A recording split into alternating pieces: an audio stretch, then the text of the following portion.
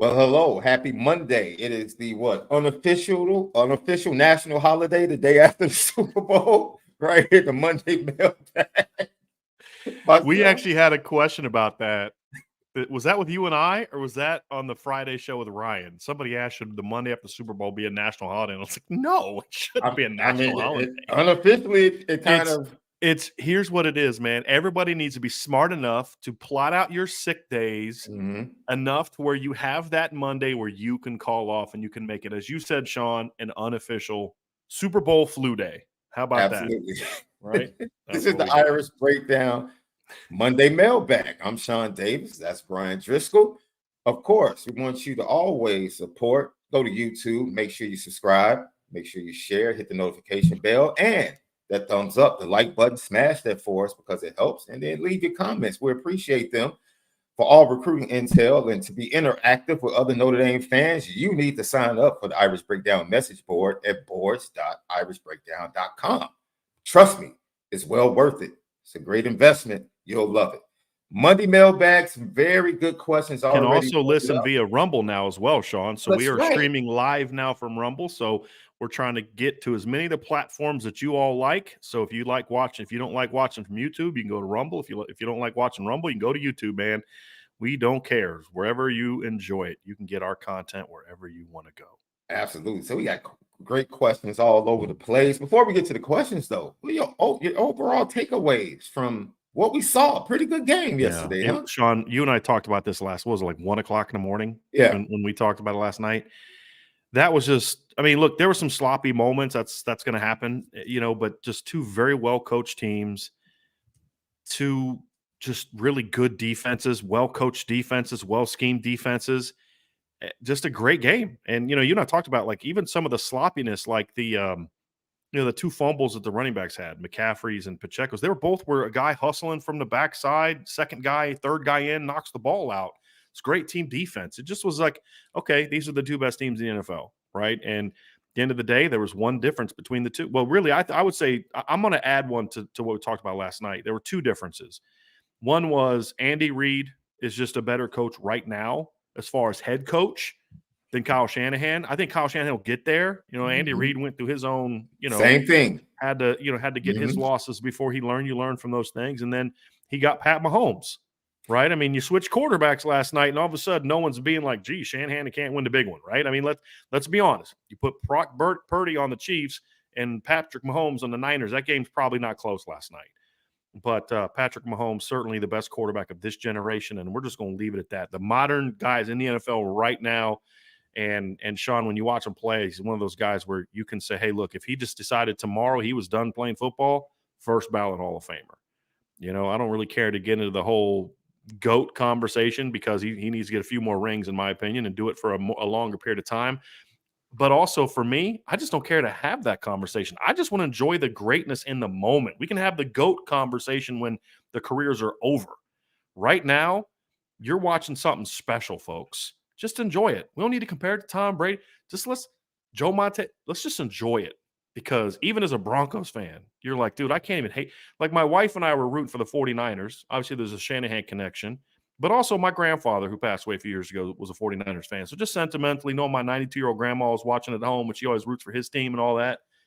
I was rolling for the Niners, but she was like, so are you upset that the Chiefs won? I was like, how can I even be upset? Like, even as a Broncos, I'm like, dude, I enjoy greatness. And what we're seeing with the Andy Reid, Pat Mahomes combo, that's greatness. And when Travis Kelce retires, guess what? Pat Mahomes is still going to be great. He's still going to be a phenomenal player. And I enjoyed it, man. It was just I mean, honestly, the playoffs that I watch on, it almost makes me like want to watch the NFL a little bit more next year. I may give the NFL a regular season a little bit more of a try next year because there's some good football, man. You know I love something? the Josh Allen Pat Mahomes battle was great. The defensive battle between Mike McDonald and Steve Spagnuolo in the AFC Championship game was phenomenal. The Lions are a great story. Watching the Niners rally back in that game, there's some really good playoff games.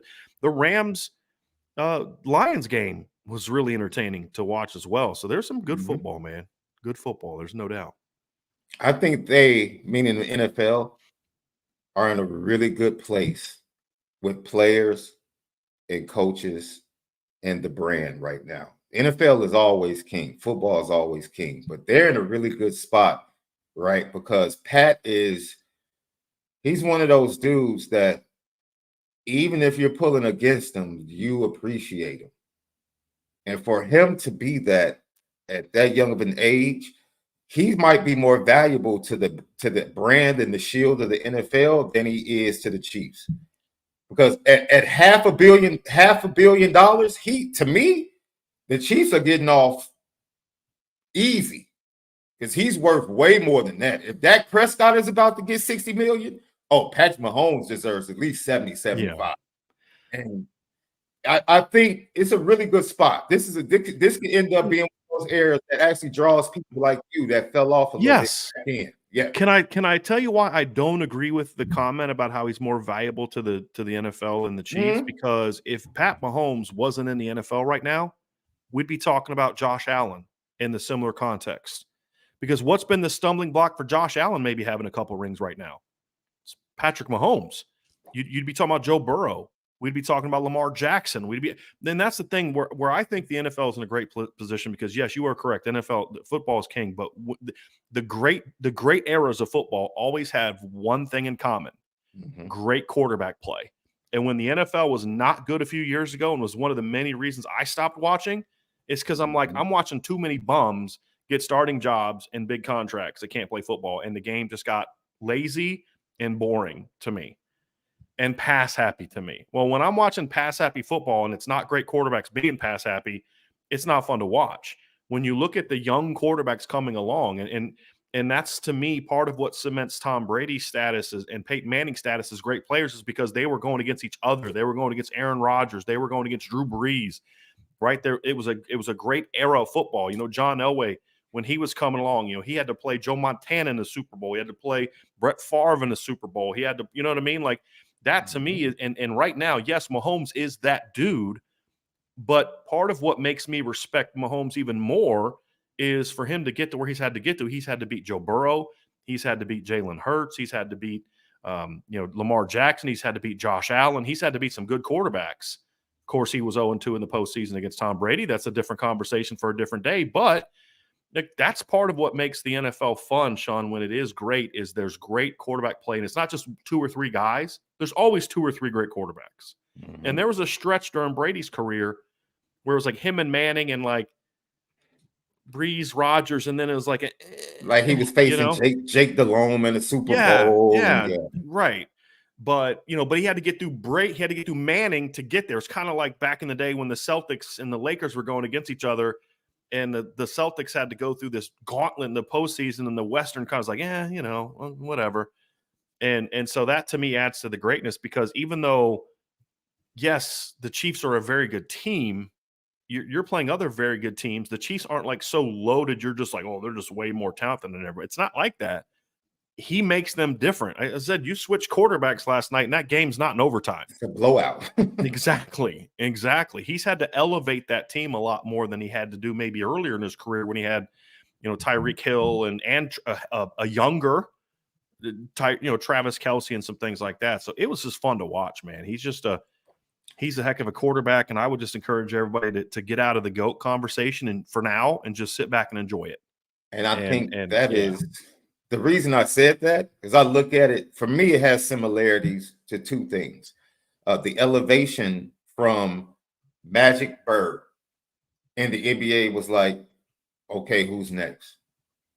No one expected Michael Jordan to do what he did. They expected him to be a pretty good player, but nobody expected him to do what he did globally for the league. And what you're talking about, nobody expected. People were wondering, they knew Tom Brady was leaving.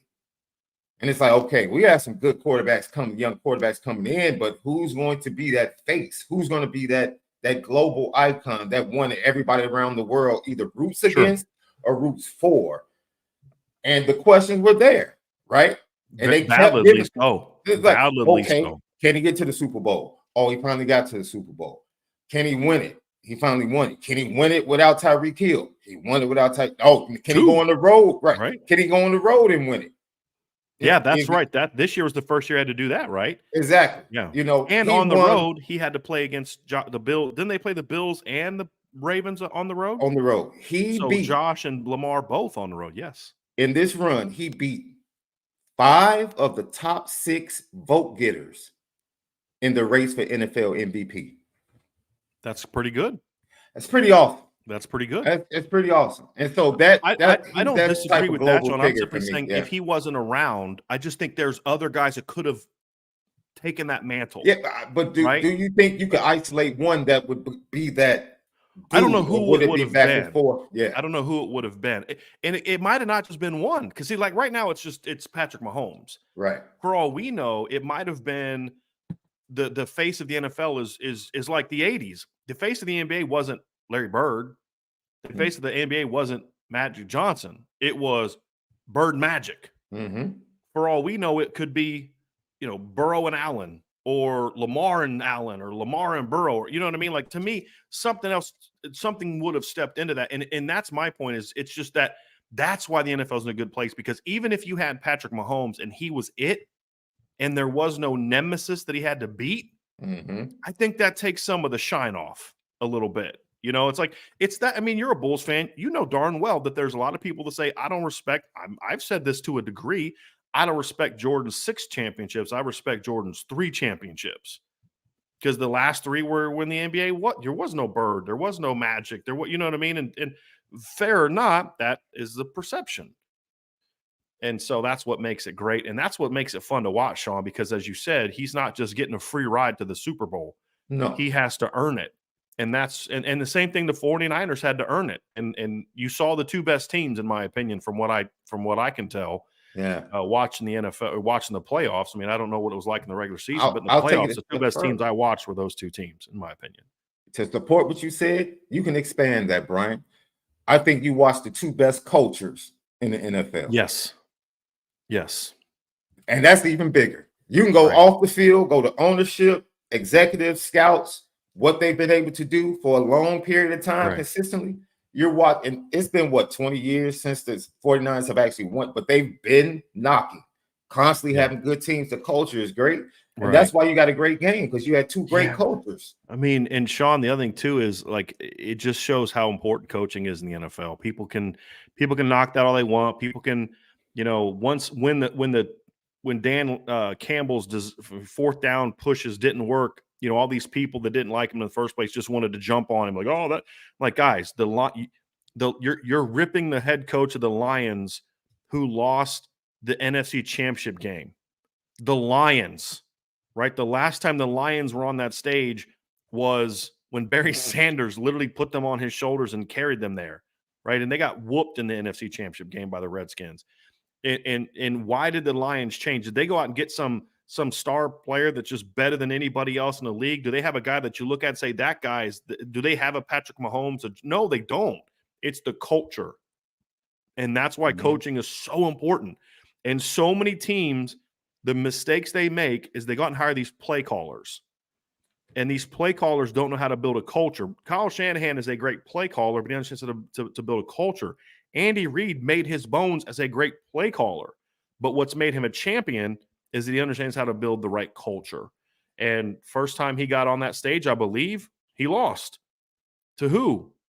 Patriots. Who had what? A great quarterback and a great culture. And that's kind of what's so important. And that's true NFL, college football at all levels, high school football, all of it. And it makes it fun to watch, because you're not just watching a collection of talent and great play callers. Great play callers don't win championships. Great coaches win championships, because great coaches, it goes far beyond play calling, to your point. And it's going to be fun. And Kyle Shanahan's going to learn from this, and they're going to be back. I promise you that. They're going to be back. The Chiefs are going to be a force to be reckoned with next year, And the other thing too is there's a lot more reinforcements on the way. We saw CJ Stroud this year coming along. I still think Bryce Young has a chance to be a good football player. Anthony Richardson showed me some things early on. You've got Caleb Williams coming into the league this next year. There's reinforcements on the way, man. And like Sean, to hear me say I'm actually contemplating watching the NFL regular season next year, that should tell you something, man. That should tell you something. That's a lot. So anyway, We're going to get going here in a second. I did want to bring this up. John R. said, would love a free IB trucker hat, maybe a promo code at least. A couple things real quick, John. Number one is if you sign up for a membership to Irish Breakdown's message board, and that's at boards.irishbreakdown.com, if you sign up for an annual membership, you do get a 20% off your entire purchase in the IB store. You get that discount code. If you sign up for a monthly membership, you get 10% off. And if you sign up for a gold membership, you get a free IB hat and a free IB mug. If you would prefer a hat over the shirt or the mug, be willing to work with you on that. And that's if you sign up for a gold membership. But yes, you do get promo codes if you sign up for annual or monthly memberships, and you can find that at boards.irishbreakdown.com. So definitely check that out, buddy.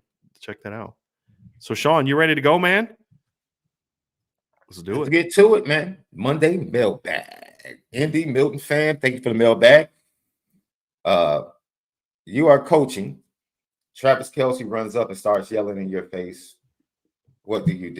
You do exactly what Andy Reid did, in my opinion. You're trying to win a Super Bowl.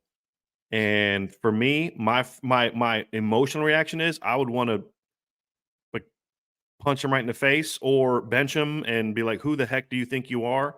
But that punishes everybody around him. Now, what I'm curious to hear is what happens after the game between the two of them when the emotions are running down. Is there an apology from Travis Kelce? Because he should, because he acted like an absolute clown last night. Because I think he is a clown. I mean, if we're going to be honest with you, Sean, you know I'm not a very big Travis Kelce fan.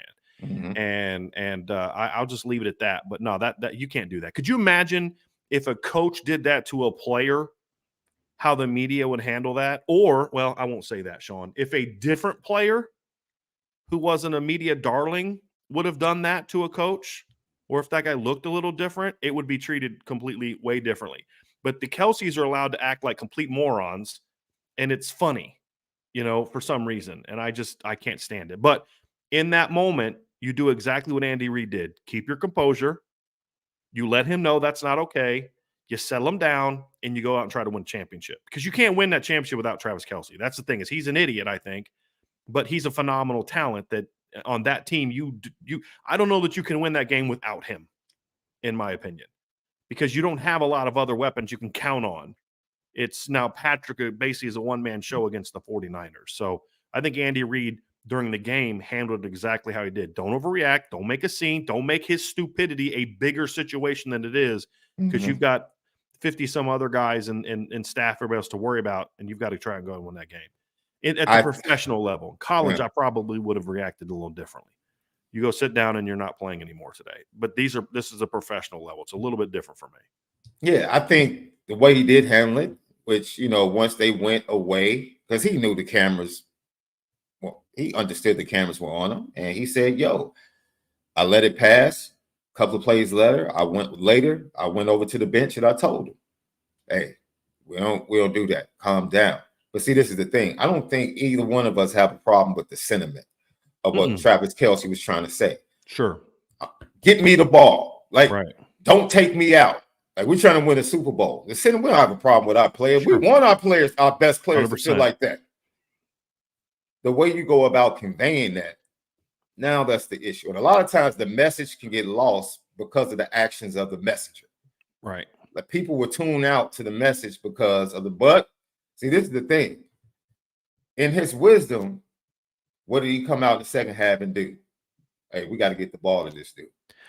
Right, and that's probably on the quarterback. Because he probably agreed with Travis. Right, because that's on Patrick's got to get him the ball. Yeah. I mean, in the circumstance of the game, and to your point, that's why Andy Reid is who he is, because you can't make a bad situation worse in the middle of a game. But here's my point, Sean. If Terrell Owens would have acted like that, the media reaction to that, the fit would have been completely different. AJ Brown, they got on him this year for the same thing. Exactly. That's the second time he's done that. Right. The first time he just went over there, threw his helmet. Andy Reid had to go and talk to him during the regular season. He's an emotional infant. I mean, I should say, I'm being very harsh. I just can't stand that guy. And you know that for a million reasons. But this is professional football, and you're trying to win a Super Bowl. The end of the day, and the reality is, when you're dealing with Travis Kelce emotionally, you have to be the bigger person, because he's not. And I think Andy Reid handled it exactly how he should have handled it last night, Sean. I mean, because like you're a competitor. Yeah. You're I mean, you've been doing this a whole lot longer than Travis Kelce has, and you'll probably be around winning games when Travis Kelce retires. Like, who do you think you are? You know what I mean? So Andy Reid's got an ego too. But to your point, I think you used the right word, Sean. In his wisdom, I can react emotionally to an emotional situation, which makes it worse, or I can let it die down, then go handle business. But right now, the importance is we're trying to go win a football game. Yeah. So, yes. But I don't know that's why I'm sitting here and Andy Reid is celebrating his 3rd Super Bowl championship, because I would have probably reacted more emotionally, to be completely honest with you. I would have probably met his emotion with my own emotion. And that's why Andy Reid's a Hall of Fame coach. I didn't like the contact. That was Yes. Right. Don't Well, touch. and the aggressiveness of the screaming in the face. That Right. also, like, you're right here with me, like, hey man, like, you need to take 2 steps back right now. That's my thing. You want to get up on and you want to yell and be, and that's fine. It's like, hey, there's a time and a place to do this. But again, football is an emotional game. Yeah. But it was the aggressive nature of the contact, and then screaming, and then like, hey coach, my bad. You know what I mean? But listen, you got to give me the ball. There was none of that. He was an emotional train wreck at that time. And you just, your team doesn't need that. Fortunately, you have a quarterback that's calm, and you have a head coach that's calm, and that counters who you are. You know what I mean? Because Travis Kelce with a different quarterback, I don't know that they win like this, because I don't know another quarterback to kind of get him to like do what he needs to do. You know what I mean? So yeah, it's a. I knew you. I know when that happened, you were like, "Oh, Brian is probably losing it right now," because you know how much I can't stand Travis Kelce. I was like, "Whoa, Yeah, like, dude, relax." yeah. Thank you for the super chat, Tyler Evans. What do you think of UCLA's new head coach? I love Deshaun Foster, man. I really do. His coaching chops, no, but the respect he has as a player, and he was actually respected as a position coach. From what I hear and read. So I think it's to the point where UCLA was just like, we've been put in a tight spot. It's kind of late in the game. There's really not a lot of big fish we can go after. Not realistic ones. Yeah. So let's get a guy kind of like I would have let's get a guy that can kind of bridge the gap. Well, and settle things down. Yeah. And look, I have no clue if this is going to be a good hire from a coaching standpoint. I have no idea. I have no idea what kind of coach Deshaun Foster is going to be. Look, he's been UCLA's running backs coach since 2017, and they've produced some pretty darn good running games since then. Yeah. But that doesn't mean you're prepared to be a head football coach. Right. So I have no clue if he's actually ready to be a good head football coach. But I think it was a smart move in several ways. Number one, first and foremost, hiring a guy that's supposedly well-respected in that organization from the players is going to help make sure that you don't have a mass exit in the transfer portal. That's number one. Number two, you do have a legend who's clearly loves the university. You're telling me Deshaun Foster hasn't had any job offers to go to the NFL or another college since 2017? You know what I mean? And so clearly he's a guy that has a great deal of respect for his alma mater. He was a great player. I mean, a great player at UCLA. So to me, in a lot of ways, Sean, it's kind of like, I think this makes a lot of sense. Will it work? I don't know. But in the moment, this made a ton of sense, as opposed to like, I would rather take a shot at a flyer, right, or a risk with him than go hire like PJ Fleck for me.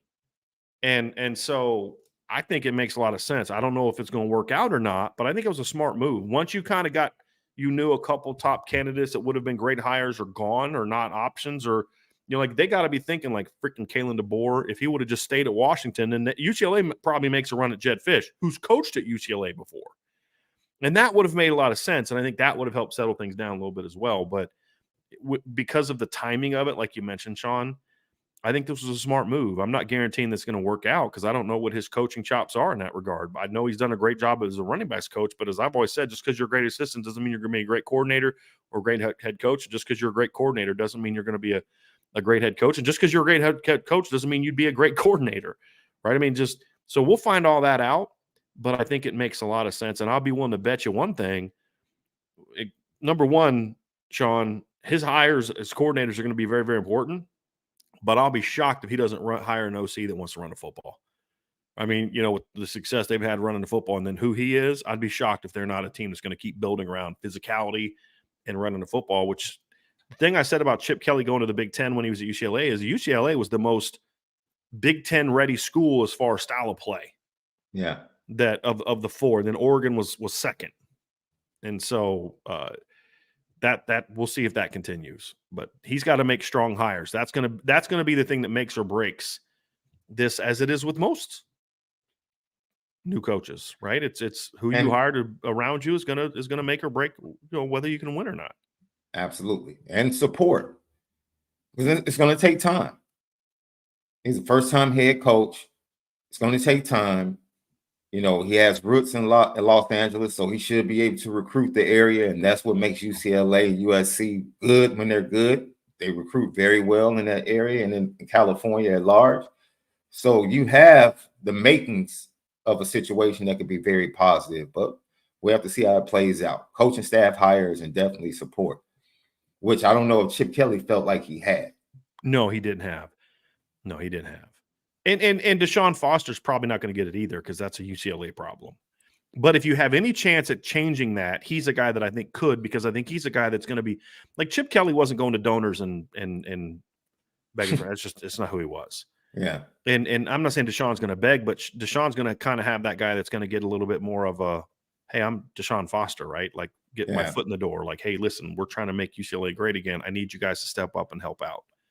I need you guys to donate this amount because I need to put a staff together and my coaching pool right now isn't enough. I need you guys to help out with some collectives. I need, he'll have a little bit of a better ability to do that, where I don't think Chip knew it was a problem, and Chip clearly fought the fight to get more money from the administration. But I don't know if Chip was willing to do, all the things that are needed, nor did he have the personality to be effective in those situations to get the money needed. But that's always going to be an issue at UCLA because they just don't support football the way that they, but here's part of the issue that UCLA had, from what I've read with Chip Kelly, was he wasn't willing to dive more into the NIL sphere.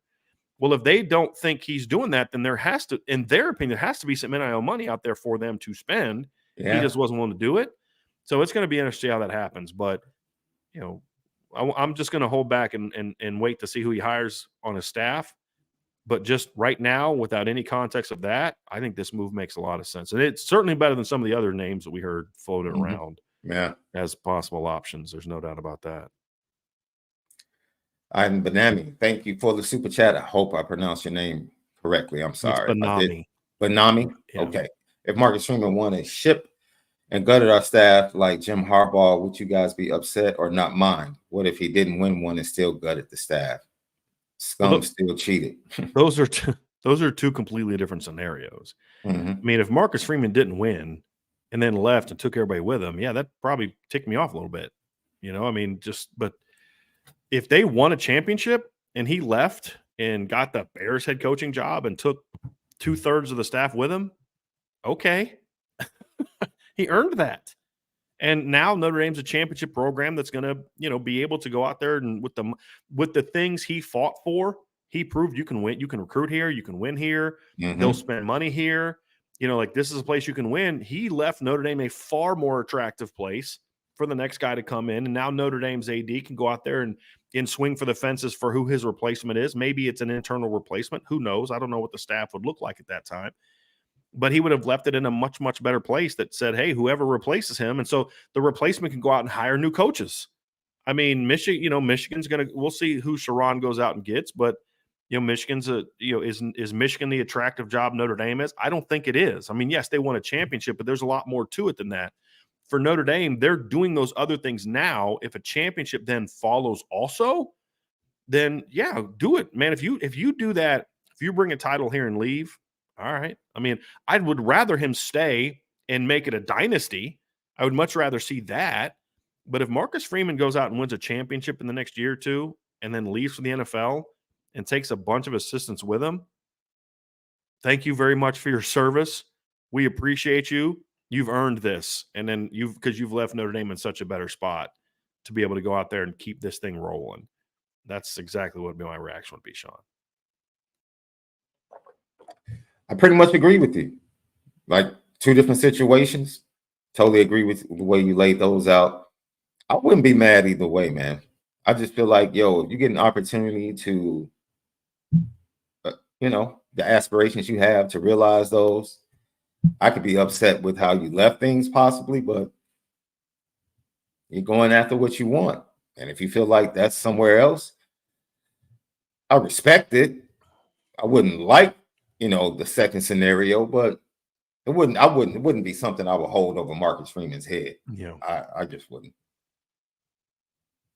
Indy Milton fan, thank you for the mailbag question. Who is the most physically gifted player you have seen at Notre Dame rest of college football? For me, the most physically gifted player I've ever seen at Notre Dame is it's one of two players, Sean. I'll give you offense and defensive one. Offensively, it's Rocket Ismail. Again, I wasn't quite old enough to really remember Tim Brown. I do remember Rocket Ismail, and there's a lot more film even available of Rocket Ismail. He was so incredibly gifted. And then defensively, it's Jalen Smith. I don't know that I've ever seen a more just physically gifted player. And Jalen was an All-American and a Butkus Award winner with Brian Van Gorder trying to keep him from being great with the way that he played defense. And I've said this a million times. Could you imagine the numbers Jalen Smith would have put up playing for Mike Elko or Clark Lee or Marcus Freeman? Like, it would have been nuts. He would have been so productive, but he was probably the most physically gifted player I've ever seen at Notre Dame all around. But it's hard for me not to talk about Rocket when you get in that regard. And then the most physically gifted offensive lineman I've ever seen is Quentin Nelson. I mean, he was special. Those would be my Notre Dame answers, Sean. Before I get to the rest of college football, what would your Notre Dame? I would probably say Tim Brown. Yeah. Because you're a little bit older than I am, so you remember him a little bit more while at Notre Dame? He was doing everything Rocket did. He was at halfback on certain plays, slot, split, return to kickoffs, return to punch. Like he was more natural receiver than Rocket was, from what Lou Holtz or Lou Emojis told me. Yeah, and he was bigger, so he was doing it in a bigger body, and he won a Heisman. He was, so physically gifted, and Kyle Hamilton's one of the most physically gifted players I've seen as well. I wouldn't say he's more than Jalen, but yeah, if he was a little bit more explosive, then I could say he's in the conversation. But see, the other thing too is I don't know that Kyle ever dominated in college the way that Jalen did either. That's a good point. I don't know that Kyle ever got the most out of his ability the way he could have. But look, if you were to say, I think I wouldn't.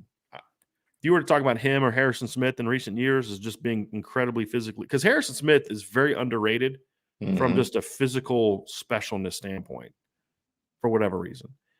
And those two guys, to me, I'd accept that as a conversation, but I'd still go with Jalen. Yeah, Jalen was special. He was special, he was special. Rest of college football, boy, that's a much tougher one for me. I mean. Reggie Bush was special. Was a special athlete. Lamar Jackson's probably the most physically gifted quarterback I've ever seen, just because of what made him unique from other runners is that he could throw.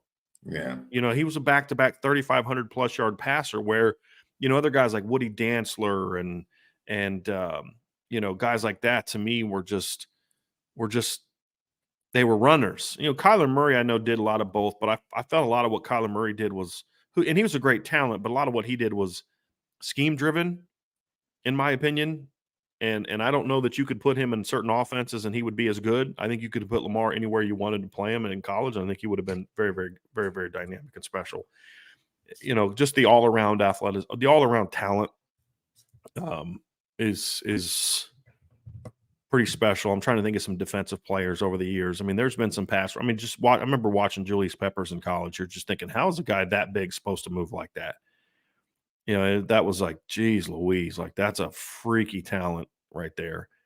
He's probably the most physically gifted defensive lineman I've seen in my lifetime, Sean. Not best football player, most physically. Like I'd argue Ndamukong Suh might have been a better college football player than Julius Peppers. He was pretty dominant. Yeah. But when I think of physically gifted, I'm thinking of more than just you were a great player. It's also, were you an elite athlete? Like I don't remember Deion Sanders in college. I mean, I saw him a little bit, but I didn't watch him nearly as much as I did when he was in the pros. Charles Woodson was a tremendously gifted, physically gifted player. I mean, he could have been a 1,000-yard receiver if he wanted to focus on offense. Yeah. He really could have. And there aren't a ton of guys like that. But I mean, those are guys that just kind of off the top of my head. And honestly, Jalen Smith's probably the most physically gifted linebacker I've ever seen, not just for Notre Dame, but just anywhere. Before that injury, I don't know that I've ever seen a guy that just moved the way he moved in every single way. So those are some off the top of my head, Sean. Any others for college football? Some dominant guys that I was really small. So, when I was small, I couldn't either. I was playing Little League on Saturdays, playing a Little League game, or couldn't control staying home. But I was remote. I was still reading. What dial? Yeah. I was still reading and in tune with the game, but just watching games, I wasn't watching it as much. But I remember guys like Derek Thomas. Derek Thomas is one of the most gifted, dominant. I never really saw him at Bama that much. At Bama? Yeah. Oh, his last year? Like, go watch that game. They played at Penn State. Dude, it's rare to see a defensive player just dominate a game. Like, he literally just dominated the game.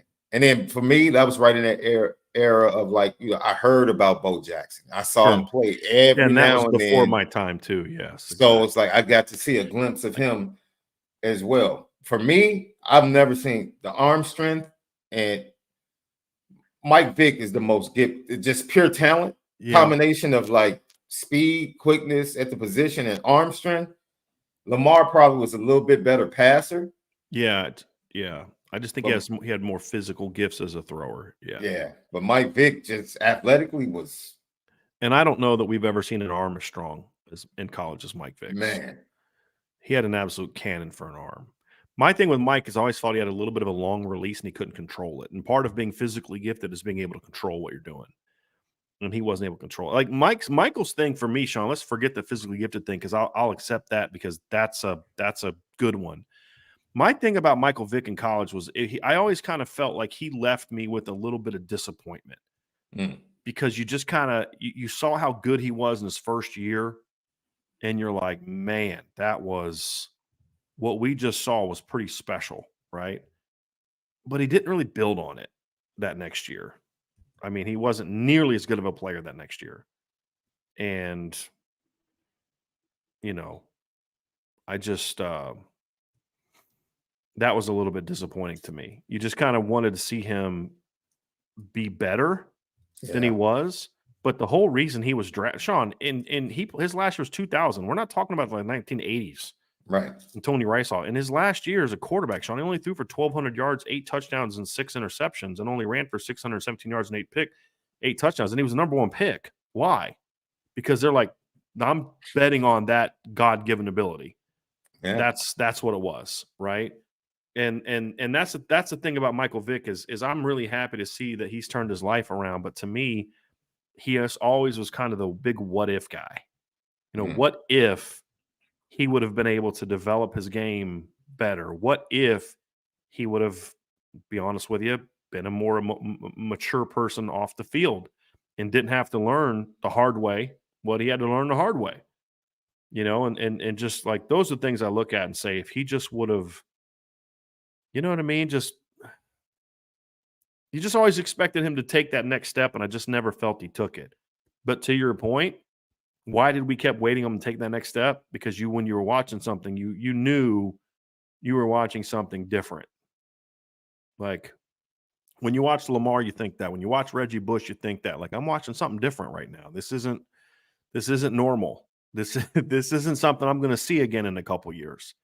Right? There's no this guy coming down the pike. And that's always felt bad for Marcus, partly. I mean, Marcus had his own issues, but just as a player, you always felt bad for Marcus Vick because he was so close to Michael in age. Just everybody's like, yep, he's going to be the next Michael Vick. And you're like, no. But I'll just say this because he ended up not being a very good player. But that's why I still say to people that Ronald Curry is the best high school quarterback I've ever seen.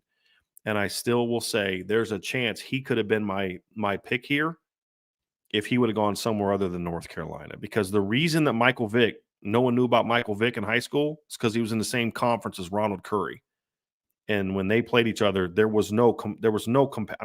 from there. I watched them both play. They were both, I think, a year younger than I was in high school. I watched them play. And when you watch Michael Vick, you were like, yeah, he's really talented, but I'd compete against him. That's just, when you watch Ronald Curry, you're like, I can't compete with that. Like that guy's way better than I am, and he was special, but Boo Williams convinced him he was a basketball player. So he went to North Carolina. If he would, because Michigan wanted him, Florida State wanted him. Like if he'd have gone and played for Bobby Bowden in that system, think about it. He's a taller, better armed, more athletic version of Charlie Ward in that system. That would have been fun to watch. That would have been really fun to watch. And he could have played both sports there. Yeah, because Charlie Ward and Ronald Curry are two guys, Sean, to your point, I think is what you're saying, would be great modern day quarterbacks in these spread offenses. Oh, yes, because they could throw. Yeah. Yeah, that'd have been fun to watch. Yeah. Very fun to watch. I still say I would have loved it if have watched if Charlie Ward would have played for Steve Spurrier instead of Bobby Bowden. I've often wondered how that would have gone. It would either have been really bad or really good. Really good, yeah. Because when you think about like the receivers that Florida had back, like I always felt like Florida had in that era, that early 90s era, had like kind of like the better town around the quarterback than Florida State, but Charlie just made it all work. He just made it all work, man. I was glad they beat them, but I'm not gonna lie. I liked watching Florida State back then. They were a fun team to watch. Yeah. They were. Very fun team to watch. Let's get back to some more questions here. Coleman Smith. Notre Dame is recruiting a bunch of 6'7", 6'8" offensive linemen. At what point does height become an issue to play guard? Well, I don't think they're recruiting any of these guys to necessarily play guard. I mean, perhaps one of them does, but they're recruiting all these guys to fill the tackle depth chart. And they're only going to bring in 3 of them as of right now. And we'll have another question about that later. But I mean, 6'7" to me, you're going to have 2 guys that are going to be 6'7". There's only one guy that's 6'8". That's Owen Strebig. Will Black's probably 6'6.5", 6'7". Matty Augustine's 6'6". There's a whole lot of guards that are that. I mean, Notre Dame in 2022 had a 6'7" guard in Josh Lugg, actually a 6'7" plus guard in Josh Lugg, and it was never. And they had a 6'1" quarterback, and it was never like they couldn't make that read because they had a 6'7" quarterback. So because also with offensive linemen, they don't stand there at 6'7". Like a quarterback's kind of standing tall. The lineman is in a bended base. And there's this thing called throwing lanes where you're not staring right through a guy, you're looking past the line. And having a 6'7" guard to me is not incredibly different from a 6'7" tackle from a standpoint a lot of people think, which is, the height. It's really about, can you play with good pad level? That's really what it boils down to. Because the problem about being 6'7" and playing inside is everything happens so quick. If you're playing high, you're just going to constantly get guys underneath your pads and you're just going to get your butt kicked, right? Like, I don't think Tosh Baker could play guard. I think Joe Alt could have played guard. Not that you would want him to play guard, but like he plays with such a good base and pad level for a 6'8" guy in the run game. I don't think Joe Alt would have had any issue playing with great pad level and being really good in the run game as a guard. Other guys couldn't do that. Josh Lugg did a pretty decent job of that. But I've seen 6'4" guys that don't play. That was my biggest beef with him. The guy was 6'1" and he would stand straight up and lose his pad level. It's like, dude, like God gifted you with a lot of things that aren't that great, but the one thing he gifted you was naturally good pad level, and you just would stand up.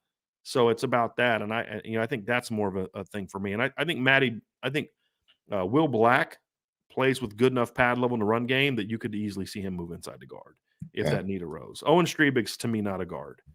And they're not recruiting him to play guard, so it doesn't matter how tall he is or how long he is.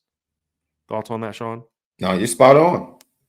It's about evaluation and film, right? You just talked about Owen Strebig. Evaluation is he's that big, but he's a tackle. You have other guys that have the versatility at the similar size that are able to do it. So that comes down to evaluation and knowing what you need in the room. All right. Here's one that we did not get to in Friday's mailbag, so I wanted to bring that up pretty early in today's.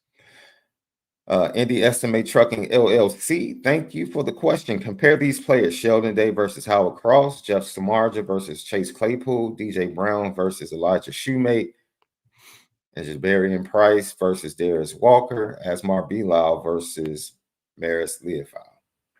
Who would you Jabron rather? Payne versus Darius Walker. Yeah. Okay, so this is a good one. So Sheldon Day versus Howard Cross. Well, I mean, it's hard to compare the two because Howard Cross was a fifth-year senior this year, and Sheldon left after his senior season. So through their first 4 years, Sheldon was the better player. Mm-hmm. He was the far more. I mean, Sheldon as a senior, and even Sheldon as a senior was better than what Howard Cross was this past. Sheldon had 15 and a half tackles for loss in 2015. I mean, he was so good in that season. And that's how good Jalen Smith was because he completely overshadowed how great Sheldon Day was that year. You know what I mean? Like, because Sheldon was great. And the thing I've said this before, the thing I love about Sheldon, I would love to get him in a private moment, Sean, and ask him, hey, man, did you just sometimes just say, I'm just going to do whatever the heck I want? Because I think this play call is dumb. I really want to know the answer to that because there'd be times, Sean, yes, because he would come off the line and go completely different direction than everybody else and then make a play. And you're like, if he didn't do that, that play's gone because they were slanting right into the play. And, I think there was one against Temple, but I mean, Sheldon that last year, I mean, for as good as Howard Cross was this year, and guys, Howard Cross was very good this year. Please don't at all think that I'm at all downplaying how good Howard Cross was. 66 tackles, 7 tackles for loss, 2 sacks. He had 28 solo tackles. Sheldon Day in 2015 had 33 solo tackles, so more than Howard Cross. He had 15 and a half tackles for loss and 4 sacks, right? And then 4 pass breakups, which is pretty good when you consider a guy that only was barely 6 feet tall. So, I mean, so similar body types, which is why Audric Estime's LLC, right, or Estimate Trucking LLC is asking this question, Sean, is because there are a lot of similarities. I just think Sheldon in that last year was just really special. And if you want to compare like Pro Football Focus numbers, that year Sheldon Day also had 46 pressures that season and 33 run stops. This year Howard Cross, they both led the team. This year Howard Cross had 39 and 33 run stops in 610 total snaps. And Sheldon Day, as I said, had more pressures. Now Sheldon played more, but I just think Sheldon Day was a more dominant player. I just do. Now, here's the other thing. What would Sheldon Day have done as a fifth-year senior? You know what I mean? Like that's where Howard is. Howard's breakout came as a fifth-year senior. Sheldon's breakout came as a senior. And we knew that Sheldon could do it. He just couldn't stay healthy until that point in time. But as in 15, he was healthy and was really, really good. Do you agree, disagree with that one, Sean? Oh, I'm Sheldon Day without immediately. Yeah. Compare Samardzija and Claypool. Sean, I'll let you handle that one because I think they're very different players. Totally different players. Who would I prefer? I would probably prefer Jeff. If this is the receiver to win a game, make a big play, I would go Jeff Samardzija. Yeah. That's just my preference. Chase was the freakier physical talent, in my opinion. But Chase, even the year he broke out and had a great senior, he just was better than everybody else he played against. I mean, he could just physically do things, but he didn't know how to get open. He didn't have that same dog mentality that I think Samardzija had. Like Samardzija to me was not even Notre Dame's most talented receiver in 2005. I think most overall was. But Samardzija just had that attitude. He was a very fluid, smooth athlete. He wasn't super explosive, but he was long. He was smooth. I mean, Chase Claypool was probably a lot faster than Samardzija. But Jeff Samardzija knew how to play. He knew how to get open. He knew how to use his body to position himself to make tough catches. He had great hands. And just like you said, I think you nailed it, Sean, the clutch aspect. I mean, how many big-time game on the line plays did Jeff Samardzija make in his career? I mean, USC, you think of Michigan State, obviously, in 2006. You think of UCLA in 2006. I mean, he was just a really clutch guy. And, I mean, there was a reason that when game was on the line, that's who Brady looked at. There's a reason for that. But they're very different. The only thing they have in common is they're 6'5". That's just stylistically about all they have in common, in my opinion.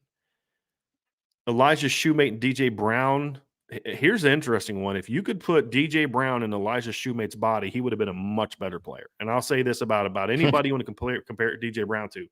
DJ Brown had no business physically being a multi-year starter at Notre Dame. Yeah. He doesn't have the natural physical talent to do that. But the reason he was is because that's about as smart of a kid as you're going to have at that position. Yep. And heady and the leadership and all that kind of stuff. Dependable, yes. Right. He just didn't have the God-given gifts of a Kyle Hamilton or Xavier Watts and Elijah Shoemate. Elijah was really athletically gifted, I thought, and not real fast, but just athletically gifted and was physical, but he just wasn't a very natural football player, which is, why he was never a difference maker at Notre Dame and why he couldn't stick in the NFL because, like where athletically, like Tavon Coney wasn't a really good linebacker, but Tavon just had tremendous instincts and mind for the game. He just knew how to play, so he could be incredibly productive in his career. And DJ stuck because he was that. Mm-hmm. They're very different physical players. Jabron Payne and Darius Walker too, Sean, similar thing. They're very different athletes, in my opinion. I would say that Jabron is the more physical, the more strong player. Darius just knew how to play, man. Darius was slow. He wasn't overly sudden. Great eyes, but great yes, great vision, great feel for the game. He was another guy that stepped up in a lot of big moments. Mm-hmm. A lot of people are pissed at Darius still because he went out of bounds late against USC, and I get that. But that kind of play was a bit of an anomaly for him. He normally was much more clutch than he was very good against Ohio State in 2005. He was great against LSU in 2000. He was about the only thing that Notre Dame had going for it in 2006 in the Sugar Bowl. Mm-hmm. He had made some big plays in that USC game. I mean, the run he made to set up the touchdown was a great run. It was just stay in bounds. Right. The big run he had at the end of against Georgia Tech to get a score. He was a good player. Jabron, I would argue, is more physically gifted, bigger, stronger, more explosive, in my opinion. Does he have the feel for the game and the vision? Like you said, vision is a great way of putting it. Does he have the ability to get open as a route runner the way that Darius did? I don't know the answer to that. We'll have to see. Yeah, I love Darius. From the moment he had that big game as a freshman against Michigan, I was so yeah. What's funny is some of my favorite Notre Dame backs in my life are guys that just weren't super physically gifted. Lee Becton's another one. I loved watching Lee. Great player. Great player. But there's a reason he didn't stick in the NFL because he wasn't very fast. He wasn't really sudden. But he just was a heck of a college football player. I mean, you're watching his first. How did he get through that hole? And the players that play with him will joke like he had this dead leg that you just couldn't stop. Mm-hmm. He had this dead leg move that he had that you knew it was coming. You just couldn't do anything about it. Nothing you could do about it. So yeah, he was a good one. Osmar and Marist to me, Sean, are very similar. I would argue that Asmar was the more disciplined player. Marist was a little bit more of a natural football player compared to Asmar. But they're overall very similar. Great special teams players, much better athletes than they were football players, in my opinion. I think of the ones here, those two are probably the closest in comparison. Athletically, stylistically, production, all of that. Asmar was way more productive, though, in his last year than Marist was. People forget Asmar had 10 tackles for losses last year in 2018. Over 70 tackles and 10 tackles for loss. We never expected that. Never expected the production we got from Asmar in this last season. And that's so commendable, man, because, I'm sure young people hear things that are being said about them, from people that cover the team or cover the program. This young man was, committed to getting better. He was committed to getting better. And it was just a joy to see him actually be able to experience and enjoy the fruits of his labor that last season. And he ended up being a good player for Notre Dame's defense in that last season from the linebacker position. and stuck around the NFL for a couple years. Yeah. And because fans had given up on him, and we had, and understandably so, because he had been through 4 years and had never really gotten better. So I'm not even like coming down on people because I was in the same boat. I was like, yeah, I'll believe it when I see it. And that linebacker was one of my biggest concerns going into 2019, Sean, because you're like, yeah, Jeremiah Owusu-Koramoah stepping in, and you knew he's talented, but it was his first year as a starter. You had Drew White taking over at middle linebacker for Tavon Coney. We had Asmar stepping in for Drew Tranquil, and these guys were really good football players. And it was one of those things where it's like I had no faith that Asmar was going to step in any way, shape, form, or fashion fill the shoes that Drew Tranquil left behind. Now, he wasn't as good as Drew was in 18, but he was good. He helped fill that gap, and I had zero expectation that he was going to do it. Like, I was like, okay, how quickly until he gets beat out by, Shane Simon or Bo Bauer or one of those 20,000 Jack Lamb, one of those 2018 linebackers, how quickly until one of those guys beats him out? Because they better beat him out, because otherwise they're in trouble. And Asmar came out, and I thought the first game of that year against Louisville, he had some moments you're like, yeah, it's okay, but man, he had a lot of – but then after that, like against Georgia is really when you were like, dude, that's a different – he was hitting gaps. He was in the right place. He was like just doing what he's supposed to do. And then as the year went on, he just kept getting better and better and better. And you're like, dude, Asmar's turned into a ball player, man. And it was cool to see, because the thing you did hear about him, Sean, and I'm sure you've heard this from guys that because you talked to a lot of his teammates, Asmar was a worker. If it didn't pan out, it was never going to be because he wasn't willing to put in the work. And so when kids like that finish on such a high note, it's always like a little extra special, because they worked at it. It wasn't like one of those guys that just had all the talent but was never willing to put in the work to be that guy. Those guys you have no sympathy for. They frustrate the heck out of you. With Asmar, it's just like, look, he's got the physical talent. He works his butt off. Football is just not a natural thing for him. But he kept working at it, and finished his career on a very high note. Here's another one, Sean, from Indy Estimate Trucking LLC. Rank these players' college careers and then rank them in the NFL. Michael Crabtree, Braylon Edwards, AJ Green, Andre Johnson, and Dez Bryant. That's an interesting one. I mean, to me, you got to put Braylon Edwards at number one, in my opinion, just because Michael Crabtree had 2 great years. Michael Crabtree was really good in his 2 seasons. His numbers were inflated by the system, but here's the thing about Braylon Edwards. He had 3 straight 1,000-yard seasons at Michigan, 3 straight years of 10-plus touchdowns, and in a time when the Big Ten was pretty good. And he was another guy that was pretty big in the big games. And so just for the entirety of their career, I'd go with Braylon Edwards. I think Michael Crabtree had the best individual season. His first year at Texas Tech was nuts, absolutely nuts, the production he had. And but I think for the course of an entire career, I'm going with Braylon Edwards. I mean, AJ Green was always really good, but he was another guy that just never fully played to his – never had a 1,000-yard season. Only had one 900-plus yard season. That was his freshman year. He had some injuries. He had the silly suspension for selling his, autographed jerseys and things like that. So you never really saw the full AJ Green. You might be able to argue he's the most physically talented of this group of players, him or Andre Johnson. Andre Johnson was really just kind of that he was good in 2001 as part of a rotation. He had a breakout in 2002. He just had really the one great year. Dez had one great year. He was okay in 2007, and he only played 3 games in 2009. Didn't he get suspended? He got suspended in 2009. So he had that one great year. So, I mean, those one-year wonders to me are more on the back burner. So I would go Braylon Edwards, Michael Crabtree. I'm not going to push back on someone who wants to put Crabtree number 1. I'm going Andre Johnson number 3, AJ Green 4, Dez Bryant 5, as far as for their careers. Sean, you have thoughts on if do you have a different list than that, and then how would you rank them in the NFL? The Braylon Edwards conversation with Michael Crabtree is pretty interesting. I think, dude, based upon the way they spread the ball around, I think Andre Johnson could have been – he played with a lot of really good players. Could have been, right? Yeah. So his numbers could have been better. Dez Bryant, his season especially that last season at Oklahoma State, was really impressive. So I would probably flip Crabtree. To me, he was more impressive than Braylon. I think Braylon, Braylon played with Brady, Navarre.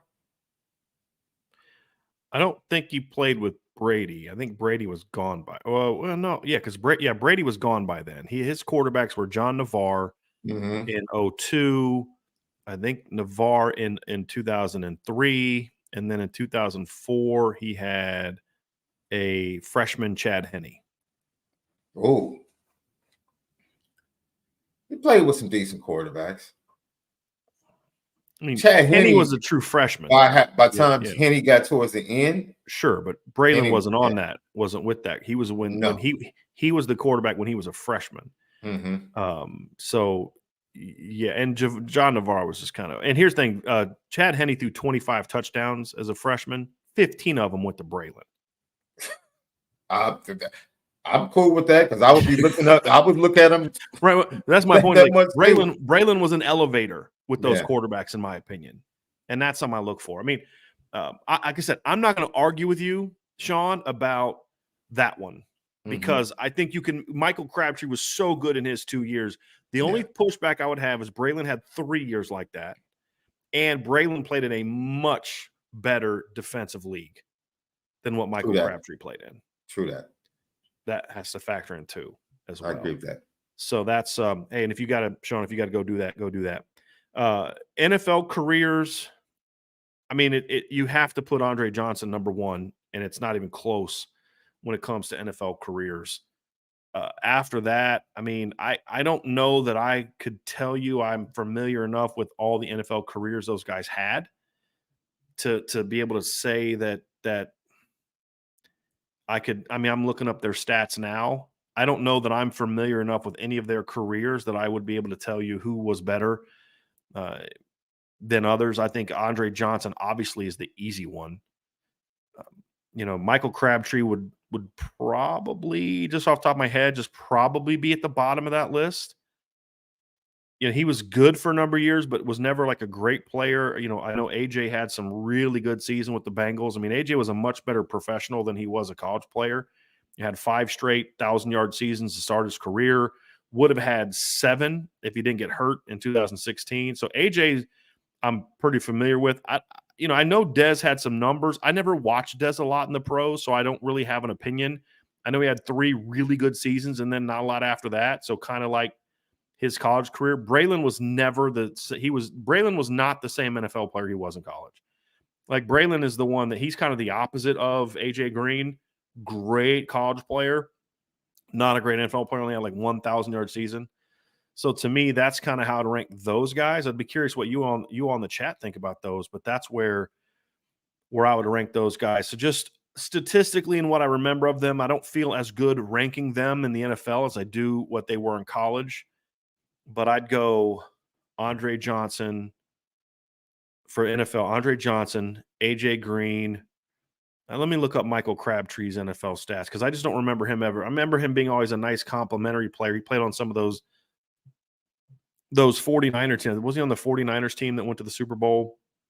And Crabtree had 2,000-yard seasons, never had 10 touchdowns. He had a nice long career, just was never a great player, barely over 1,000 yards a couple years. So I'm going to go, this is going to be my NFL pick ranking. I'm going to go Andre Johnson 1, AJ Green 2. Then there's a big gap there between the rest. I'm going to go Dez 3 because Dez at his best was better than Crabtree at his best. Crabtree 4, and then Braylon Edwards 5. That would be my ranking of those guys in college. So it's a good question. You had a couple really good ones. I'm sorry I didn't get to the other one last week, but when we got to the question, we were already like 4 hours and almost 4 hours. So we had to get rolling. Joe Allen, and Sean will be back here in a second, folks. He just had to run, take care of something here real fast. Joe Allen says, do you foresee any possible changes in coaching staff with the UCLA opening? I do not. Doesn't mean it won't happen. I just don't know of the connections or who would be interested that would already be gone or wouldn't already be gone. So I don't see any of the offensive coaches going out there unless like Dylan McCullough or Gino Guidugli gets a chance to be the offensive coordinator out there. I don't know that Gino would make a lot of sense just geographically. It's just, in that regard, but he's got a resume that might stand out. Dylan McCullough being a running backs coach with Sean Foster, maybe there's some attraction there. Obviously, Dylan has been in the NFL. He coached at USC. Perhaps, something like that. That's just me throwing names out. I have not heard anything about Notre Dame coaches related to that. So that's kind of where I'm at. This is I'm gonna get to Levi's questions until Sean gets back, because there's some stuff related to the Chris O'Leary stuff that we'll get into. But and I want to give Sean a chance to talk about that as well. So I'm gonna hold off on some of those till he gets back. ND Milton fan. Would you rather have dominated O-line tackles and serviceable interior, or dominant interior and serviceable tackles? So I'm going to go, for me, that's an easy one. I'm going to go dominant interior with serviceable tackles. And we've been asked a version of this question in the past. My answer is always, I want to be good everywhere. But if I could just have solid tackles and dominant interior, I'm going to have a really good offensive line. And because I believe run game wise, if you're great up the middle, you can be a great run blocking team. And with tackles, if they're just okay, they're going to still be good and can get the job done. But if they can't, and they're playing a team that maybe has really good edge rushers and they're just solid, there's more I can do as a coach.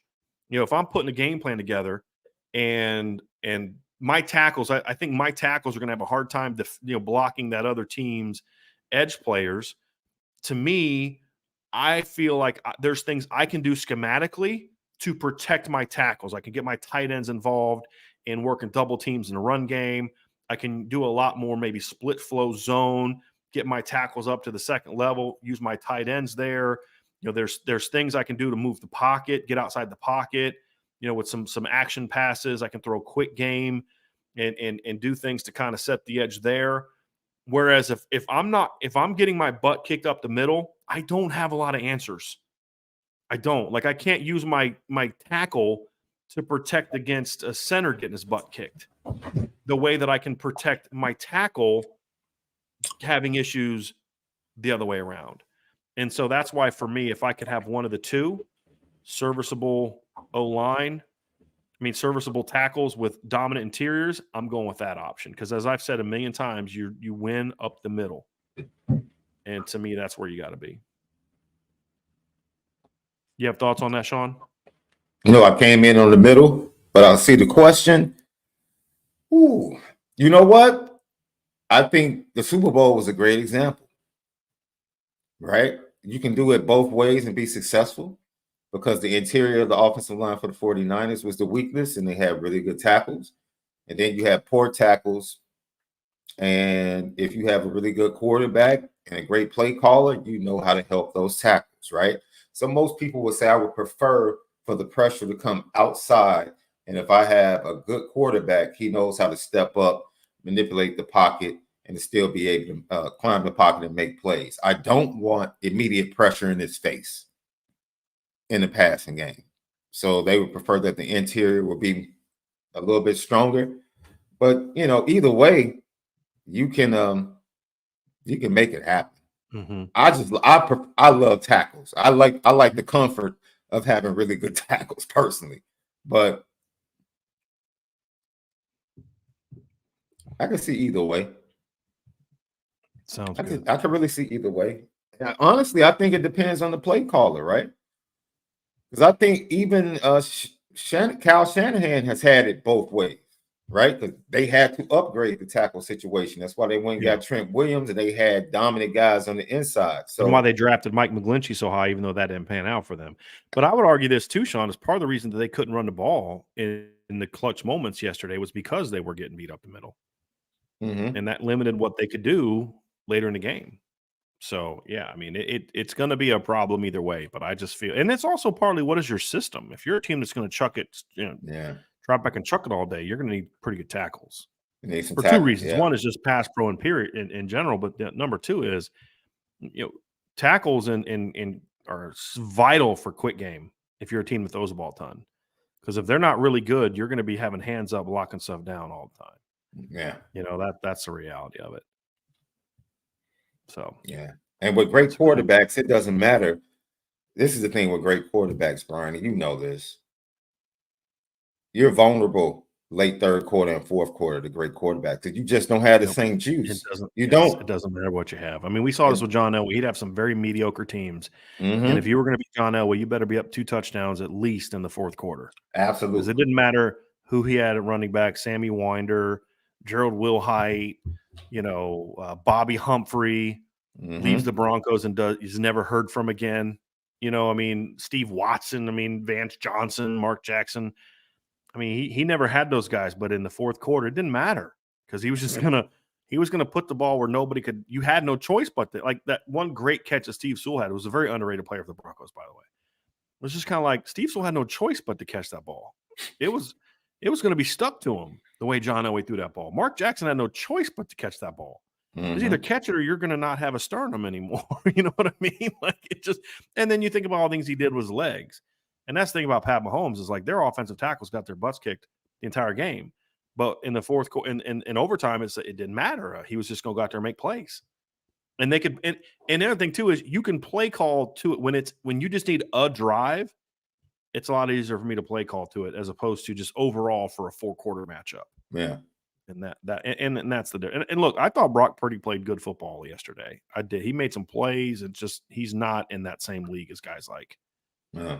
Like I've never really watched a lot of Brock Purdy in the NFL, and so I'm just like he's a system guy, and he is. But what he showed me last night is he's got some playmaking ability.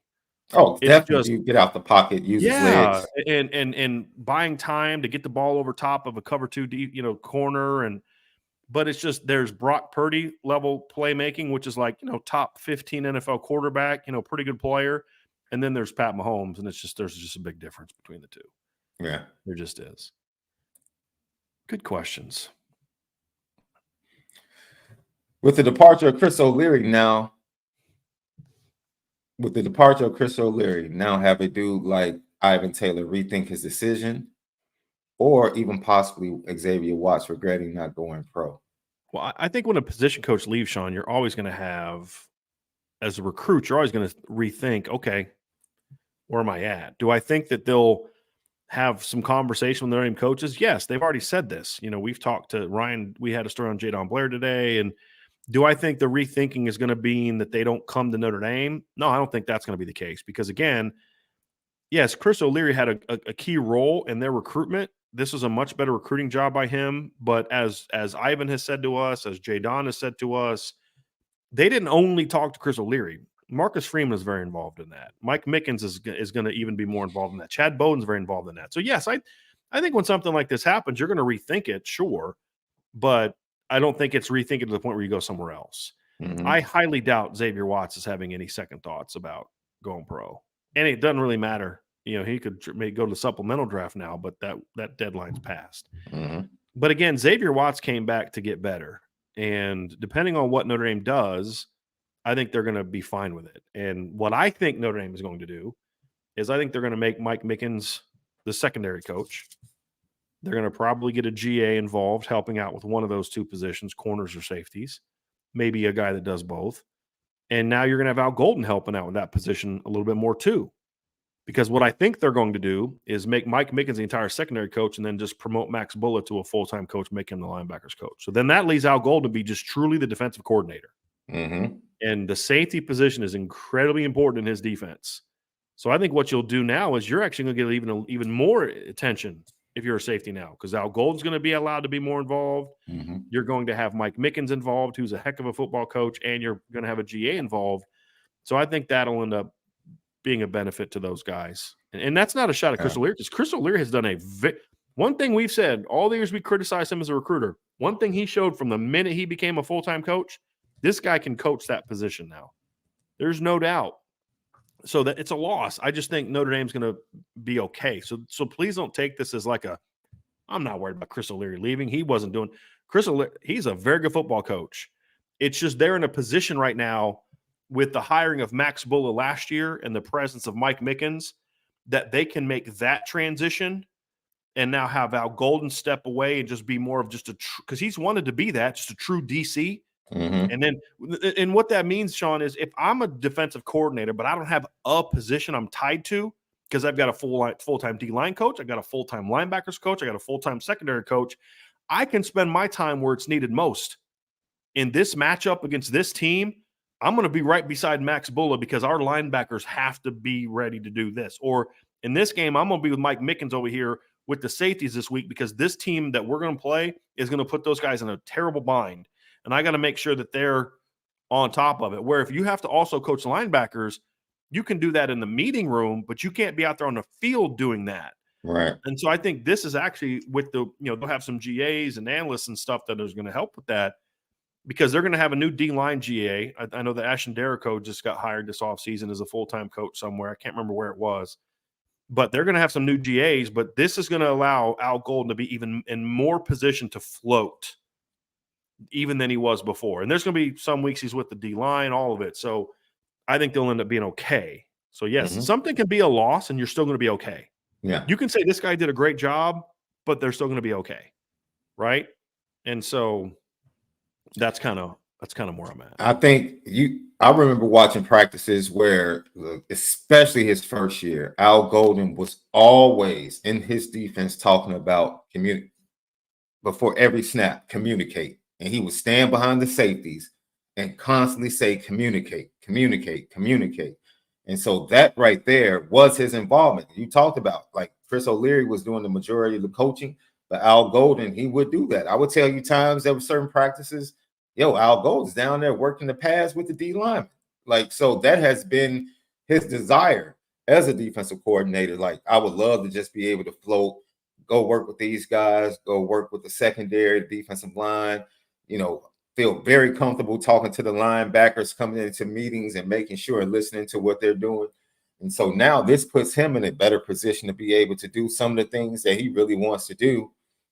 And then Max Bullock had been, from a recruiting standpoint, I won't say take over, but I mean, he had been at the forefront of linebacker recruiting, during this offseason, really going out, evaluating, making offers, things of that nature. So, I think this is becoming a very comfortable place for Al Golden. I don't know how you agree. I think when he first came here, maybe he had ideas about how things would go. And now the way things have evolved, it's becoming a situation where, man, this might be a situation where it's too comfortable. Like, it might take the dream job or dream situation or ideal situation to get Al Golden away from Notre Dame. I agree with that, Sean. I mean, it's going to take the right spot for sure. Yeah, it is, or the right role. Hey, I want to be an NFL DC, but I can be picky about what job I'm going to take. I would like to be a head coach again, but I can be picky about the job that I'm going to take because he doesn't have to recruit like you normally need a D coordinator to recruit. And I think it hurt them in year one, but Notre Dame, Bowden, Marcus, they all figured it out. Okay, here's how we can best use Al Golden. Just look, I just need you to build a relationship with these kids. It doesn't have to be a driving force in the recruitment. Just talk to them a couple times a month, be a closer when they get on campus, stuff like that, right?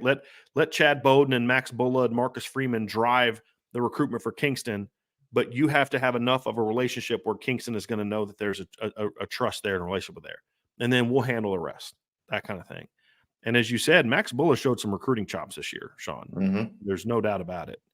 And now that there's no uncertainty, now there's certainty with him. Whereas before it's like he might not be able to come back next year. I don't think he had any GA years left. The timing of this really works out if your desire is to keep Max Bulla, which I know Notre Dame did have one because they really liked the job he did as a coach and the job he does as a recruiter. So this kind of worked out pretty good to me. In my opinion. So, yeah, we're going to see how it plays out, but I don't think it's going to have that kind of effect. And there's some other questions along it too, Sean, that I think are relevant. This is a one from Wyatt Fritz. He says, if Mickens gets promoted to secondary coach, how big of a change would that be for the safety room? What would change be for the prior coaches? And I think that's the big thing, Sean, that changes now is more so practice structure. Yeah. Like, are you in the film room with the whole secondary now? You have to have, is Al Golden going to spend more time in the film room with those guys? Maybe, like you said, communicating safeties. Part of it depends on who is your GA. Are you just hiring some fresh out of college guy that's learning? Or are you hiring a Max Bulla type of GA who's kind of like on the verge of like a Chris, which was what Chris O'Leary was when he was hired when he was promoted from analyst to GA in 2020? Because people forget he coached 3 All-Americans in 4 years. We all remember Kyle and Xavier, but what people forget is he was the Rovers coach in 2020. He coached Jeremiah Wusu-Koromo on a daily basis in practice. And so to me, you've got to find a guy like that that's ready that you trust. Hey, go take the safeties in drills, because that's where it can get complicated. It's not complicated in 7-on-7 and team. It's complicated when you're talking about being in drills, and I've got to be over here doing this drill with corners, and the safeties need to be over here doing that. But I've seen this before. I mean, we've talked about this before. Mike Denbrock was the receivers coach for Notre Dame in 2015. There was no doubt about that. But there were times when Mike Denbrock could go over and do other things and focus on other things because he had a GA and Ryan Mahaffey that he trusted to take him and go through drills and do stuff with him and carry out what I wanted to be taught. That's invaluable to have a GA like that. And you need a GA like that. I know that there was Larry Black had that reputation at Notre Dame when he was the GA under Mike Elson. Mike Elson would let him go, just you take the D tackles over there. I'm taking the D ends over here. And there was a trust that Mike Elson had in Larry Black that he would say, hey, you've earned that trust. Go, you're kind of the D tackles guy. You work with them, and then I'll oversee everything. But they're going to need to hire a guy like that. But it really comes down to the individual stuff. And then, of course, if you have a GA you trust, or if out, like, here's how I see it happening in practice. Individual wise, Mike Mickens will more often than not be with the corners. That's my prediction. And you'll have a GA with the safeties that Al Golden will have kind of an eye on. And so will Mike Mickens. But when you get to 7-on-7 and team stuff, you're going to hear nobody talking to the safeties more than Al Golden, to your point, Sean. Mm-hmm. And so that's what he'll have his eyes on at LI. Plus you'll have Mickens, and then of course you'll have the GA.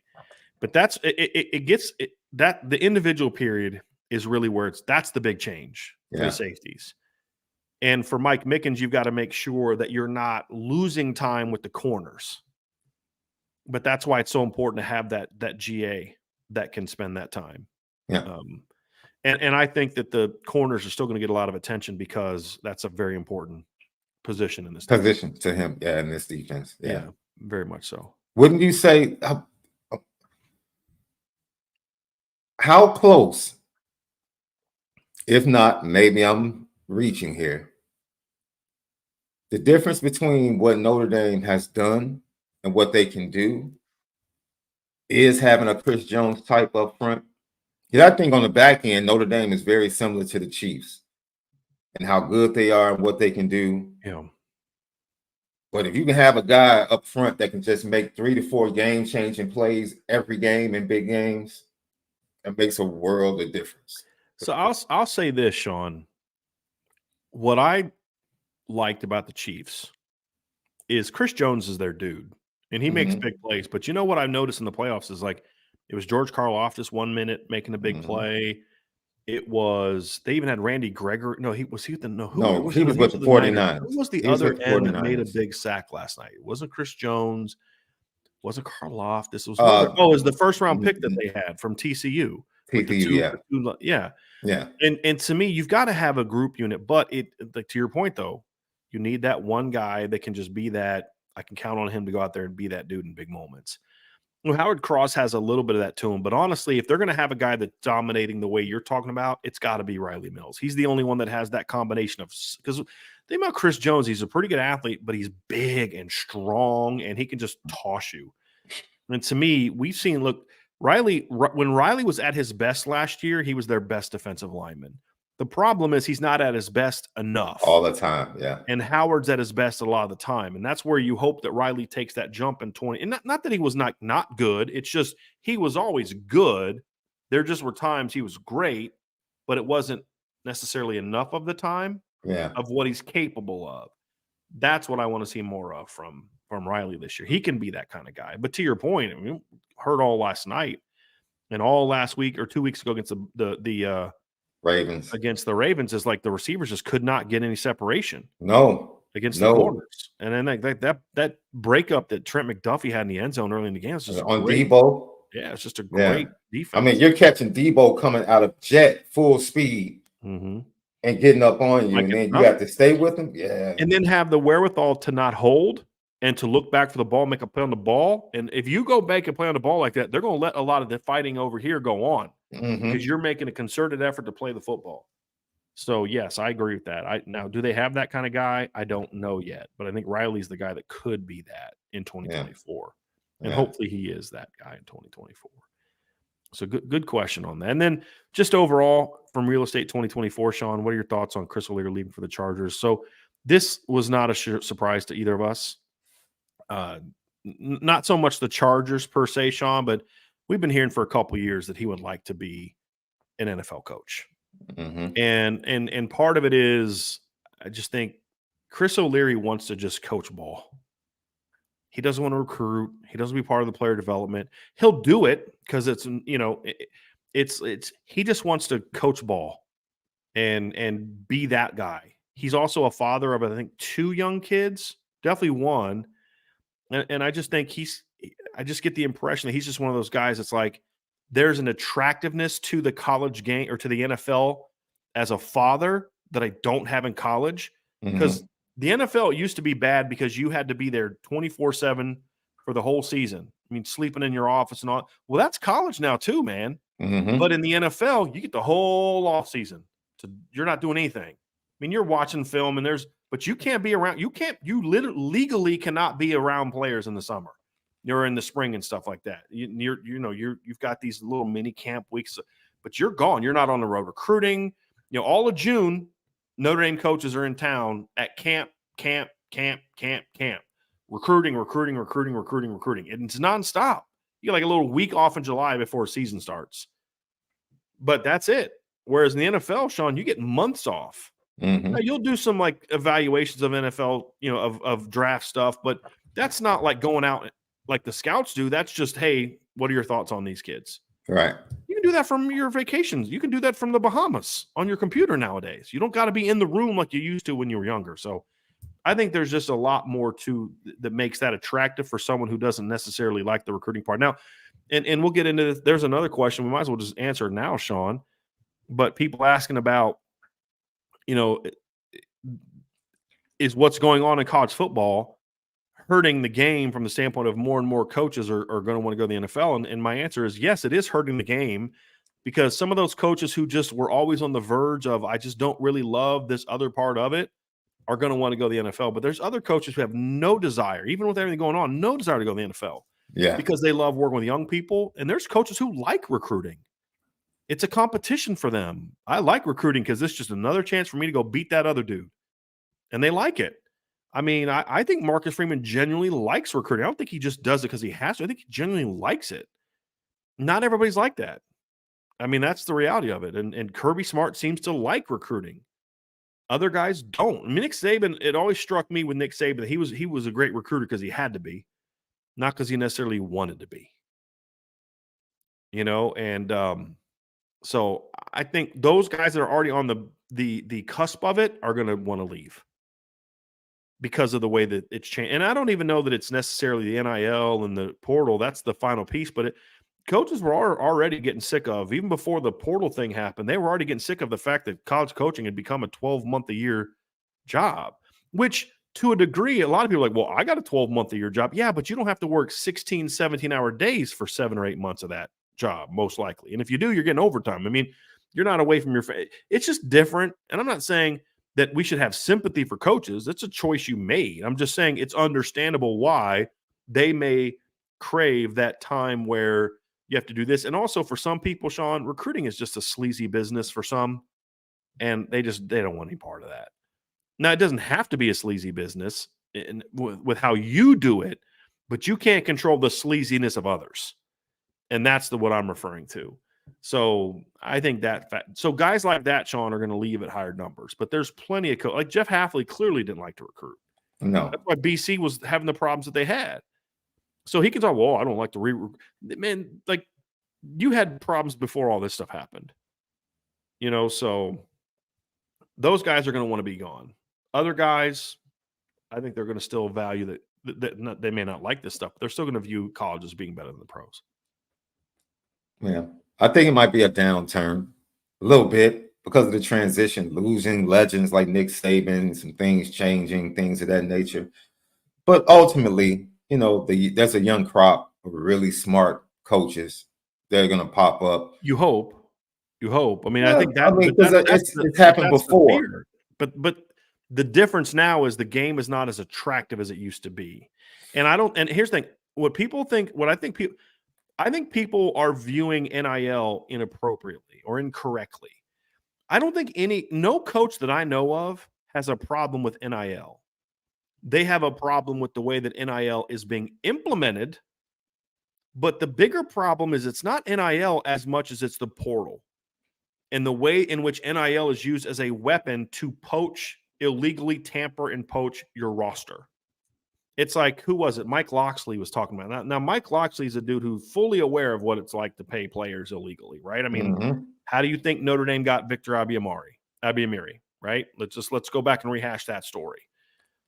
The thing about it is, though, is his point was, I got a third string running back coming to me asking me for $100,000 or he's going to go in the portal. That's not appropriate. Like that's not what this was meant to be, in my opinion. So it's like, if your star running back is like, hey, I deserve more. Okay, that's a different conversation. Third string running back coming in and asking for money. You're using it as basically leverage. Yes. And in the NFL, they do that to a degree, but only the stars get it. In the NFL, if your third string running back says, hey, I'm not reporting to camp unless you pay me more, you know what happens? He gets cut. Yeah. You know what I mean? Like, and then no one's going to pick him up. Dude, you're a third string running back and you're complaining about your how much you're making. Well, guess what? We're not going to offer you any more than that either. And so good luck finding a job. That to me, that's the issue. If the portal was back to being closed with it, but closed the right way, Sean, that we've talked about, and we should probably do that on an RTCF show and just be more clear about what we think, because there's some areas you and I agree and some we don't, what we think should be different with the portal from what it is now and what it was. Because I think the previous system was broken. I think this one is just worse.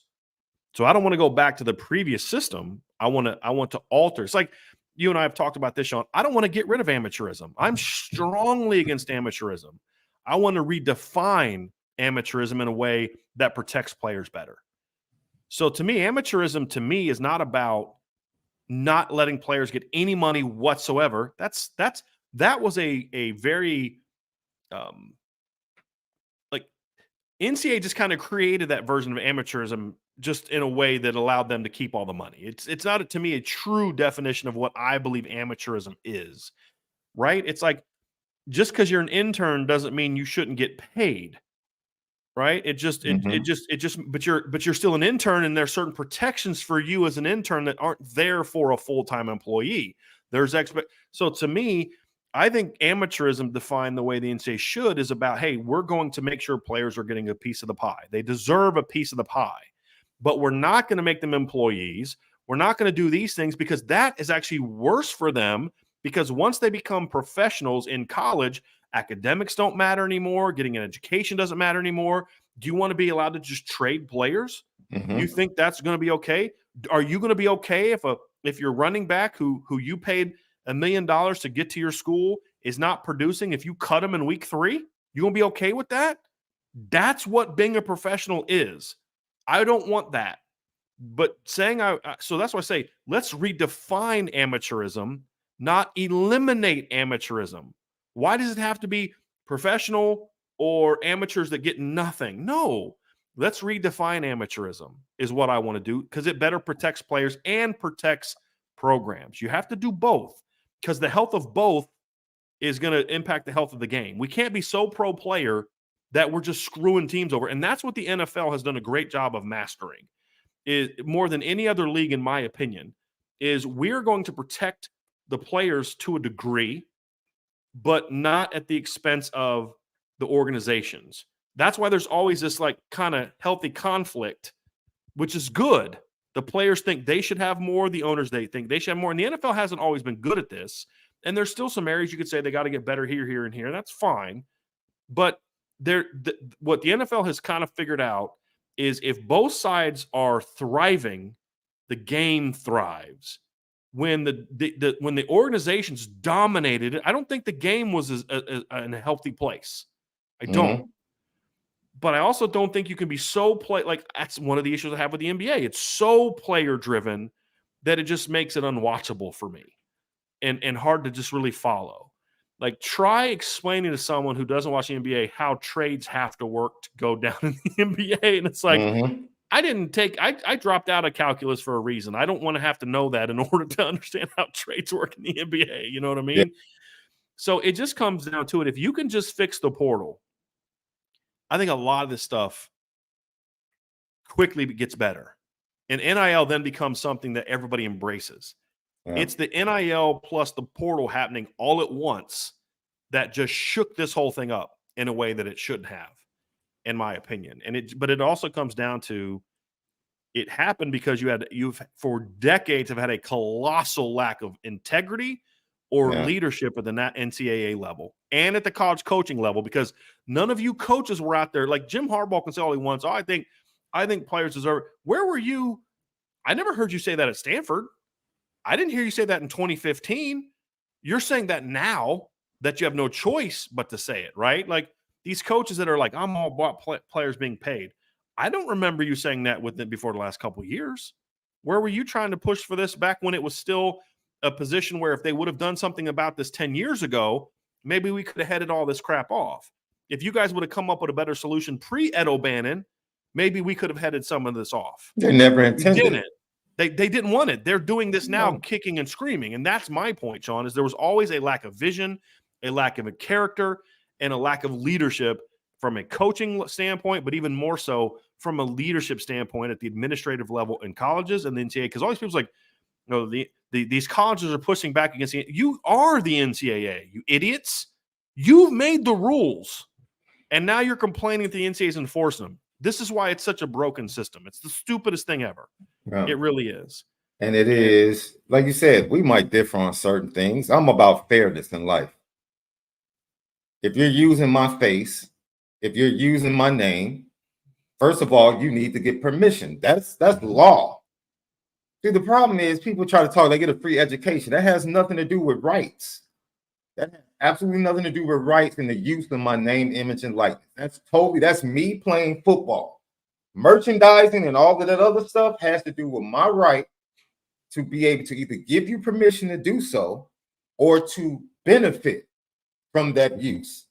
And if we can come to an agreement on what percentage that is, fine.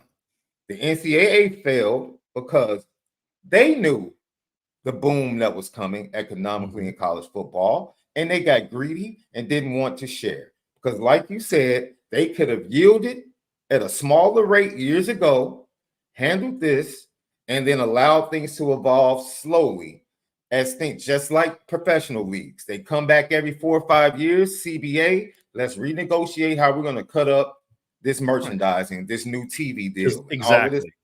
And that's what would have happened. But no, their greed put them in this situation, and then they acted like brats and went to the corner and said, fine, we won't do anything. Exactly. Okay, fine. Exactly. Okay, this is your fault. This is on 100%. you for not wanting to be fair in the first place. 100%. Not based upon opinion. It became law. Yes. You knew for years it was going to become law. Right. Nothing snuck up on you. You just thought tried you could to hide play behind it the antitrust stuff. Absolutely. Yes, Absolutely. Correct. Absolutely. And when you did that, now you're losing. You allowed the lawyers to get in and that. I just want to barf every time I see these lawyers talking about make them employees. I'm like, you guys don't care about these kids. Let's stop acting like you guys care about the kids. No, you see the NCAA players as a new revenue stream. That's all you care about. Because if you actually cared about young people, you would not be fighting for them to be employees. You'd be fighting to redefine amateurism. To your point, Sean, where I would say is, I do believe that a scholarship has value. I didn't say it didn't have value. No. I'm not. So to me, it's like, okay, if you're going to tell me that a scholarship matters, because there's two flawed arguments that happening with scholarships. One, people say scholarships aren't of value. Okay, so would you be okay once they become employees that they're not allowed to be scholarships anymore and they have to pay for their own scholarships, room and board, and tuition? No, that's not fair. Okay, so then there is a monetary value to that. However, if my value to your institution is $300,000, And you're telling me that this $65,000 scholarship should cover all that? No. So to me, it's like, okay, if your value gets beyond the cost of room and board and tuition, then okay, then we can have that conversation. But you shouldn't even get to that point in time. This is, you're offering me a scholarship to come play football for you, right? And to follow certain rules and to do certain things. That's where this is the barter system that happens in any sort of trade, any sort of business. You know, Sean, I'm going to give you X amount of dollars, and my expectation is you're going to be on this number of shows. You're going to do this, you're going to do this, you're going to do this, right? You agree to that. However, if I'm now all of a sudden, you know, using you in a way that you and I didn't agree to, or I'm using you to then promote my show in a way that we didn't agree to, and you're like, hold on a second, you went out and made this, you know, IB shirt with my face on it, and you're selling it for $50 a pop, and my revenue's not changing at all. That's not right. Like, you know what I mean? Like that's different than I agreed for you to write X number articles, appear on X number of shows, and provide quality in what you do. We agreed to that exchange. I'm gonna come play football for you. You're gonna give me a free education. But now, to your point, you're putting me on this thing. You're branding me this. You know, you're getting all this millions of dollars because of our work. I'm not saying we should get all of it, but we should get some of it. Right. And the other problem is not enough people are being educated on the big problem that these schools are having is because they all spend outside of their means. So I don't think there's as much money available as people think. Right. But that's also an accountability thing, is you got to stop spending on that because you need to make sure that these players are being accounted for. Right. And so because no one would go take a job and allow that company, I would hope, to give you an offer that's below how you value yourself. Now, your value has to make sense. If you feel like your value is more, what do? You start looking for other opportunities or people that can give you that value. And if no one's willing to give you that, then you possibly start your own. Or and build, or you say, okay, this is what the offer is. This is what the offer is. Right. This is the market. And the problem is, in an open market, this is what you get. It's an open market. There is no legislation. There is no brakes to hit on this thing to slow it down. And not even like, I mean, it, you know, people say, well, this is what the NFL. NFL's not even close to this. You tamper in the NFL like you are in college football right now, you lose draft picks. You lose millions of dollars. I mean, you are hammered. There is no rules to this. And now here in the NCAA's defense, they try to make rules and enforce them now, and what happens? The teams that they come at sue them. And it's just like, well, first of all, you're suing yourself. That's the stupid part of this, because the schools make up the NCAA. But it's like, okay, you guys all bitch about us needing to, you know, get NIL under control and get the portal under control. And then every time we try to, guys, you realize in order to do that, we have to then have rules that have punishments, because what's the point of having rules? Like, Sean, if there were speed limit signs on the highway, but you knew they won't do anything about it, you're not going to care what, oh, I'm going 65. No, I obey the speed limit to a certain degree for one reason and one reason only. I don't want to get arrested. I don't want to get pulled over. I don't want to get arrested. I don't want to get a ticket. You know what I mean? Like, so there has to be some teeth to a rule, but every time they then try to enforce the rule, these schools sue them because they know that the NCAA is so despised that it's almost impossible for them to win any of these things. And that the court system and the legislation is so set up to be this whole pro player thing that they have almost no chance of winning. And so it's the whole thing is going to have to get blown up in some way, shape, form, or fashion. But again, the whole point is you did this to yourself. You created this environment because of your greed, your lack of leadership, your lack of foresight. You and I have complained about this for years, Sean. People are so focused on what's going to make me the most money right now that they're not concerned about, but what is this going to do to the game in 10 years if we don't do that? Hey, I'm making my money now. Yeah. You know, but that's on you, right? And the problem that I have is there's not enough people concerned about the game, the health of the game on the player side and on the other side. It's all about, I want mine. I'm like, okay, that's fine. You deserve yours to a degree, but we have to do it in a way that works for everybody, because in order to work for everybody is the only way we can ensure that the game stays healthy. And there's lines you can cross. I would be willing to do a study on this, and I feel confident in this. I don't think Major League Baseball as an entity has ever recovered from the 94 strike, because they crossed the line. You canceled the postseason. You canceled the World Series. You crossed the line. Hey, you know what? You want to do a lockout where the season starts late? Fine. We get it.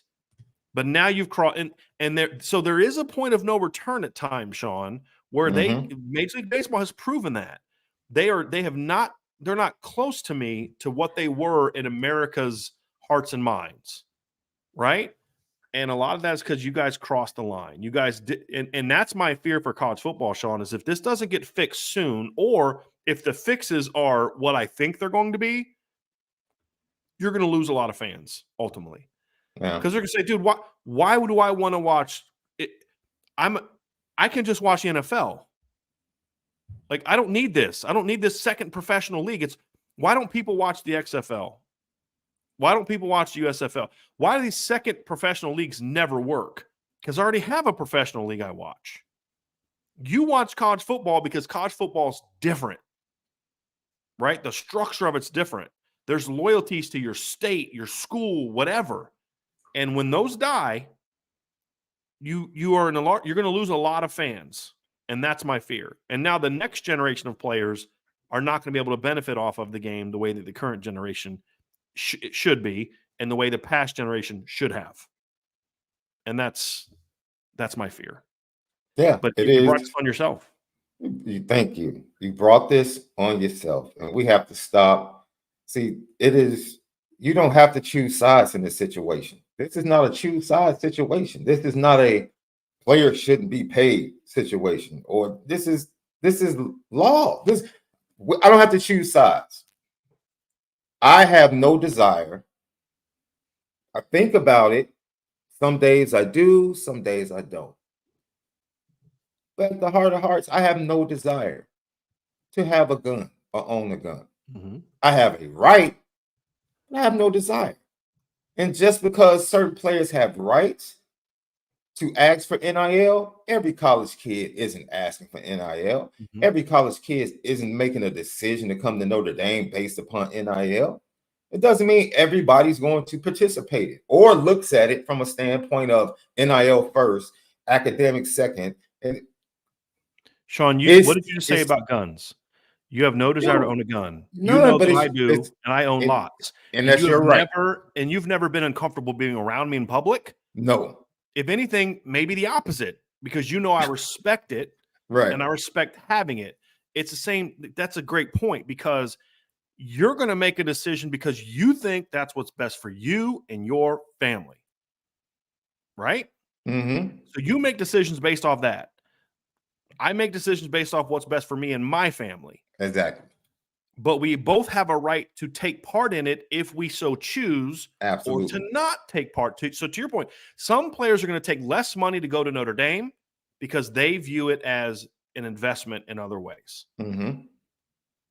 But they have a choice. That's the problem. There's not a choice. There wasn't a choice for a long time. I had to do this. Or the choice was, I have to go to another school because I have to support my family, and this is the only school offering me this much money. Where now it's like, hey, I can take less money to go to Notre Dame, still take care of my family and the needs we have, but then still be in a situation where I can go here and do this, this, this, and this. Exactly. Yeah. And yeah, so, but I also don't believe in pay for play either. Like that's my thing is. Yeah. I don't want to be giving Nico $8 million. I want the starter who's earned it to be able to get that money. Because here's how I think it should be, Sean. And let's move past this after this, because this is going to be a great RTCF show someday. We're already kind of having a mini RTCF show. To me, I believe that collectives and schools should be responsible for paying players an X amount of dollars that's capped. Every player deserves this. So that way we're making sure that everybody gets a piece of that pie. Mm-hmm. right? So collectives, let's say it's 30,000 a year. It's just whatever. I'm just throwing a number out. It may be more, maybe less. But collective schools, you're on the hook. Every school has to pay their players has to pay their players a certain amount of money. Can't go above it, can't go below it. Mm-hmm. Walk-ons get a certain amount that's lower. Scholarship players get more. Okay, that's the baseline. 30 grand, whatever it is. Now, that's not pay for play. That's not NIL. Right. This is your rev share of what we're doing here in this $1 billion industry that we have. Maybe it's 10 grand, maybe so. I don't know what that number would be that would make sense. So that's not the point. Then NIL should be a thing on top of that. So if Caleb Williams, I've said this before, if Dr. Pepper thinks Caleb Williams is worth $1 million, and I don't know what his Dr. Pepper deal was, to be the face of something that they're doing, then God bless America. Right. Get your mill. You know what I mean? That's fine. No problem with that. But I also don't love the idea of the next guy that's coming into USC who hasn't proven a darn thing getting that kind of deal dependent upon you have to go to USC to get that money. That's my thing. If I'm saying, hey, this is the number one quarterback in college football. Bryce Underwood is the number one quarterback in high school football. I want to be part of that deal no matter where he goes. Mm-hmm. Bryce, let's sign you to, this because you're going to be our sponsor. Well, where do you want me to go to school? Don't care. We're with you. That's fine. Mm-hmm. But it shouldn't be you have to go here or, I don't like that with high school players. I'm okay with that. Hey, look, I'm paying you to be part of my Irish Breakdown sponsorship because you play for Notre Dame. If you go play for Ohio State, then you bring no value to me anymore, and our contract is null and void. Right? That's a current player. I don't like the idea of it. That's just my opinion. But that's NIL's different and should not have any caps. The rev share should be capped to make sure that because if you get into this where this guy gets $1 million, this guy then all of a sudden there's not enough money to go around for everybody. Mm-hmm. The rev share should be for everyone on scholarship gets X amount of dollars at the Power 5 level, and then maybe have something else for the Group of 5 that's lower. Who knows, right, Sean? But the NIL is something that should not be capped, in my opinion. That should be pure free market, but it has to me, be on current players. It's no different, and that should be part of a CBA. You can't spend this money on high school players to entice them to come here. It's like current players would support that. Why? It's the same reason NBA does not want high school players coming to the NBA. It's the same reason why. Like, do you know who had the push to keep players from having to stay 3 years in college? It was the players' union.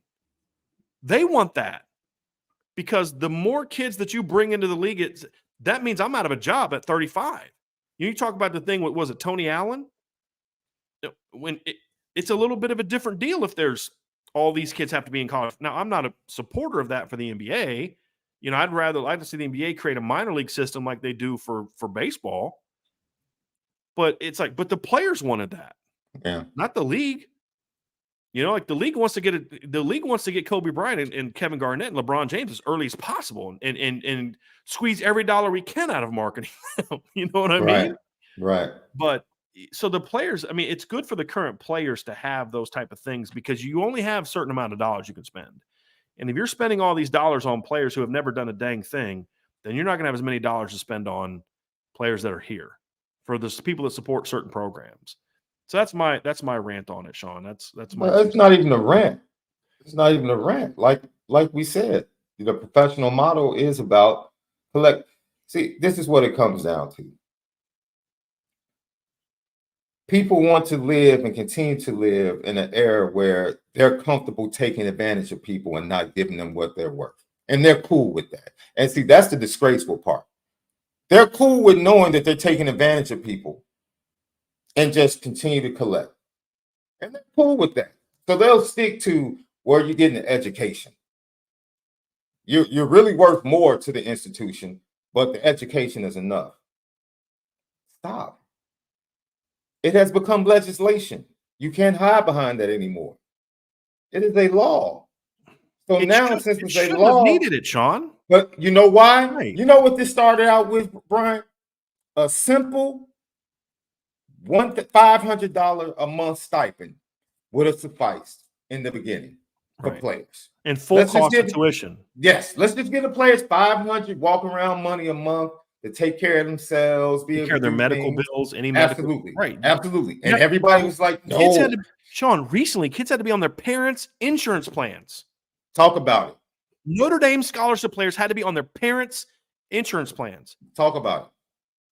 Like, you should have been doing this for years. Now, look. And that's greed, man. And this is really only the last 30 years, because that didn't really mean a whole, like, college football didn't become what it is now until like the late 80s, early 90s, when those first big TV deals signed. Like, I mean, TV deals, conference championships, right. all and that's why stuff. a scholarship used to mean a lot more, because we don't have millions and millions and millions of dollars coming in from TV deals. So, like, this scholarship means something. They knew what they were developing years in advance, and they knew what was about to change. And at first, I could have understood them focusing on building the game up. Mm-hmm. It became pretty apparent within the first decade that, hey, we can't keep doing this. No. And here's the thing, nor should they have wanted to do that. Right? Like, but see, here's the problem too, is, Sean, there's going to be this natural pushback that I have against entitlement, because you don't deserve a scholarship in college football. It is a privilege that you also have to respect the privilege. And what we're seeing with a lot of young people is they're not respecting the privilege. But my whole thing is, but why are we harder on them for that, which deserves to be chastised, but not as hard on the leadership that created the vacuum in which the modern athlete kind of stepped into, right? Where you created this monster. So don't get mad at 18-year-olds for taking advantage of it. Like, yes, we can say, hey, you don't have we are not creating the proper team-oriented mindset with young people that we need to. The sacrifice for the greater good sort of thing from like, people say, well, these guys are professionals. They have to go to work out this and this. And I'm like, guys, that's part of maximizing your, like, I saw this lawyer say this, and I wanted to reach through the screen and smack the piss out of him. He's like, well, you're treating them like professionals because you're making them practice this much. I'm like, guys, that's the game. This is the give and take. We're giving you a scholarship. You're going to play for us. The other part of the give and take is we're going to prepare you and develop you to a point where when you get to the professional level, you are now a marketable $1 million entity. Absolutely. That's why we practice at 6 o'clock in the morning. That's why you have mandatory lifts. It's not because you're a professional. It's you committed to come to us, and your commitment is you're going to go to class, you're going to do this, you're going to practice hard, you're going to play hard. Our commitment is we're going to do this, we're going to do this, we're going to develop you here, we're going to develop you there, et cetera, et cetera, et cetera. And so, well, those are professionals. No, they're not. They're student athletes. But this is part of the commitment needed to maximize your ability to where when you do go to the professional level, you are now something that they value. Because they're not going to give a crap that you were a 5-star recruit and got $1 million NIL deal. No. They're going to want to know what kind of work are you. So it is my job to push you beyond what your perceived limits. Because almost every player I've ever come across at some point in time did not know what his limits were. He thought his limits were here, but it took a great coach to make him realize his limits were actually here. Right? Or a parent or somebody. And that's what these things are for. But these idiot lawyers want to just jump in and say, well, that makes them professionals and they deserve this.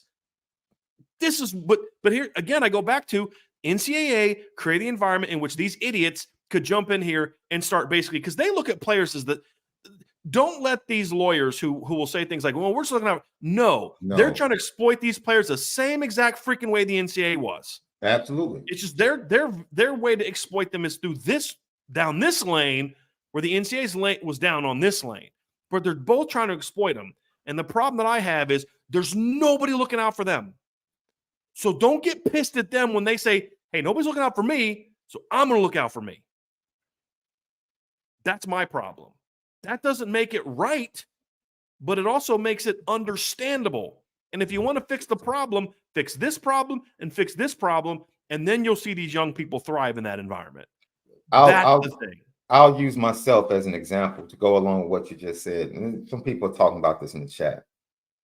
My wife and I both are educated. My wife's dream was to be an on-air anchor. That's what she wants. Man, Columbia is a great broadcasting school in Chicago. She has a bachelor's from there. That's what she wanted to do. We got married. We had a daughter. We had a discussion. And to excel our daughter, my wife made the decision to stay home. And I was blessed enough to be able to provide a life where she could stay home and make sure that the foundation for our daughter was where we wanted to be and get her started. Look where it got us now. She made a sacrifice. So just because she wasn't going out working, she's just as valuable as I am to this marriage and this union. And I was the breadwinner. So because I'm the breadwinner, I can't look down at her and say, you have no value. And that's the way the NCAA has looked at the athletes for years. You're replaceable. You're replaceable. Your value, we're giving you an education. Well, I can say, well, I have the lights on. I'm giving you a roof. I'm doing this. I'm doing that. I'm clothing you. That doesn't give you a right to treat her any sort of way that you feel like it. No, it doesn't. She has value. And you know what the benefit was? The darn scholarship, full scholarship my daughter received to go to where she goes to. Which is not a cheap school, brother. It's not a cheap school at all. But that came from her sacrifice. Right. That's her long-term value and how it's going to impact my daughter and my grandchildren for years to come. My wife made that sacrifice. So you can't sit here and tell me as the breadwinner she doesn't have the same value or similar value as I do. It's a relationship. The NCAA is unwilling to admit that they're in a relationship. Right. They want to stay single. They want to live a single life. Right. They don't want to admit they want to say, yo, this is what we give to you. You don't really give anything to us. Right. You become who you become because of us. Man, stop. That's not the way it goes. You're making me laugh, Sean, because you and I have had this conversation in the church, right? As pastors. I was a youth pastor. You're a pastor. Mm-hmm. And this idea of biblical submission. Mm-hmm. A woman is supposed to submit to a man, and how that was so that can be so improperly defined into that means I can do whatever I want, say whatever I want, treat you however I want, and you got to take it. No, that's not what that meant. Right?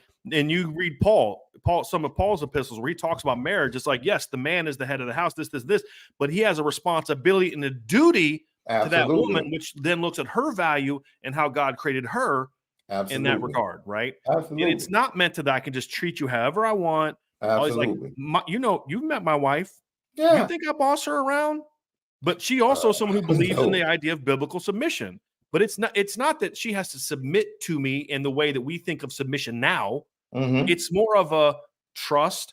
I trust you as my husband to do what's best for us as a family. Not, hey, honey, I'm going to go step out on you because I want to meet my pleasures, but you have to sit and take it because I'm the husband and you're the wife and the Bible says you have to submit. No, that's not how it works. And it's a very unhealthy relationship. And it's a very abusive relationship. And the NCAA had a very unhealthy and abusive relationship with players for a long time. The problem is now players are kind of that jilted partner that are now going acting a fool in the other direction. Right. And it's because there's no leadership to say, hey, we're going to fix this. None. You have to do this. And in turn, you have to do this. Yes. I've heard people say some of the dumbest things. Well, we should stop making them go to class. We should stop demanding an edge. That is the dumbest response to this possible. Crazy. Just making professionals. Just don't even worry about school. What? Crazy. No. Because there is value to that. It doesn't have to be this either or. Either give them a free education and that's it, or make them professionals. No. Let's redefine amateurism in a way that makes the game healthy, that looks out for schools, that looks out for players. We can have a system like that. Yeah. If people cared enough about the game. But the problem, as I've said for months, Sean, and I know you agree, there's not enough people looking out for the game. Everybody's looking out for their bank accounts. Absolutely. At the end of the day, that's going to be the problem. And the difference is the NFL understands, fellas, our bank accounts will be greatly affected if we are not looking out for the game. And so you've seen the NFL make some really dumb decisions in the last decade, but they've had to walk back from some of those things and fixes because it started to hurt the brand, and that's why for a few years there was some declining attendance. They realized that, made some changes that have bettered the game, and of course they benefited from, like you said, certain players and stuff like that are very remarkable. Because like Patrick Mahomes, Sean, he's not just a great player, but like. My wife said this she'd never heard Patrick Mahomes. She's heard me talk about him. She's watching him get interviewed, and she's like, he just seems like a normal dude. Man, like, great ambassador. Yes. Exactly. He's not some weird, crazy guy screaming Viva Las Vegas and sounding like a drunk fool right after the game, headbutting his head coach and stuff like that. Right? He's just this that's like a dude you could be like, I was friends with him. I can kick it with him. Yeah. Right. Yeah. He did. We're still buddies, even though I'm just some guy working. I'm just running some website, or just I'm a manager at the local restaurant, or what. We're still boys because he didn't big time me. Like, he just comes across that way. Now maybe he is, maybe he isn't. I don't know. Yeah. But he just comes across that way, and you're like, well, that's a guy you can build around.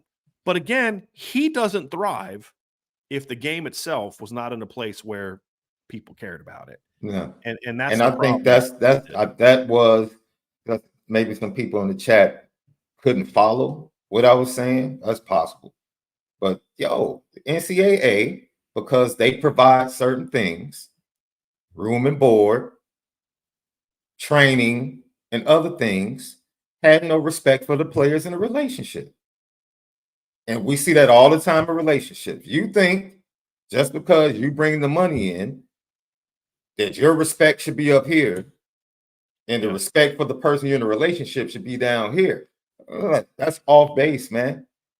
Especially if you're trying to build together, because you're both bringing value. Right. If you're somebody that's going out to work and you got somebody that's actually taking care of home, taking care of kids, making sure that education is good, making sure you're fed, and making sure dude, are you kidding? Do you understand? Bro, my wife left me for a week when my daughter was one. A week.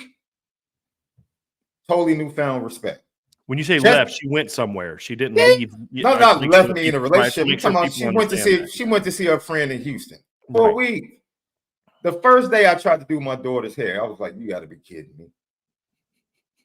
It's like, and the value of athletes and players and what they bring to the brands of these schools is far more beneficial than, it's good for you to have a great player come to your school. Otherwise, you wouldn't go after them. Because you do realize it's the schools that go after the players. It's not the players. I mean, players want to play for good top schools, but they're doing what they do to be as attractive to the top schools. Dude, that's nothing. And that's the mutual, but schools have to do that too, Sean. They have to make themselves attractive. That's why the facilities and do this and do that. All of that. Right. Coaches paying them top salaries. Right. Absolutely. Right. And, it is, unfortunately, to simplify it, somebody has moved out the house right now. Right. And they need counseling. They need people to bring them together and talk about the situation and flat out tell them, this is where you're wrong. Right. This is where you're wrong. You guys need to hammer this out and get this together, because you have a chance of damaging something that for a long time has been, things change. Right. You're not the same person as the day you met Angela, and she's not the same person. And there's nothing either one of you could have done about that. You're both going to change without the other's permission. And the business of football, the business of sports is going to be totally different in 30 years than what it is today. And if all parties involved are not willing to admit that is going to take place and commit to evolving together in it for the betterment of the relationship, then yes, sports has a chance to be in a horrible place, especially college sports. it has a chance to be in a horrible place. Yeah. Because the adults in the room, not the kids, it's the adults in the room that want to act like brats. Right. The kids are just saying, yo, these are our rights. Like, what do you want us to do? Until we get other rules and regulations? Like I would argue that players have an unhealthy view of what their rights are. But my whole point is, but how can you expect them not to have that? Because there is no, hey,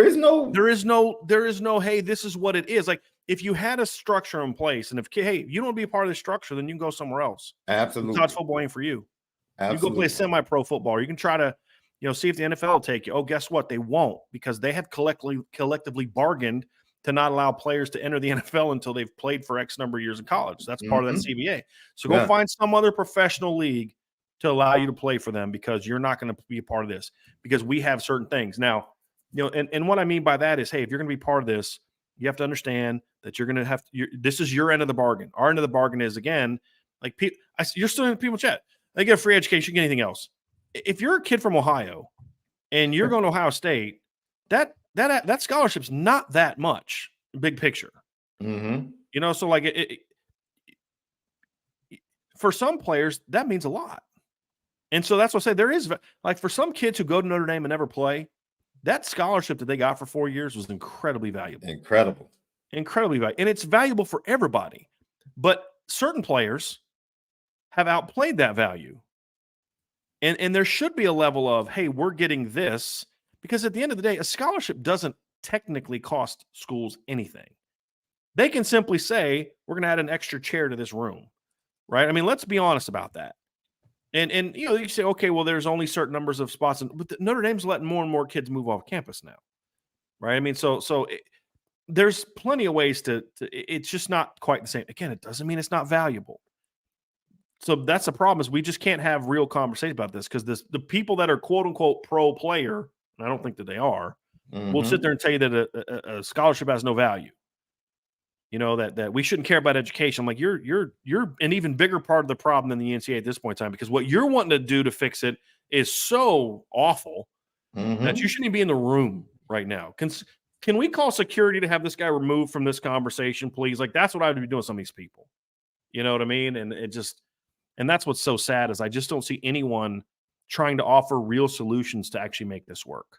Yeah. And they're asking Congress to fix it. Are you freaking kidding me? That's because they're trying to make sure that they can keep their hands clean instead of coming to the table and being responsible. Yeah. Oh, no, you do our dirty work. Please legislate this so we won't have to do it, and we can always point to, well, these are the bylaws. No.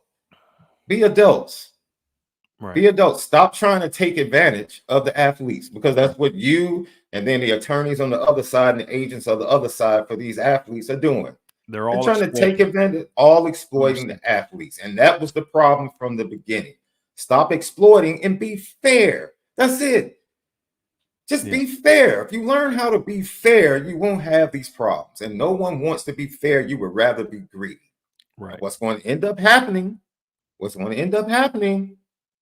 Several people have said this. It's a new legislation, a case already in the courts right now. Well, revenue from TV deals is going to be part of the deal down the line, because you want to be greedy right now. And there's nothing wrong with that. NIL? You think NIL is bad right now? Wait till the players get legislation to say they have a right to the TV revenue. Then what's going to be the problem then? Then you're really going to have a big problem if you feel like they should just be cool with education. And that's where I say that there are easy fixes to this, but their unwillingness to define amateurism properly or redefine amateurism is what's going to eventually be their downfall. And I just but here's the problem is, I don't know. Here's the danger. Everyone's, I hate the NCAA. NCAA sucks.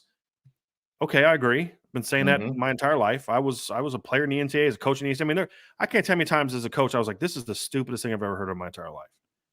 Like, why are we doing this? Why are we taking drug tests after a playoff game we lost? Like, what is this? Why our players just lost a playoff game and they got to go pee in a cup afterwards? They lost. The hell are we doing? You know what I mean? Like, this is the stupidest thing I've ever heard of. And so it's like there's just so many things you just like. This is the like why are there rules on this? You can only have this. You can only have that. Like we shouldn't have rules on this. No, we should have rules on this. We should have rules on this. So like, but here's the thing: just because, and we see this throughout history. How many times has a leader been deposed, and what came next was worse? Go look at the French Revolution, right? Go look at Robespierre. You think the king and the queen were bad? Go look at what that clown brought. I mean, when you're going to overthrow something, and that's what I think is the brilliance of the American Revolution is they overthrew something, but they had a principle behind that decision to overthrow it.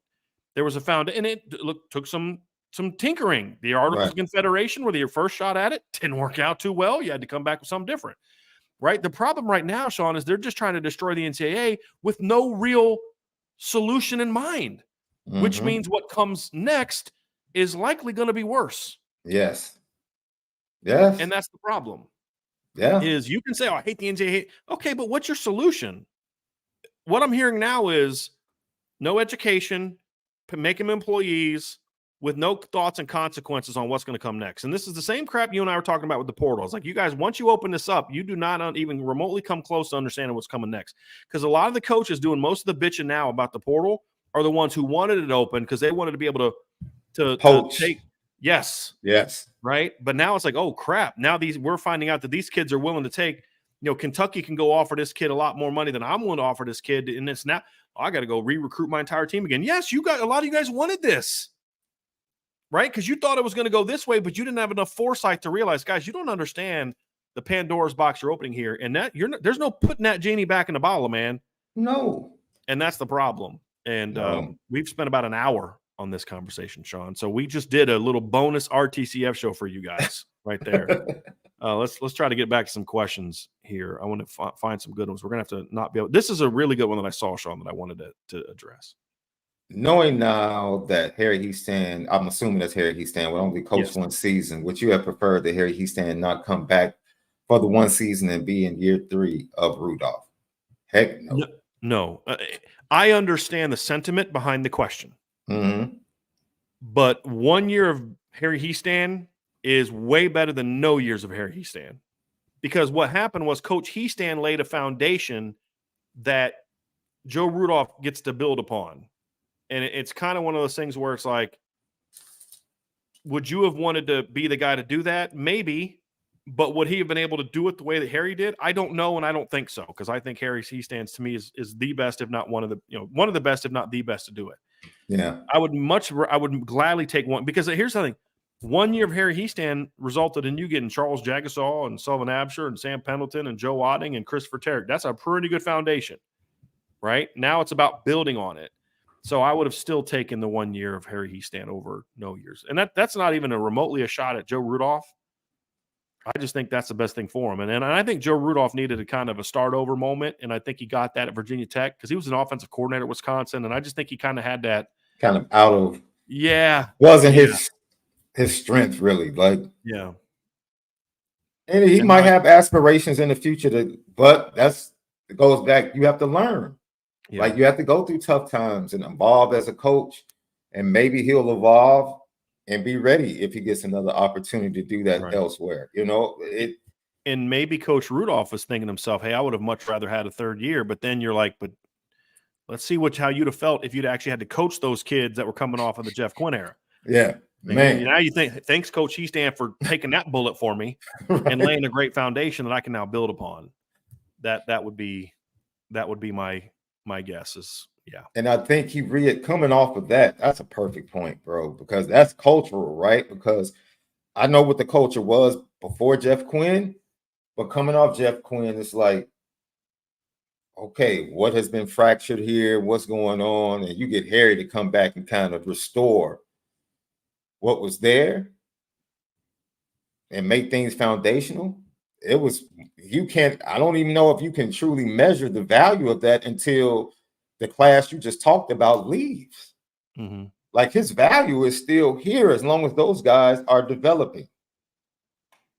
Right.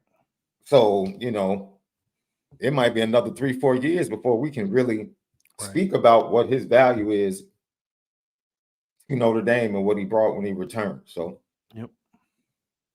Here's another one from Notre Dame Milton fan, Sean, that I think is a good one here.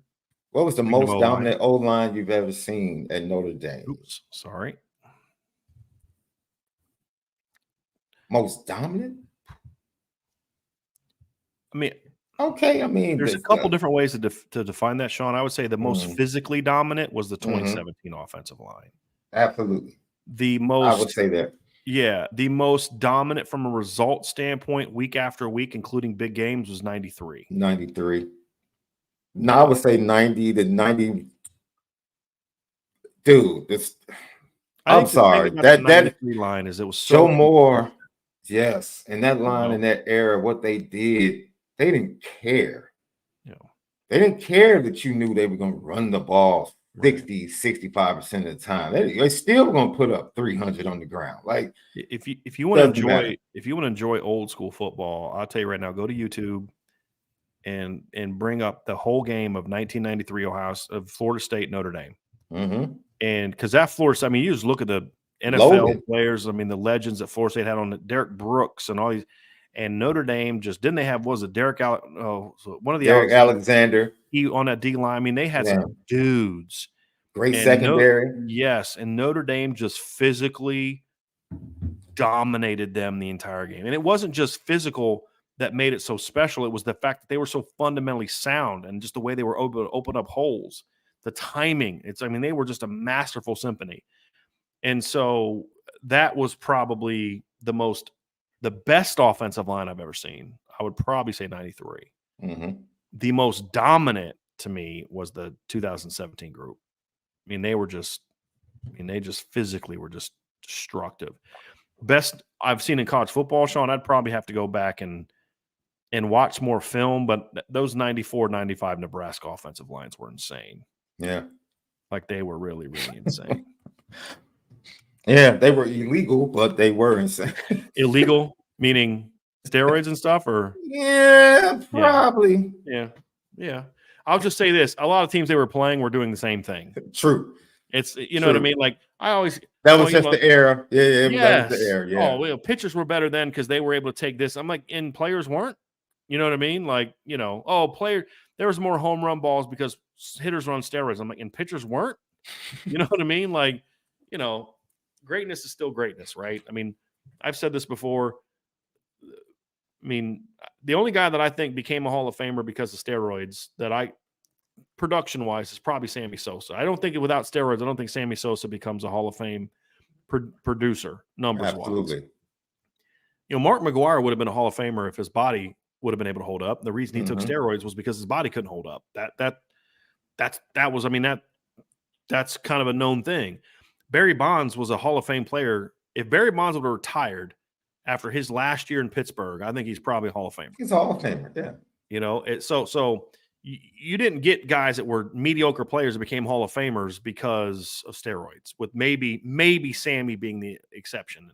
Because I thought he was a good player before that stuff, but I don't think he was a 60-some homer guy without that stuff, in my opinion. I could be wrong, but that's always been my take. But yeah, I mean, so like those Nebraska guys, they were, I mean, we've heard the stories, but like they weren't the only team in college football doing that. Nah, you're probably right. Oklahoma was doing some of that. I mean, that stuff was just around, in my opinion.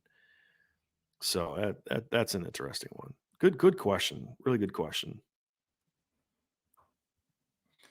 Brian, what are the reasons you would hold off on Notre Dame taking Anthony Sacca? P.S. I heard you say them on previous shows and forgot. Well, it's not so much that I would hold off on taking him right now. It's just that I wouldn't push for him right now. And really what it comes down to, I just didn't love the junior film. And Sean, you and I have talked about this. He wasn't as explosive for me. He wasn't quite as rangy. And I think he's going to end up being okay. I think he put on some weight. And he went from playing safety to linebacker. And I think the transition year was rougher for him than I think other people think it was. And when I watch his film, and then I watch Marco Jones, and I watch Noah McHale and Nathaniel Owusu-Boateng and Christian Jones and guys like that, I'm like, I loved him in the previous year because I saw him as kind of a rover that would eventually grow into a will. The problem is he grew into a will in one offseason. Now, my thought process is that I believe that a year at that weight, at his age, he could get back to being that explosive athlete that he was. I just wasn't blown away by it. And when you consider what else is on the board, that's the biggest issue. That's really what it comes down to. That's what it comes down to. Yeah. The options left on the board. I mean, if I'm ranking and I'm only taking 3, maybe 4, I don't even know if he's in that top 4. Right. And you already have Josiah in the class. So, right. The linebacker core is probably the position, or the linebacker position in the 25 class is the position that I'm willing to stay in the fight maybe a little longer. Yeah. Than some other positions. Now, for me, Sean, if Anthony Sacca wanted to call me tomorrow and commit, I'd probably still take it. Yeah. So it's just I'm not pushing for him to commit tomorrow. That's where I'm at. So, because I just and part of it is I just want to see him move around more. I'd like to see him if he's running track, if he's playing basketball. Like that's something I would do. If he was playing basketball, that'd be at 3 of his games. Let me see how he's moving. He's now had a little bit more time with that weight. Yeah. So well. All right. Here's a good one. Most dominant linebacker combo in Notre Dame in the last 20 years. That's 03 to 23, basically, right? Mm-hmm. Off the top of my head, I'm going 18. Off the top of my head. Tavon and Drew? Yeah. But I'm trying to think because like Manti never had that sidekick. And it was that Courtney Watson. Who was next to Courtney Watson? Who was supposed to be his sidekick that got hurt? Who for was that Jarrett Grace? Jarrett Grace, yes. Well, Jarrett signed in 2011 or 2011 with Notre Dame, so he would have been redshirt freshman in 2012. Mm-hmm. But his thing would have been more. He would have been with Jalen. Right. Jarrett would have been more of a sidekick for Jalen, not Manti. Yeah. Because you'd have thought, Jarrett probably steps into the starting lineup in 13, which was Jalen's freshman year, and then 14 and 15, Jarrett and Jalen would have been playing inside together. Yeah. That would, if he didn't get hurt, because you've said this. I know I've heard from I've heard it from players. Yeah. Before and he had a bad leg injury. But before that leg injury, man, there was a lot of people like this Jarrett Grace kid is going to be good, man. I loved his high school film, and he looked good as a freshman. I mean, was a redshirt freshman because he played a little bit before that knee injury. Yeah, I shouldn't even call it a knee injury; it was like a leg injury. It was like he tore and broke bunches of stuff. And I got so sick of hearing the word foot fire from Brian Kelly for 3 freaking years regarding Jarrett Grace. But he just could never get that athleticism back. That was a bad thing. But man, if he would not have gotten hurt, he's one of my what ifs. I'd have loved to watch that 2015 team with a 5th-year senior Jarrett Grace and junior Jalen Smith side by side. That would have been fun to watch. I actually Tyrone Willingham has good. I think it was like a trio. Was that like the Goolsby? Yeah, you had Goolsby and Courtney Watson. Watson, right? And it was one more. They kind of like. I'm looking it up here real quick, Sean. 2000. I'm looking for 2012 stats because I don't know that Goolsby was. I'm trying to remember like when. Goolsby might have been the youngster. Yeah, I don't know, but I don't know if like Goolsby and Courtney Watson. Like when did Courtney Watson? Did he leave after 2012? Because I don't think Goolsby started. No, wait. Courtney Watson was. I'm sorry, 2002. This is 2002. Right? Yeah. Let's see here, Notre Dame, because I don't think Goolsby stepped in the starting lineup till 03. I keep saying 03. Yeah, no, Courtney played in 03 as well. So let me see if I can find some college stats here. Notre Dame. It was a Texas kid, right? You talking about Derek Curry? Yes, DC. Yeah. Yes. He was a solid linebacker, but he wasn't. Yeah, he wasn't like to me a great linebacker. He was solid. I'm just production-wise, they just stuck out to me as like it's the way that defense played. It was like okay. I do remember being super excited for when like Jimmy Friday was coming along, like late Lou Holtz. Like I thought that was going to be like a really good group. He was a good player, but he wasn't like what I thought he was going to be coming out as a young player. Yeah, I'm trying to. I still think the Tavon Drew duo was really flipping good. And if you really want to get, I mean, the 17 group with Drew at Rover and Niles and Greer and Tavon inside was really good and super productive. That actually might be my, if we're going to talk about the linebacker unit as a whole, because when I think dominant linebacker combo, I think 1-2. That's why I went with that. But if you're going to talk the whole room, that 3-man rotation in 17 at inside linebacker is pretty flipping good. Go ask Georgia how good that inside linebacker group was, how good that linebacker core was in 2017 for Notre Dame. That was a really good linebacking core. Really good linebacking core. I have to think. Because Charlie didn't have, well, the 05 linebacking core was actually not bad. You had Maurice Crum, Corey Mays, and Brandon Hoyt. That was a pretty good linebacking core as well. And then remember, Hoyt and Corey left the next. They weren't on the 06 team, and they had to move Travis Thomas over to linebacker. Right. But that 05 group of Brandon Hoyt, not Brandon Hoyt, was Brandon Hoyt on the team? Corey Mays was on it. Yeah, Corey and Brandon were both on that 05 team, correct? And then you also had Maurice Crum. Yeah. That was a pretty good linebacking core in 05. Yeah, Travis moving from running back to linebacker. Yeah. But that came in 06 after they lost all those guys, and they didn't have, and that's when the Thai recruiting classes started to really, you started to see some of those warts that really looked bad in 2017. No, the 23 linebackers would not be in consideration. No, for this they were good. They were good, but we're talking about they did their job effectively. Yeah. They wouldn't be in this conversation. Yeah. Is there a good argument that next year the Big Ten will replace the SEC as the most dominant conference? Not now. Here's why. Like, Indy Milton fan, if you were going to talk about just for the 24 season, if Kalen DeBoer doesn't leave and Chip Kelly doesn't leave, their two schools, then I think you would have had a case for just in 2024 that being true.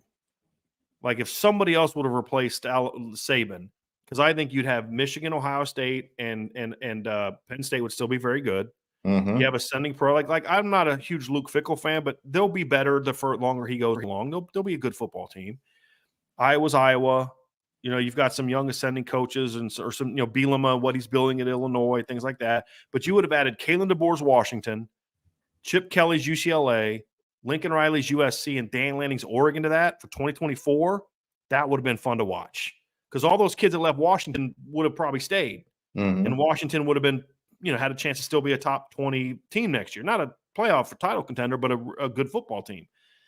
And so that really hurt that to me. Now, you're going to still have Oregon's going to be very good, and Ohio State's going to be very good, and Penn State's going to be pretty good, and Michigan I still think is going to be good. But UCLA is not going to be that good. I don't know what USC is going to be. Washington's not going to be nearly as good, in my opinion.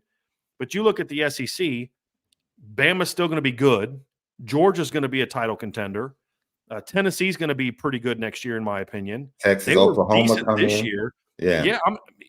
LSU's going to be pretty good. Texas A&M got a better coach. A&M's going to be a better coach. Ole Miss is going to be a really good football team, I think, this year. Auburn's going to be better in year 2 of Hugh Freeze. And you're now adding, I was trying to get to those teams before you even add Texas and Oklahoma, Sean. Right?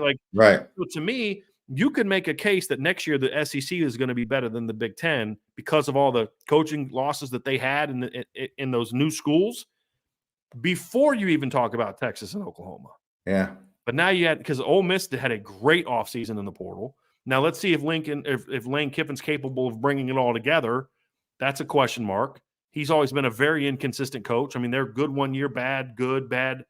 That's kind of been his MO. Can he build 2 years in a row? And so Missouri, I forgot to even talk about Missouri. They got a lot coming back. They had a good offseason from a portal standpoint. So the SEC is going to be really deep next year. And then you add the two teams we talk about. I don't think it's going to be close. A month ago, Indy Milton fan, I'd have said, yeah, we could have that conversation. But now I don't think you can because of all the losses that those teams went through that are coming in my view. Sean, you agree, disagree with that? That's spot on. Man, all these changes recently, man, maybe December, looking forward.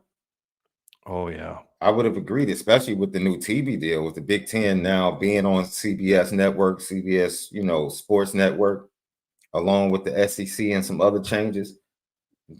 They're definitely doing a great job promoting and marketing the Big Ten, without question. The Big Ten is everywhere. Like every Big Ten game is close to being on national TV outside of the Big Ten network. Like they'll still have 2 games in Big Ten network, but they're CBS, ESPN, NBC. They're doing a great job, and they're earning that TV money. They're definitely earning that TV money. But no, the SEC is just this year. They're lucky Nick Saban left. Well, it might funny be too, even. Sean, is I thought in 2023 the SEC was down. Yeah, they were. They were. But a lot of that was because of how much they lost from the previous 2 seasons. But now you've got these teams that are kind of ascending, and I don't think it's going to be close in 24. Yeah. I mean, if the SEC gets 4 or 5 playoff teams next year, I won't be shocked. Yeah. I won't. I mean, I'd probably say I don't think they should. You finish 5th in the conference, you shouldn't be in the playoff. I don't care how good the conference is, but it won't shock me. You get like 1 Big 12 rep, 2 ACC reps, Notre Dame, and then all the rest are Big 10 and ACC kind of thing. You know what I mean? Or however they end up breaking the league, if it's 4 or 5 or, then you have the one group of 5 team or whatever. Right. But yeah, I could see a lot of it being SEC teams next year. But what could also make it interesting is because it's so good, you could also see them eating themselves, kind of devouring their own. You know what I mean? Eating their own. And now you've got a bunch of 3-4 loss teams that, if they were in the Big 12 would win the league. Because now, like Georgia and Alabama actually play each other in the regular season. Right. Like that hasn't happened. But with the additions in the Super Conference, now you're going to get those type of cannibal-like matchups. You have to. You can't avoid them. Yeah. You can't avoid them. Yeah. How do you think 2023 goes if Buckner stays healthy in 2022? Fun prediction. I know it's hard to project. I think they would have been better than 9-3. Because here's the thing. If he would have stayed healthy in 2022, you're not bringing in Sam Hartman, most likely.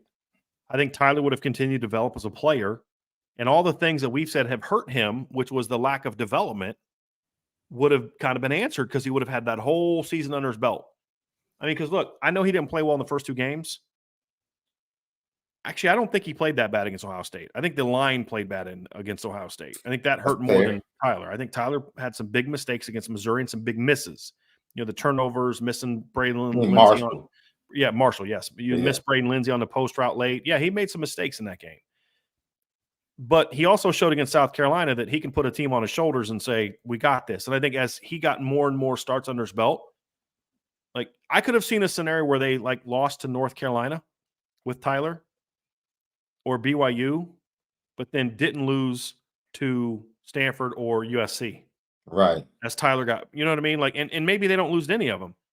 I think they would have been better in 2023 because Tyler doing what he does would have helped you to overcome the issues you had with the receiving core from an injury standpoint far greater than how Sam Hartman was able to. Because you would have had that dynamic of Audric and Tyler's runners with the other running backs and the tight ends where you could have overcome some of that stuff.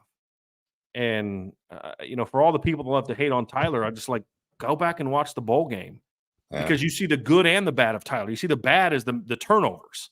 Although I would still argue the second pick 6 was more on a bad play call than it was on Tyler. You were running it down their throat. Just run the ball. Yeah, first and goal, run the ball. I get why they did it. I just didn't like that call. I mean, Tyler had some dominant moments in that game, folks. He really did. But you'd have to think he would have learned from some of the mistakes, but those are mistakes he would have made earlier in September and October and November. And so you saw what he could be. I think the question is also, would he have been able to stay healthy in 2023 also? Facts. And that's the big question. I think Tyler suffered from transition and not having a culture. Tyler Buckner would have been a better quarterback if he stepped into a preset culture. This is who we are. This is what we do. This is how we're going to develop you in that culture. Even though Tommy Rees was there, it was it just became two totally different cultures. He got caught in transition. You know, they were about to hand him the keys. He gets hurt against Virginia Tech. Jack Cohn comes back in, kind of reclaims the spot. Now you're coming into next year. You're projecting, then you go back. If he doesn't get hurt against Virginia Tech and finds a way somehow, some way to win that game, and then develops and goes through some of the bumps and bruises he had to go through the following year, what do you get the following year? Right. When he comes back, because he's been through those bumps and bruises and he's healthy now. So it's a lot of ifs, man. It's a lot. He's not a kid he's not a quarterback that you come in and say, yo, he can play. No matter what the system, no, he's not that type of kid. You have to have the right system, the right coaching for him to be successful. I'm not here to debate whether or not he got that, but I'm just saying the culture he needed when he got to Notre Dame probably wasn't conducive to him realizing. Well, and maybe it was, maybe it wasn't. That's the whole point, is we don't know. Mm-hmm. Because, I mean, like, I thought Tommy did a great job in 2021 of when Tyler was in the game, playing to what he does well. Mm-hmm. I thought he did a great job of that. I mean, you've talked about this, Sean, how much we love the game plan that he had against South Carolina. There was a couple calls here and there, but overall, I mean, there's a difference between you love every play call and overall, the guy called a heck of a game and they had a good game plan. And you talked about how they recreated that game plan in a couple big wins for Alabama this past year. The question is to your point, you made a great point with Tyler. You had to play him in a certain system. Mm-hmm. And would Tommy have been able to do that for an entire season? We knew he did it for the bowl game, but would he have been able to do that for an entire season in 2022? I think so, because of how they did have to play in 2022. Would Jared Parker have known how to use Tommy in 2023? I don't know. We never saw him coach an offense that had a kid like that. I will say this. I do think that Jared Parker would have been more just as simple as this. Tyler did pretty well in the spring with Jared Parker running that offense. What it came down to was, because of the uncertainty of can he be healthy, you went and got Sam Hartman. If you don't get Sam Hartman, there's no debate who the quarterback is in 2023. And Tyler wouldn't have had to go prove himself in the spring game. We'd have looked at the spring game and been like, so what? He was great. It's like the spring game to me is like Ryan is talking about as the Senior Bowl. The Senior Bowl doesn't matter. It's the practices leading up to the Senior Bowl that matter. And I was thinking about this. That's a great analogy for spring. I don't care about the spring game. Don't care what. It's fun. It's nice to see it.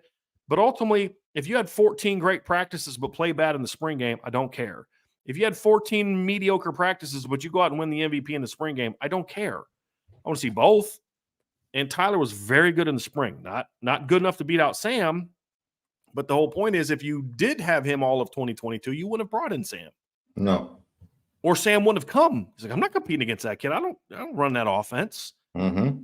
And so I think Tyler would have done well. But again, Sean, it goes back to it. We don't know that he would have been healthy all year. No. And that's why he's now playing lacrosse at Notre Dame, not playing football. Because he couldn't develop that way because he couldn't stay healthy. Yeah. And I think you got a raw deal to Alabama, but you made the choice to go there. We said all along that was a bad choice. I mean, that's part of your choice. That's the one thing Tyler did that you say a lot of the injuries Tyler didn't have control over. Just that's part of life.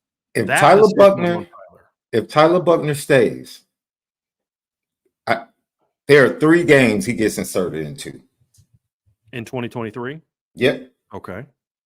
The 3 games I could see him getting inserted into. I think he definitely would have got inserted into the Clemson game on the road. Mm-hmm. I definitely think he had a chance of possibly getting a series or 2 against Louisville. Even if it's just to switch things up or to go to his package, he would have had value in certain types of games. He would have had a value on the road at Duke. If you were a smart, especially in the red zone. I got one for you, Sean. If you were a smart football coach and you had Tyler Buchner on your team and you get in that first drive of the game in the red zone and it's 4th and 1 and you don't put Tyler Buchner in the game, you're not a smart football coach. Not a smart football coach. Yep. If you're trying to run the clock out at the end of the game and you got Tyler Buchner in the game and JT crashes that edge like that, Tyler would have been much better prepared to pull that sucker and get out the gate. Exactly. Right? I mean, so those type of things, even if he's just the number 2 with Sam, to your point, I love that point. I didn't even think about that, Sean. That's such a great point. Yeah. Even if they brought in Sam and Tyler stayed, maybe things are a little bit. I don't think the Louisville game would have mattered. I don't think that's an L. Mm-hmm. But I do think the Ohio State game could have seen some interesting stuff. And I think, to your point, they would have known pretty early Sam doesn't have it today. Mm-hmm. I think Tyler would have come in after the pick 6. Yeah. I do. Yeah. Off, you know what I mean? I really do. And I think that would have changed some things. Yeah. I really do. I think that would have allowed him. He would have had a couple because they were just crashing they were crashing the edge so hard every time Notre Dame went in motion, and Notre Dame couldn't do a dang thing about it. You try that against Tyler Buckner like South Carolina did. Mm-hmm. Peace out. Yep. Yeah. So, yes. And I think that would have made for some better receiver matchups like we saw in the bowl game against South Carolina, because now safeties have to be now so focused on getting downhill to stop him. There's some great opportunities for your tight ends and your receivers to get over the top. 100% agree. I didn't even think about that, Sean. That's such a great point. Even if he would have stayed and they brought in Sam, maybe that changes the game or two. And that would have been a better option. I think I wish the people around him would have told him, like, look, just stick it out. Or if you do transfer, could you imagine watching Tyler Buckner and UCLA's offense this year? Yeah. With that run game? Yeah, that'd have been fun to watch. Oh, well, it is what it is. Now we get to watch them play lacrosse, which would be fun because I'm actually going to be watching the lacrosse team this year. I'd watched lacrosse in college a little bit because the school I went to had a really good lacrosse team, but I disliked the players on that team so much that I just didn't really enjoy it. But I never really watched lacrosse until the NCAA tournament last year. And I was like, this is a fun sport to watch, man. So I'm going to be watching a little bit more lacrosse this year. It'll be good to see Tyler and Jordan Faison. All right, let's get down to a couple more here. I did want to address this one, Sean. It's a two-parter, specifically about Chris O'Leary. Levi Perez. Thank you for the question. This is the first part we addressed already, but I wanted to read it anyway. This is the one I was looking for earlier, but then the second part I want to bring up because I do want to address that specifically with Chris O'Leary. Coach O'Leary going with Harbaugh to the NFL. Is it safe to say the state of the college game is pushing coaches towards the NFL?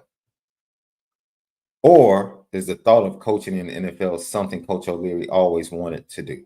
So I didn't quite get into this earlier when we were addressing the overall state of the game, but from what I'm told, and this is what I don't know if I said this earlier, but Sean, you and I have known for 2 years now that Chris O'Leary's always had an eye towards the NFL. Yeah. Which is fine. I mean, if that's your ultimate goal and in college is your stepping stone, there's nothing wrong with that. Yeah. Just like if your desire is to be a Division I coach, but you got to start at the Division III or FCS or Division II, so be it if that's your ultimate goal. So I think if there was no portal and there was no NIL, I think Chris O'Leary is one of those coaches that still goes pro. Yeah. I don't think that's the case for other guys. I don't think Jeff Hafley takes the Green Bay Packers job. I'm not saying he's right or wrong because every coach that uses this stuff as an excuse to go pro, some of them have a valid reason. Others are just like, you just don't want to work. And you never wanted to work. So I think, and that's not what is the case with Chris O'Leary. I'm talking about the guys complaining about it. I don't think Chris O'Leary's, you're not hearing Chris O'Leary saying, well, I'm leaving because I'm getting tired of all this. I just think he always wanted to kind of prove himself on that level. And that's what I think. And you know what? More power to him. I respect that. Because I'm trying to think of what to say this. You held up your end of the bargain at a very high level from a coaching standpoint. You helped make DJ Brown better and Kyle better and Xavier better and these guys better. You held up your end and an opportunity came for you to go chase your dream. Go for it. Because you did it after the season. Just like if Xavier would have made the decision to leave and when Kyle made his decision to leave and all, you know what? You held up your end of the bargain. If this is the choice you want to make and this is your dream, go for it. I have no issue with it, but I do think in his specific example, I do think more and more coaches are going to go pro because of all the craziness of college football. Mm-hmm. Not every coach that makes that jump is doing it because of that. I don't think Chris O'Leary, and I don't know Chris O'Leary personally. This is more of what people have told me about him. This was always something that we have heard was an ultimate goal of his. And that's why I think Notre Dame has and will act quickly when it comes to the change, because I think they've known, okay, when this happens, this is what we're going to do. Yeah. And I think also career protection is another reason. I'll take Hatley for instance. They tell you all the time, like, yo, you would much rather have I left for this job on your resume rather than I got fired or got let loose and then I had to find another job, right? So Jeff Hatley, looking at the Boston College situation where they knew the situation, they probably might keep him another season. He saved his job this year by taking him to a bowl game, because if he didn't do that, he's fired. He's fired. And he's going to lose a lot. But now the expectation is, right, you got to the bowl game, let's do it again. And he's like, you know what? Rather than going through that, let me just say, yo, I use this. The NFL wants me. I went and got that job because they came calling. And now if I want to set myself up for another position in college years down the line, it'll probably be a better coaching position if I can go to the NFL and be successful in that path. And I think a lot of Chip Kelly might have looked at that like, yo, hold on now. Because if this goes wrong at the beginning of this venture into the Big Ten, let me go reestablish myself as the offensive coordinator at Ohio State with all this talent. And now I'm set up to go get another job or maybe back to the NFL. It's definitely, some jockeying for your career and what you want to do and what your next steps are going to be taking place, because college can be in this landscape that we talked about. Expectations change, man. They just do. I think the easiest coach or the easiest job for a coach this year, just from expectation, is probably Mike Elko. Because the expectations are nowhere near what they were. The way Texas A&M went in NIL. Like, they expected a certain outcome for the simple fact that they spent a lot of money. Yeah. And had Jimbo. Sure.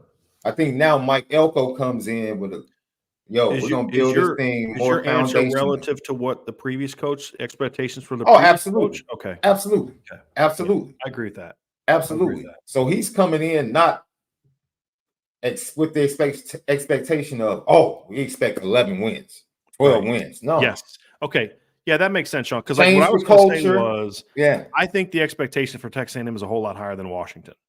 Just for the 24 team. But to your point, the expectation for Jedd Fisch are not going to be nearly as great as the expectations for what they were under Kalen DeBoer. Same with Mike Elko. I would actually still argue Washington just because how much they were gutted.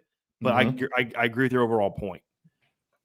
Of course, but if Jimbo would have stayed, like if Mike Elko goes 8-4 next year, you know what? Nice bounce back. You're building some. If Jimbo goes 8-4 next year, fired.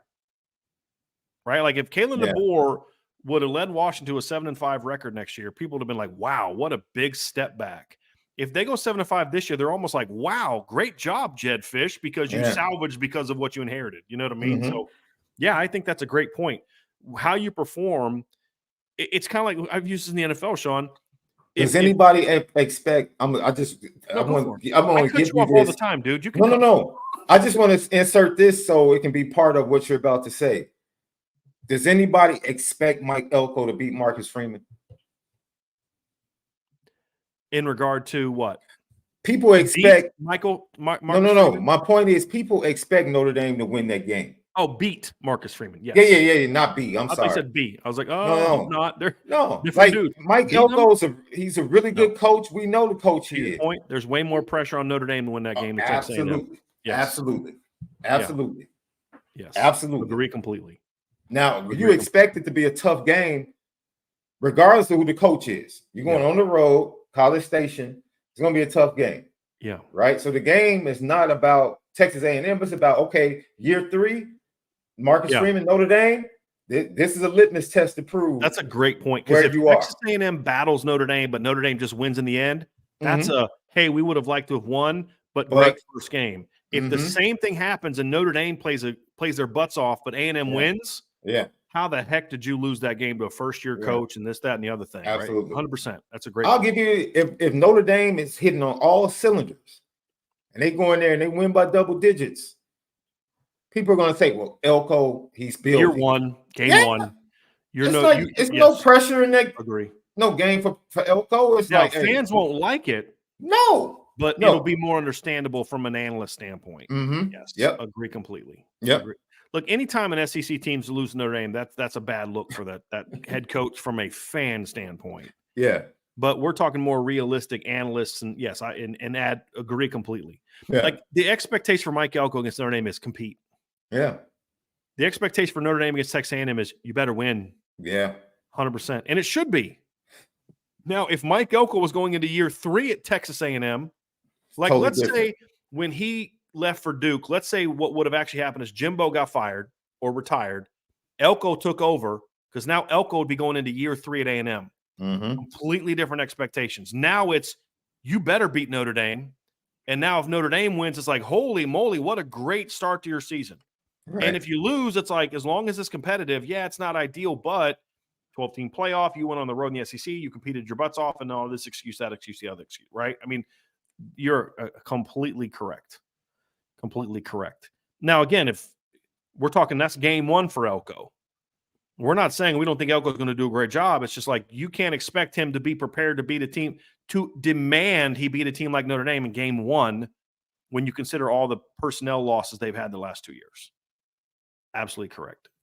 And the point I was going to make, Sean, was how you walk into a situation determines expectations. I've said this a million times.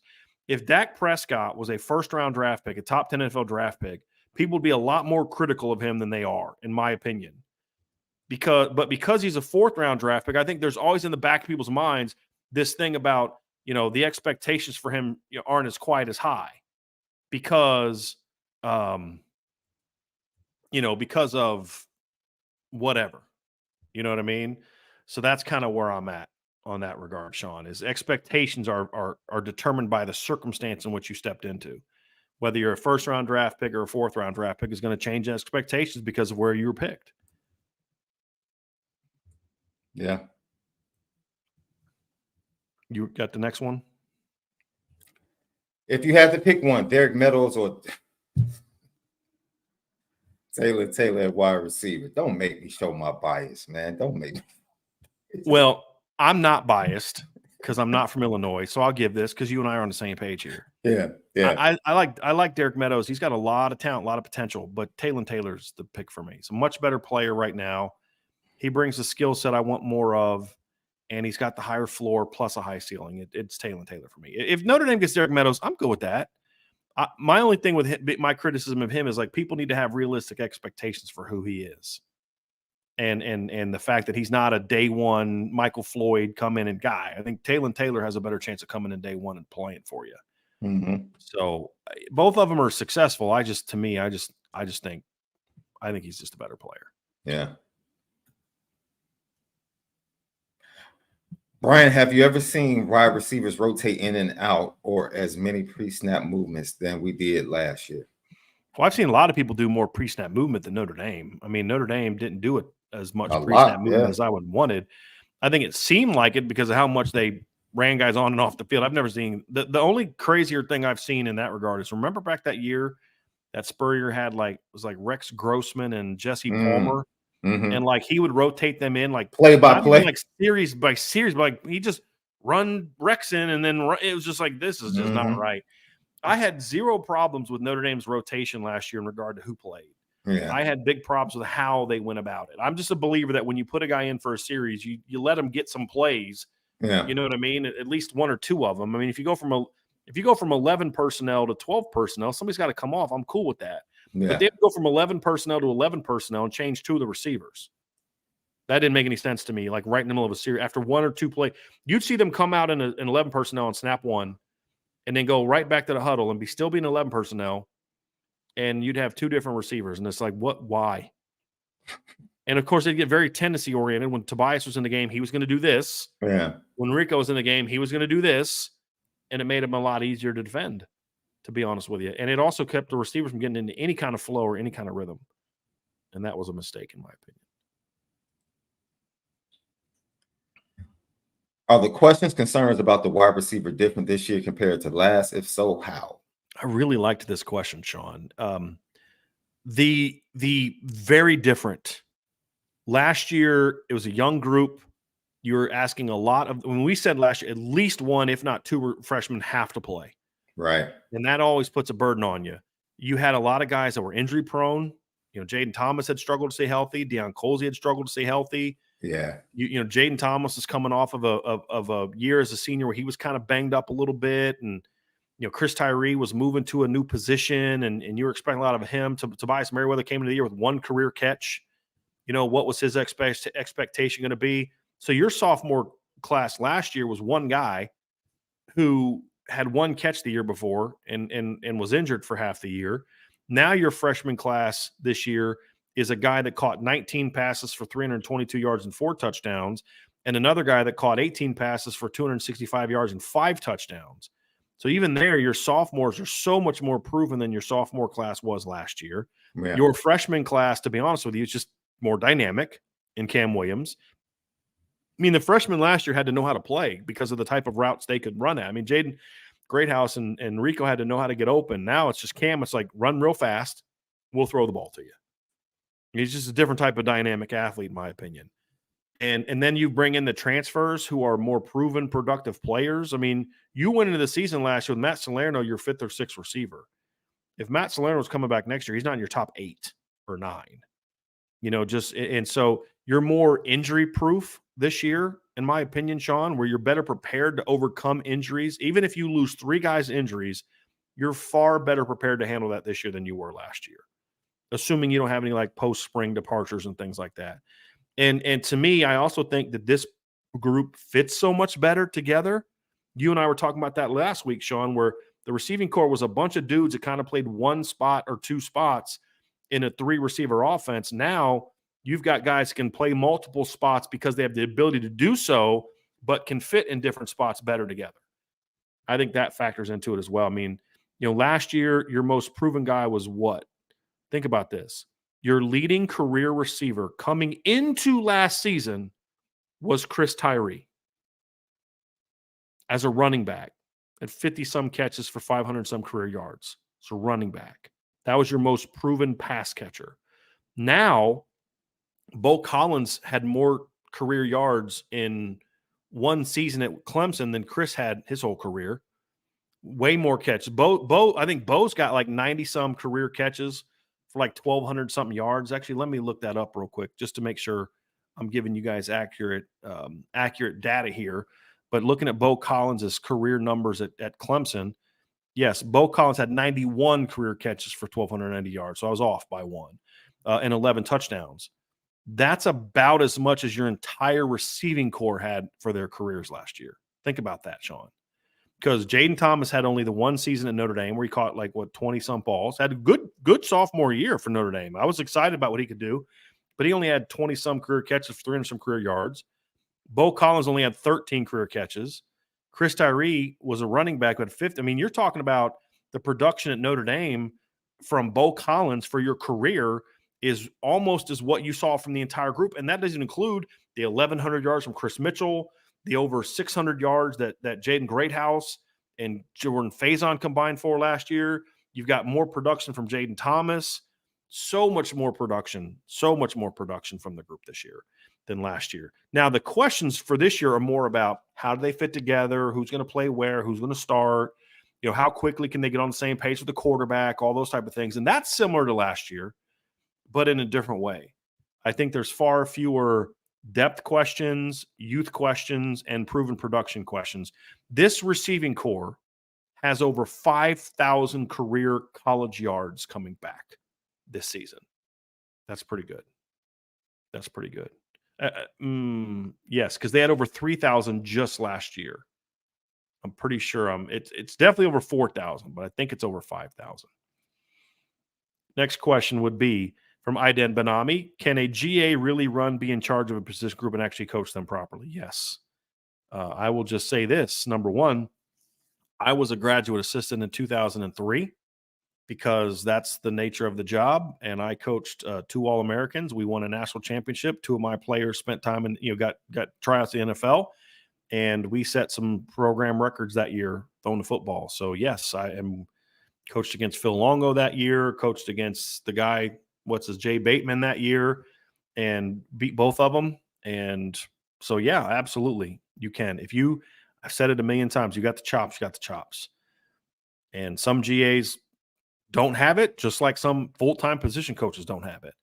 Some GAs have it. And the key is finding a guy that can be that. Max Bullough was a GA last year, did a great job coaching the linebackers. Chris O'Leary in 2020 was a GA at Notre Dame, did a great job coaching the Rovers, which is why he got the full-time job at Notre Dame. So yes, in theory, they can. It's like with anything. Just because you're a full-time coach doesn't mean you're a good coach. There's guys get hired to be head coaches that are not good coaches. That's why they fail. So they can, and the key is finding that guy. It doesn't mean that all GAs can.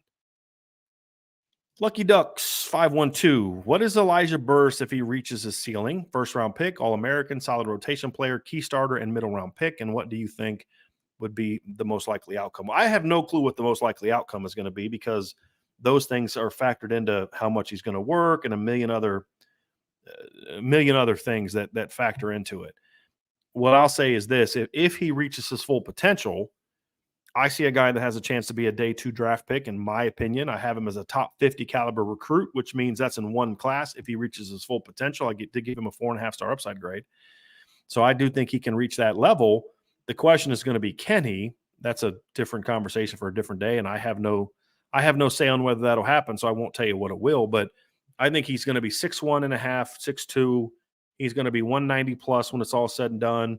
I think his speed is going to be in the low 5.45, if not high 4.4 range when it's all said and done at the very least. I think he's going to be an outstanding route runner. I think his ball skills are really good. I think he still is a work in progress in a lot of ways physically. And if his strength, the thing to me, there's 2 things that are going to determine whether Elijah Burris can become the player he's capable of to the full degree. Number 1, can he improve his strength to the point where he can be an every down receiver? And then number 2, just getting comfortable with from an experience production standpoint.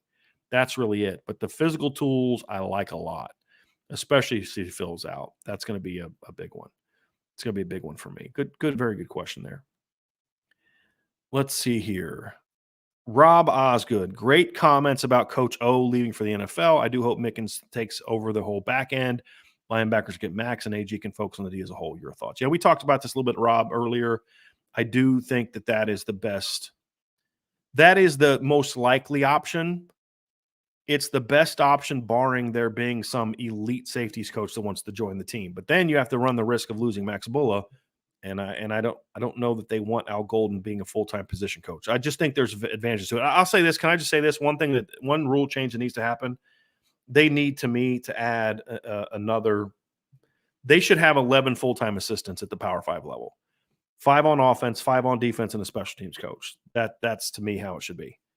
And then what that would allow you to do on defense is still have 4 position coaches, corners, safeties, linebackers, D-line, and have your D coordinator be more of a rover. Just like on offense, it's a little harder because you have more distinct positions, but it used to be where one coach could coach the whole secondary. But the way that the game has changed, safety and corners really kind of need a little bit more individual attention, in my opinion, in certain systems. And I think Notre Dame's is one of those to a degree. But like I said, there's other things they can do to kind of overcome that. All right. We had that question we've already answered. Real Estate 2024. Brian, how awesome was it having to watch Elway hand the Chiefs the Lombardi last night? Looked like he hated every second of it. I would imagine so. I mean, I would imagine so. I think Pat Mahomes does remind me a lot of John Elway. So I think great quarterbacks respect other great quarterbacks. But yeah, I think it was probably a little rough handing that Chiefs thing. I think Elway can kind of feel good about the fact that yes, he had to hand a trophy to him last night, but the Chiefs were not able to win Super Bowls when John Elway was still part of running the everyday thing for the most part. I think they did like what, one Super Bowl win when Elway was really running the team on the day-to-day. That would be what, 2019. But I mean, Elway's first title in 1997, they beat the Chiefs, Elvis Gerbach led Chiefs on the road that year and to get to the Super Bowl. So yeah, that was a big one. Joe Allen asks, what are the chances that Notre Dame lands Matty Augustine and Jack Lang? How huge would it be? Very slim. I think Notre Dame is going to land one of those and shut it down. That's kind of what I'm hearing. So I do not see them being a team going to 4 right now. That could change down the road, but right now the plan is for 3. I think their focus is going to be right now on other positions. That's where their focus is as of right now. Michael S., thank you for super chat. We already answered this earlier, Michael, but I did want to recognize your super chat, which I appreciate very much. Michael asks, what do you think of the new coaching setup with O'Leary departure, Mickens overstretched? I said that I don't think he's going to be overstretched. It's not just going to be him by himself doing all that. They'll have a structure where I think it'll make sense. Kevin Devon with a super chat. Thank you, Kevin. How hard is it to QB with a line all 6'6" to 6'8"? I don't think it's that hard. I mean, if you're 6'2", 6'3", I mean, you think about the Notre Dame quarterbacks. You got Kenny Minchie's about 6'2", CJ Carr's about 6'3", Deuce Knight 6'5". I mean, I had an offensive line my junior year of high school where it was my tackles were both 6'5". I was 6 foot, so that's no different for me than a 6'3" guy having a 6'8" offensive tackle. You're not looking through them very often. You're looking through passing lanes. That's the key. Is doing that. It's just not what I think there's this thought that you have to throw over 6'8" guys all day. You don't do that. And especially I'm throwing downfield, so I don't necessarily need that same lane, in my opinion. So I don't think it's as big of an issue. You ready to go? Okay. Favorite commercial from the game last night from T Guns. We were talking about this before the show, Sean, and you said you didn't watch a ton of the commercials, but then we started talking about them and you remembered a couple of them. But I had to go back and think about it. But a couple that I really liked, I thought the State Farm was with Arnold Schwarzenegger, where he kept saying neighbor. Like, Arnold, it's actually neighbor. And he goes, exactly. That's what I just said, neighbor. Just like it's written in the script. I thought those were really funny. And I thought the T-Mobile ones with Jason Momoa, like I lost it. Like it was funny. But when he grabbed the chicken wing and started singing into the chicken wing like it was a mic, I lost it. I was like, what is going on here? It was way better than the last Jason Momoa Super Bowl commercial. You remember that one where he takes off the muscles and stuff? I'm like, that was lame. Yeah. This one was hilarious, because he goes from like typical Jason Momoa character, like, that gruff, I don't care, I give 0 F's about the world. Yeah. All of a sudden they do that one thing and he like snaps back and you're like, uh-oh. And then he starts singing. It's just like, I was like, okay, this is really good. And when he grabbed that chicken wing and started singing the chicken wing, I lost it, dude. I thought that one was great. I thought the Beyonce one was pretty funny. That was pretty decent. The Budweiser one with the dog and the horses, that was sentimentally really good. Those are some of the ones just off the top of my head that I liked last night. There was a couple others. Like I thought the Sarah Vay commercial was kind of funny. Yeah. My wife didn't get it because she didn't know who Michael Cera was. And I'd explain it to her, and it's not funny when you have to explain it. But I thought it was funny. The Homes.com had like 5 different versions. There was a couple of them that were pretty funny. Like the one where the chick kept having to go to the barbershop and the salons and get like new things done. That was pretty funny. The football one was kind of stupid. Some of the others were kind of dumb. But like the one where they popped the big stupid champagne, like that was just stupid. Yeah. But the one where she kept having to go to get all these different hairstyles and stuff, that was hilarious. I thought that was really funny. Yeah. But overall, I mean, I actually thought this was one of the better years in recent years for just a lot of good ones for me. There was a couple that I disliked that I don't really care to get into because I don't care like having a religious conversation today or political conversations today. But overall, I thought there was some good stuff in the commercials last night. I did enjoy it. It was funny. I enjoyed it for my fat boy purposes. The Reese's commercial. Reese's. Oh, that one was great. Yeah. You talk about the thumbs up, thumbs down one. Then they lose it. They're like jumping out the window. It's like, no. That was awesome. That was really good. Yeah. We're changing the Reese's cup. No. Start tearing stuff up. We're going to put caramel on top. Ooh, good idea. We're only selling a few of them. Oh, no. Million of them. That one was really good. That's a good one. I forgot all about that one, Sean. See, you did watch more commercials than you thought you did last night. That was a good one. Certain ones just jumped out at me. Certain ones, because dude, the house was full of guests. So I'm talking like when it goes to commercial, and I'm not really paying attention, but certain ones would catch my eye. I remember the Reese's one. Definitely. There were some that we saw last night. The T-Mobile one and then the State Farm one might be those for me because I already forgot about the Reese's one. But there are just some commercials you watch Super Bowl that just remember. I still remember the one. I can't remember what beer it was, but it was a Cedric the Entertainer one. It was like kind of like a don't drink and drive one. He's got the keys. He starts jingling the keys. So like, hey, I'm driving. And so everybody's like, ooh, hey. So everybody like gets out there. They think it's like some new dance move. You remember that one? So everybody's like going like this with their shaking their keys. And he's like, no, I'm like, that one. That one was stuck with me. Like the frogs. You know what I mean? Remember the Budweiser frogs? Who forgets that one? There's just some that are funny, even though they got lame after a few years. There's some that just kind of stick with you, and it doesn't matter how many different ways they do the Clydesdale commercials. They all just hit. Like, I mean, every year almost they all hit. But I still remember the year they played football, the game of football with the Clydesdales. You remember that? That was a classic. That was great. It was great. And then, of course, the what's up, the what? They ran that for like 3 years, three straight Super Bowls. Yes, that was fantastic, and it was good. It was good. And what was the Office linebacker that was hitting everybody? Oh, Terry Tate. Terry Tate. That was a great one back in the day. The one last night of the rings, the guys that didn't win rings, was funny. Yeah. The other one that I thought was hilarious was the Ben Affleck one, and I did not think I was going to like that because I'm not a big fan of J-Lo. Or I don't dislike him, but I just, I'm like, Ben Affleck's good when Matt Damon's in a movie with him. You know what I mean? Like, I just did. That was hilarious.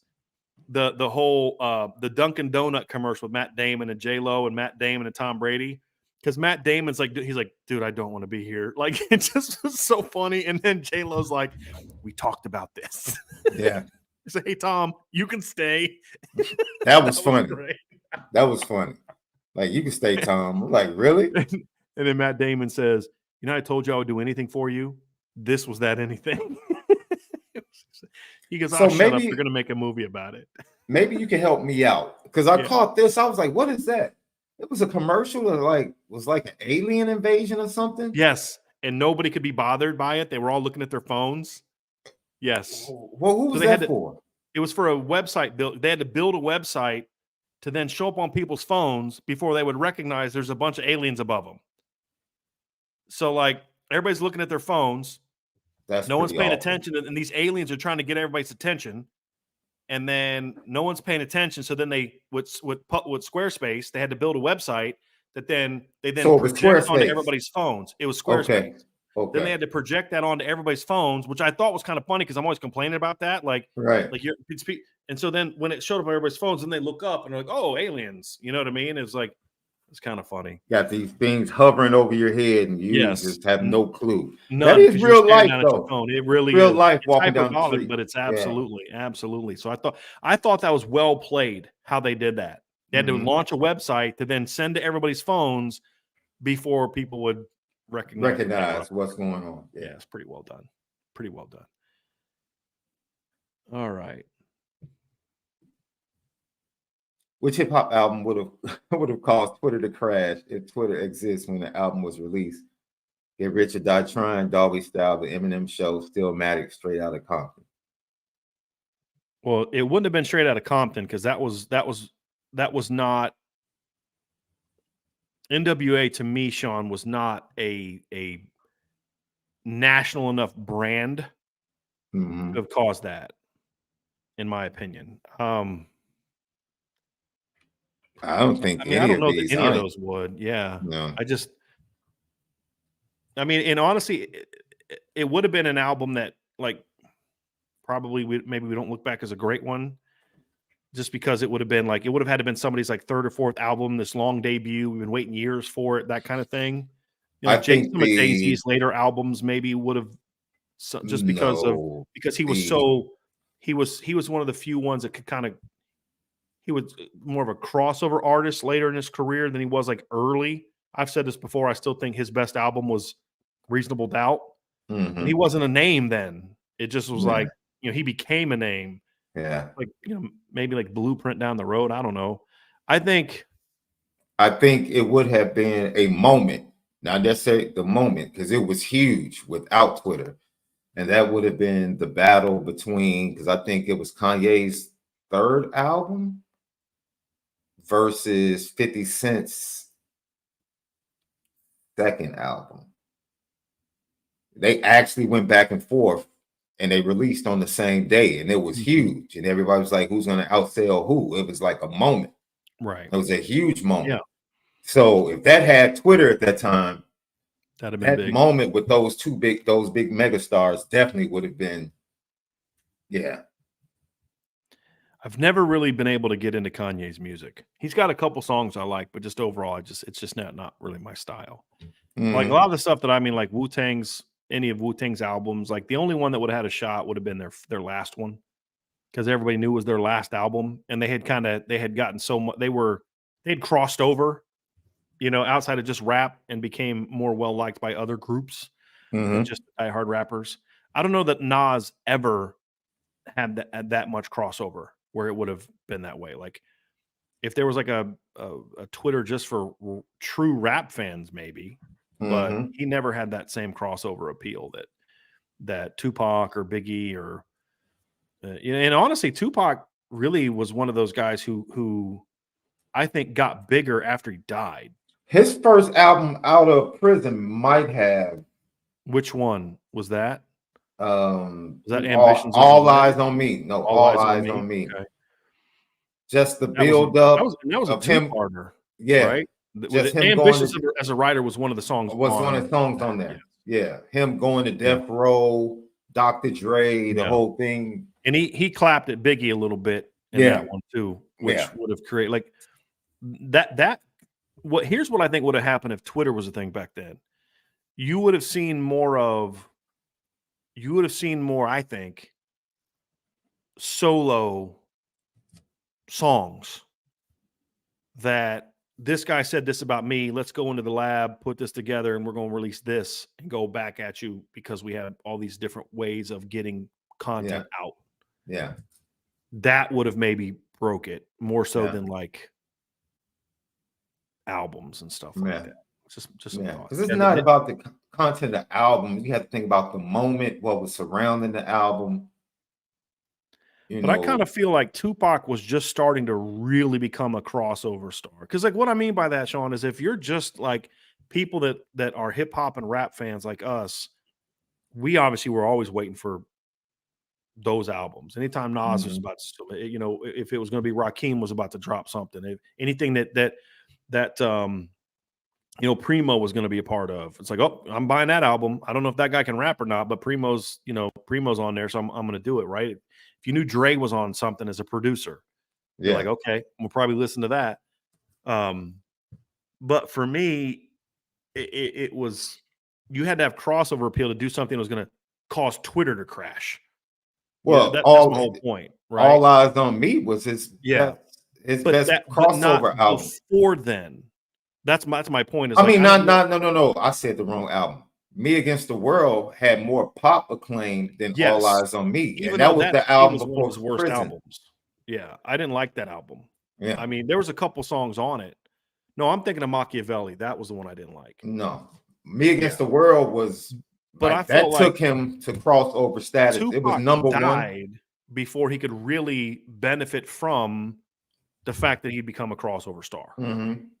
Right. That's the way I look at it. Same thing with Big. I mean, I think his Ready to Die album, if he would have been able to do one more, then I think that next one would have gone off. Yeah. Because that Ready to Die album is the one that really put him on the mainstream. You know what I mean? So I mean, Life After Death. That was the second. What did I say? He said Ready to Die was the first. Yes, Life After Death is the two CD one. Yes, correct.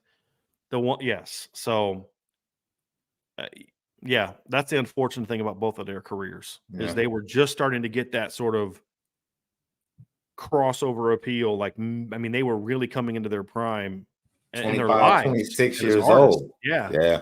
And you just wonder, like, man, what these guys have been able to do. So it's interesting. It's good non-football question. See, Tommy Guns, we do answer some non-football questions, including one of yours. All right, here we go. Sean and Brian, I know it's a bit early, but what do you think B. Mo has to work on to be drafted in the first round of next year's draft, assuming he isn't already expected to be a first round? Well, I would imagine most people are going to be projecting him as a first rounder because he's a great cover guy. Number one, got to get stronger. Yep. right? I mean, he's got to continue to get stronger, which he's also a sophomore, so you expect that. That's got to manifest itself in two ways. Number one is you got to be a little bit more physical down the field. I mean, there's a reason Bo Collins gave him a little bit of issues in that game last year because Bo could kind of just out physical him a little bit. So you got to do that. Where Marvin Harrison's not really a physical receiver, or at least he hasn't played like it against Notre Dame. It was more about just speed and running, and Ben can run with you. He can open and run with you. And then he's got to make sure he's getting back to, I think sometimes he gets a little bit too grabby, Sean, in coverage. He's got to work better about that. And then he's got to get back to being a better tackler, to me. So I think those are all things that he's going to have to work on, in my opinion. Small things, and then he's going to have to go to the combine and run a good time to kind of confirm. I think he will. Yeah. Confirm what? Same process as ever, because he's not just like that top 10 pick defensive back. He's gonna have to affirm and confirm some things on film. Right now, he's a late first round guy, I would guess. The question is, will those things allow him to vault himself into more of the upper echelon of the first round? Right. It's like, I think right now people are going to start projecting Will Johnson as like a top 10 to 12 pick because he's so much more physically imposing. Right. But I think Benjamin's production has been just as good as a cover guy. Yeah. But he brings Will brings a little bit more to the table as an all-around game. And Ben was actually a pretty good all-around player. Like Ben was a better cover guy this year than he was as a freshman. He wasn't as good in the run game this year as he was, in my opinion, as a freshman, which is odd. And his film against Marvin Harrison was better than Will Johnson's, in my opinion. By far. Yeah. By both years. Both years. Yeah. Yes. 100%. 100%. Let's see here. Here we go. Devil's advocate, with new teams added to the Big Ten and SEC, how great would it be that Michigan, funny, you can't even put them in there, and Bama missed first expanded playoffs. I could see at least 3 losses for Michigan, Bama 2 or more. We both dig that, John. Michigan for sure. I don't think is a playoff team next year. And honestly, I don't know that Michigan would have been a playoff team this year if Harbaugh stayed.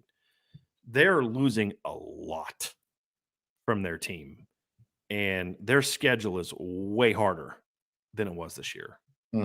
They've got Texas at home, USC at home, at Washington, Oregon at home, at Ohio State. That doesn't even include games like Fresno, at Illinois. Like, that's not going to be a cakewalk. Jonathan Smith now at Michigan State. And then you've got the Big Ten title game, which is going to not be for Ohio State and Michigan, the Big Ten title game was a gimme W in the past. Now it's not, because you may have to play against each other again. You may have to play against Oregon again. So to me, they would be, so I just said this 5, Sean. It's Texas, USC, Washington, Oregon, Ohio State. If they go 3-2 against that and don't have an upset against an Illinois team like that, Sharon Moore should be up for Coach of the Year award. I just don't think that's going to happen because of how much they lost and how hard their schedule is going to be. And they lost a lot of the coaching staff that established the culture that made them as good as they are. And I don't love the Wink Martindale hire either as a D coordinator. I really don't. So what do you think, Sean? I mean, Bama's a little different, but just first of all with Michigan, I mean, I'll be shocked if Michigan's a player. I'll learn a lot. Shot at Michigan. They're losing a ton, dude. I think Michigan, they lose a ton offensively. Michigan, if you watch their defense, first of all, their back end is going to be ridiculous. Could be. Yeah, Will Johnson, both safeties come back. I love Page back there. Their defensive backs are going to be I don't like their safeties quite as much as you do against the schedule they're going to play. I like their safeties with the front 7 they have. Sure. See, that's the thing. And now, who's the guy? Because they don't have mentor. So now this is going to come down to coaching. Because I know the players can produce. And they don't have Clinkscale either now, coaching the secondary. Right. So what are they going to be asked to do? That's going to be the difference. But if the defense can play at the same level, who's going to beat them? They got Texas in the big house. Which I think Texas can absolutely beat them. Yeah, but Texas now, look at what they're missing on their defensive line. Right. They got to replace 2 big hogs on the defensive line. The thing is, Texas offense stacks up better against the really good Michigan defense than the Michigan offense is going to stack up against what. I mean, yes, Texas lost some guys, but they have a lot coming back too. But you already know what Michigan's going to do with Sharon Moore. They're running the ball. They're going to do exactly. You're not going to me, you can't beat Texas the way Texas is going to be next year, scoring 20 like you could Bama. You know what I mean? That. I just don't think you can. We don't know that. Playing in the big house is playing in the big house with all they lost going to be any tougher than going to Tuscaloosa and hanging over 30 against Alabama last year? I don't think that it is. But that was a totally different. They wouldn't have, if they had played Alabama late in the year, they wouldn't have hung 30 on them. That was a totally different Alabama team. I don't agree with that. And it's not because of the defense. Yeah. It's because the offense was different. And you get less possessions because they're running the ball and they're keeping you off the field. That's a totally different game. I don't think Alabama's offense was any different later in the year. I've never understood this. No, I said they were a different team. Yes, I don't think the Alabama offense was any better in week 10, 11, 12, and 13 than they were in week 2 against Texas. That's my point. Okay, I don't think they were a different team. They took advantage of Caleb Downs in his first college game for big plays. Sure. Georgia tried that in the SEC championship game. He's a totally different player. Georgia didn't have the receivers that they had, though. But do you agree he's a totally different player? By game 9 and 10. I don't say he was better. That's my point. Totally better. Yeah, but that's one guy. That's my point. I just think when you look at the results, I get what you're saying, Sean, about that. But to me, like when you look at the results, I watch Alabama's offense and I'm like, they weren't any better against Georgia than they were against Texas A&M or Ole Miss or anybody else who played earlier in the year on offense. I mean, their offense wasn't very good against Tennessee. Their offense wasn't very good against Arkansas. Their offense wasn't very good against Auburn. They should have lost that game to Auburn. The offense had some good moments against Georgia, but they had barely 300 yards. Their defense set them up. To me, when I look at Michigan, I understand what you're saying. They're good. I just don't know that week after week they're going to be able to hold up the way that they did last year when they really weren't challenged until late in the year. Ohio State challenges them. And then they get a month off before they got to play somebody else. And they really only played 2 teams all year that could remotely throw the football, in my opinion. And they did well in those 2 games. But this year, you're going to have to face that a lot more than you did last year. And that's kind of where I'm coming from. I just don't know that they have the ability to defend the throwing. I mean, you don't have Mike Sanderstall. He was huge for them against Washington. You're not going to have him next year. You lose your other corner next year, right? So it's going to be a little easier to avoid Will Johnson this year and do damage than it was. Like, you avoid him this year, you got to deal with Mike Sainristil or whatever. But you have to give Michigan the same respect you give Mike Mickens, because the one thing Michigan has done in the last 5 years is produce safeties. But it's not the same coach. No, but if Mike Mickens left, my point is the recruits are there.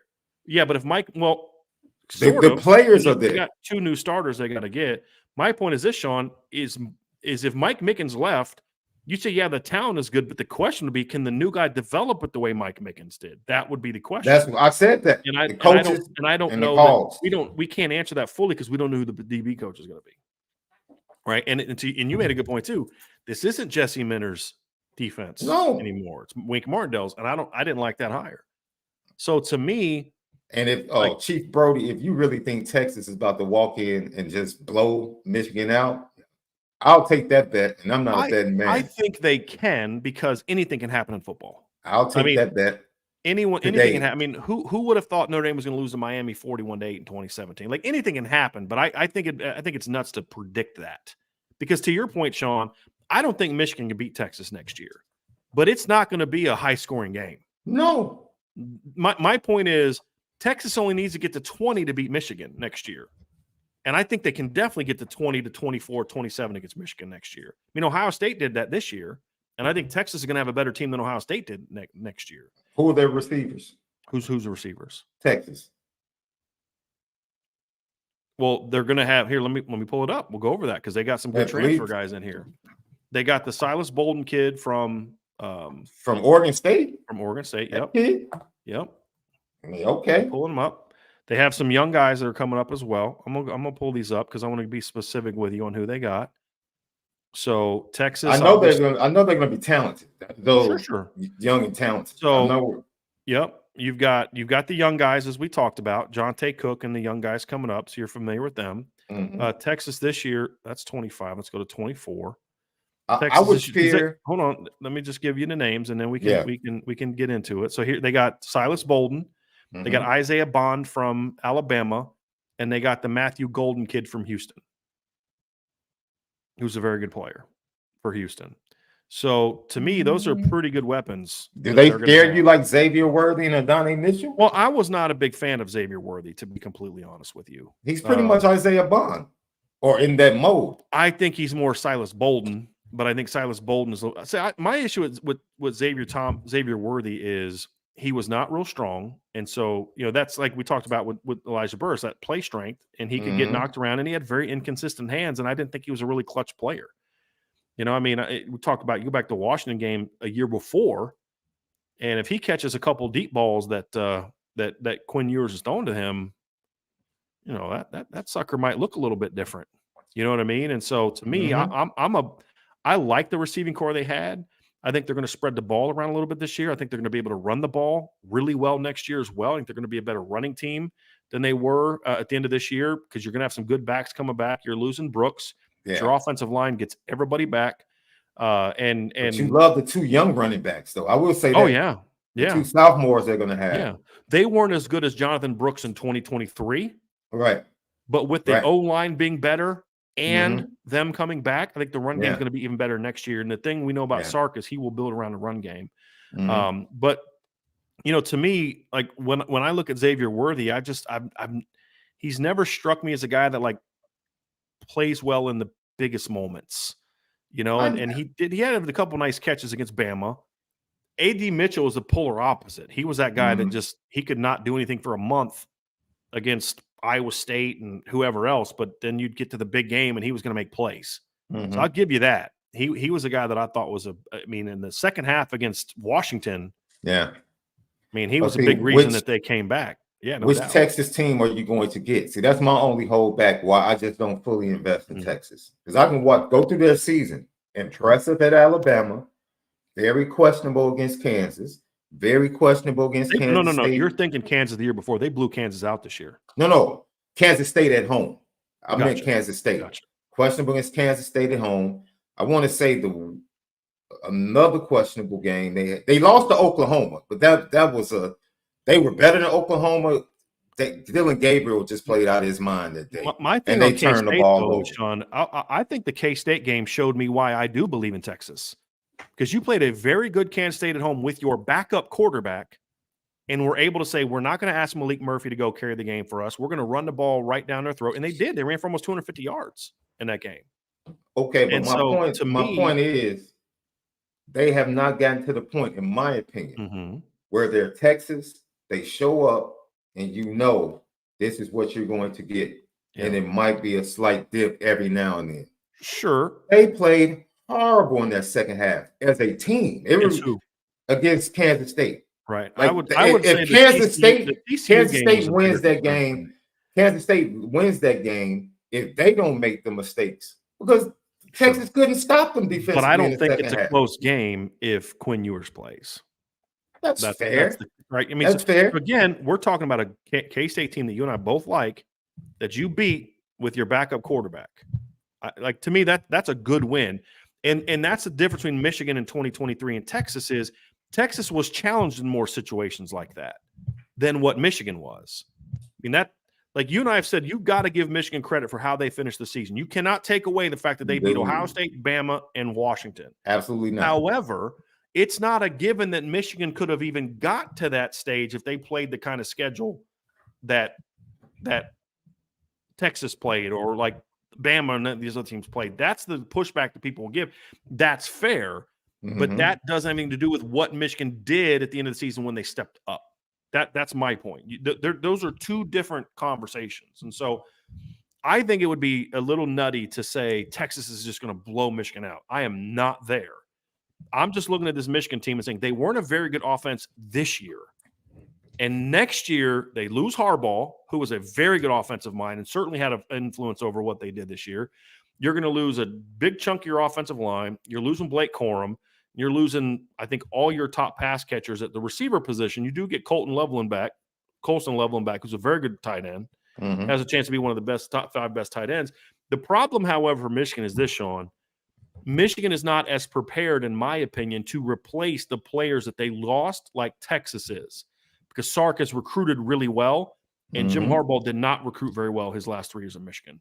That's another factor too why I'm not a believer in Michigan. And the guys that were responsible for doing a lot of the developing aren't there anymore. And that's the other pushback that I have for Michigan. I do think it'll be a good game, though. I don't think anybody's going to walk in the big house and expect to blow Michigan out. I just don't think Michigan's going to have the ability to score enough to win games next year, and they're going to be challenged. I don't know that they're going to have the depth either. They're losing like 40 guys from their team this year, Sean. Like that's They had a just lot of seniors. crazy. Yeah. They had a And I lot of don't know that they're seniors. going to have the depth from a recruiting standpoint to just replace those guys. All I'm saying is they played a lot of sophomores, especially defensively. Spots. Their defensive front is going to be very good Yes. next year, no doubt. I'm just saying we've seen teams lose 4 games with very good defensive fronts, right? Like they're not losing to Illinois. I saw somebody in the chat. I'm in Illinois. They're not losing to Illinois. I mean, they almost lost to Illinois 2 years ago. Yeah, Illinois, they had a stacked team. At Michigan. Yeah, we'll see. Illinois had a stacked team. This year, we don't have a quarterback. The offensive line is gutted. We lost. I also don't know that they're going to have. linemen. Yeah, I'm not a big fan of JJ McCarthy, but the one thing he could do is when things broke down, he could go make plays. Oh, I don't have a clue. I don't have a clue. I mean, if Alex Orji's their quarterback, yeah, he can run, but are you going to be worried at all about him throwing the ball on you? Who else? Who else? Jaden Davis. Oh, the freshman. He's not even that good, in my opinion. I don't know who their quarterback's going to be. That's the other thing really too. Small. That's like a small quarterback and a big, huge quarterback. Yeah, 2 very different styles of play too, man. One's like basically a single wing running back playing quarterback. And I hear, he's got a big arm. Like, yeah, so did you. It's the same crap we heard you Michigan fans talking about with Joe Milton. Mm-hmm. So I think they're just it's going to be a tough spot for them this year. There's no, people just think. See, I just believe in culture, dude. You can fall off, but that 4 or 5 loss stuff, it's like, dude. Yeah, but you're asking a lot of 5. I'm not asking in the Big Ten. I'm not is too much, but 4 is certainly doable when you consider the fact that they have to play Texas out of conference, USC in conference. You have to play Oregon in conference, Washington in conference, and Ohio State in conference. So if you had to choose who's going to win the trenches between USC and Michigan in that game, who would you choose? I mean, of course, Michigan's going to win the trenches. Dude, but that's not the only. I mean, that's not the only thing that goes in the game. So I mean, if you're winning the trenches, it's a very important part of it. But again, if you're USC, you don't have to score 40 to beat Michigan next year, Sean. That's the whole point of this. And you're going to have plenty of talent on offense to go. And I actually think this is going to be an RTCF show, Sean. The fact that I think USC's offense is going to be better next year without Caleb Williams, not because of Caleb Williams, but without Caleb Williams, because it's going to force it's going to force Lincoln Riley to go back. I think Lincoln Riley put Caleb Williams in too many you have to be Superman situations this year. That's was on fair. Lincoln Riley. That's fair. You don't have that anymore. It's going to make him go back to where he was at Oklahoma, which is you got to scheme and call plays. You mean run the ball to your playmakers? Exactly. And so getting Zechariah Branch in year 2 and Deuce Robinson and some of those guys, I actually think they're going to be a better offense this year than they were last year without Caleb Williams. Not because Caleb Williams is gone. I'm not doing that crap. But you kind of saw it in the bowl game. That's an asterisk because, again, Louisville was missing a ton of dudes from that game. But you saw Sark go back to – or not Sark, but you saw Lincoln Riley go back to, I can't just put the cape on this kid and ask him to carry everything. I got to do my part too. Protecting him, run the ball, call screen game, move the pocket, do things to scheme guys open. Like, how many times do we see guys running wide open for USC in that game that we rarely saw in the regular season against good teams? Why? Because they weren't doing the same stuff to set that up. You weren't really worried about them running the football this year, even though they had Marshawn Lloyd and Austin Jones, because they didn't really try to run the football. Mm-hmm. And they came out against Notre Dame, and when they didn't even try to run the ball, they beat Notre Dame the year before because of the run game, not because of Caleb Williams. Facts. Because the run game made it so much harder to defend Caleb Williams. They took the pressure off him. This year, he came out and was like, let me just go guarantee this kid a second Heisman by playing, putting up by doing Superman stuff. And that, to me, hurt Caleb. And you look at USC's last 3 games of the year, for example, they ran 73, 3, and 71 yards. Like that's just not going to get it done. But I just feel like that's a potential for them next year. But of course, with USC, same question: who's their quarterback going to be? I don't know the answer to that. But I'm a lot more confident that Miller Moss or the kid that transferred in from UNLV are going to be able to make plays than whoever the heck Michigan's quarterback is going to be. Because yes, trenches matter, but what's the other position in college football that matters a ton? Quarterback, and you couldn't even name more than one guy for Michigan. But the only formidable quarterback they face is Clint Ewers. You don't know about any of the other quarterbacks, though. You don't know how that quarterback is going to be at Ohio State. You don't know. Wasn't he the quarterback that did what you talked about to ripped up Texas last year? He was the quarterback for that game, wasn't he? Yeah. And we know what the baseline is. We know that Texas secondary was suspect. Oh, very suspect. All year. Very suspect. So, I mean, that's with a grain of salt. And they had a suspect offense, a suspect secondary that took them all the way to the college football playoff because they could outscore people. And when they face the offense that could actually throw the ball. I don't think Texas is going to be a playoff team this year. I don't. Really? Huh? You don't think they're going to make it to the playoff? No, 4-team. I'm talking about if it was a 4-team. Okay. If it was a 4-team. Okay. I don't think they're making the playoff this year if it's a 4-team playoff because I think their schedule is going to be harder to where they wouldn't be able to do what they did last year. But to me, to go out there and be a 11-1, 10-2 team, if you're 10-2 in the SEC, you're in the college football playoff, in my opinion. I think they can because this year the margin for error is going to be greater because it's a 12-team playoff. I think Texas last year against Texas this year, to me, you're going to have more losses. Mm-hmm. But the specific matchup against Michigan, I don't see that being an issue because teams in the SEC will be able to score on Texas to exploit what you're talking about. Yes, they have a secondary that's shaky. Who at Michigan is going to be able to exploit that at quarterback or wide receiver? That's okay, my opinion. Now we're being disingenuous. They had a freshman outrun Alabama for a touchdown to Rose Bowl. We acting like Michigan just doesn't have talent. I didn't say talent. Who? No, I'm saying we act like they just have the Samaj Morgan was like their third option at receiver as a true freshman. Okay, and a great he's going to be what returner. Roman Wilson was last year. He was the same thing Roman Wilson was as a freshman in the offense. You think he's not going to get better like Roman Wilson did? Hold on. I'm not. First of all, I'm not being disingenuous. Y'all sound real disrespectful Sean, now. Like they just didn't have. You can disagree with me all you want, but it's not disingenuous. I think you know me well enough to know that I'm giving you my opinion. It's what I believe. It's not being disingenuous. I'm talking about some people in the chat. Okay. Being disrespectful, talking about who's going to catch the ball. They just had a freshman receiver. First of all, I just talked about their tight end. We're going to have one of the best tight ends in college football next year. Right. But with all due respect, just because a guy was good in a complementary role where no one's focusing on him doesn't mean you're going to step up and be the number one guy. Exactly. But that was the same path Roman Wilson took. We're talking about path. But we're talking about a matchup against Texas. That's where this whole conversation is coming. That's week 2. So you think in week 2, some Samaj Morgan or what's the kid's name from Illinois that played for them this year, that Notre Dame recruited? I'm drawing a blank here, Sean. You know what I'm talking about. The kid that went to Nazareth Park or oh gosh, this is going to bother me. A wide receiver? You talking about JJ? And the JJ went to Nat. You talking about a wide receiver? No.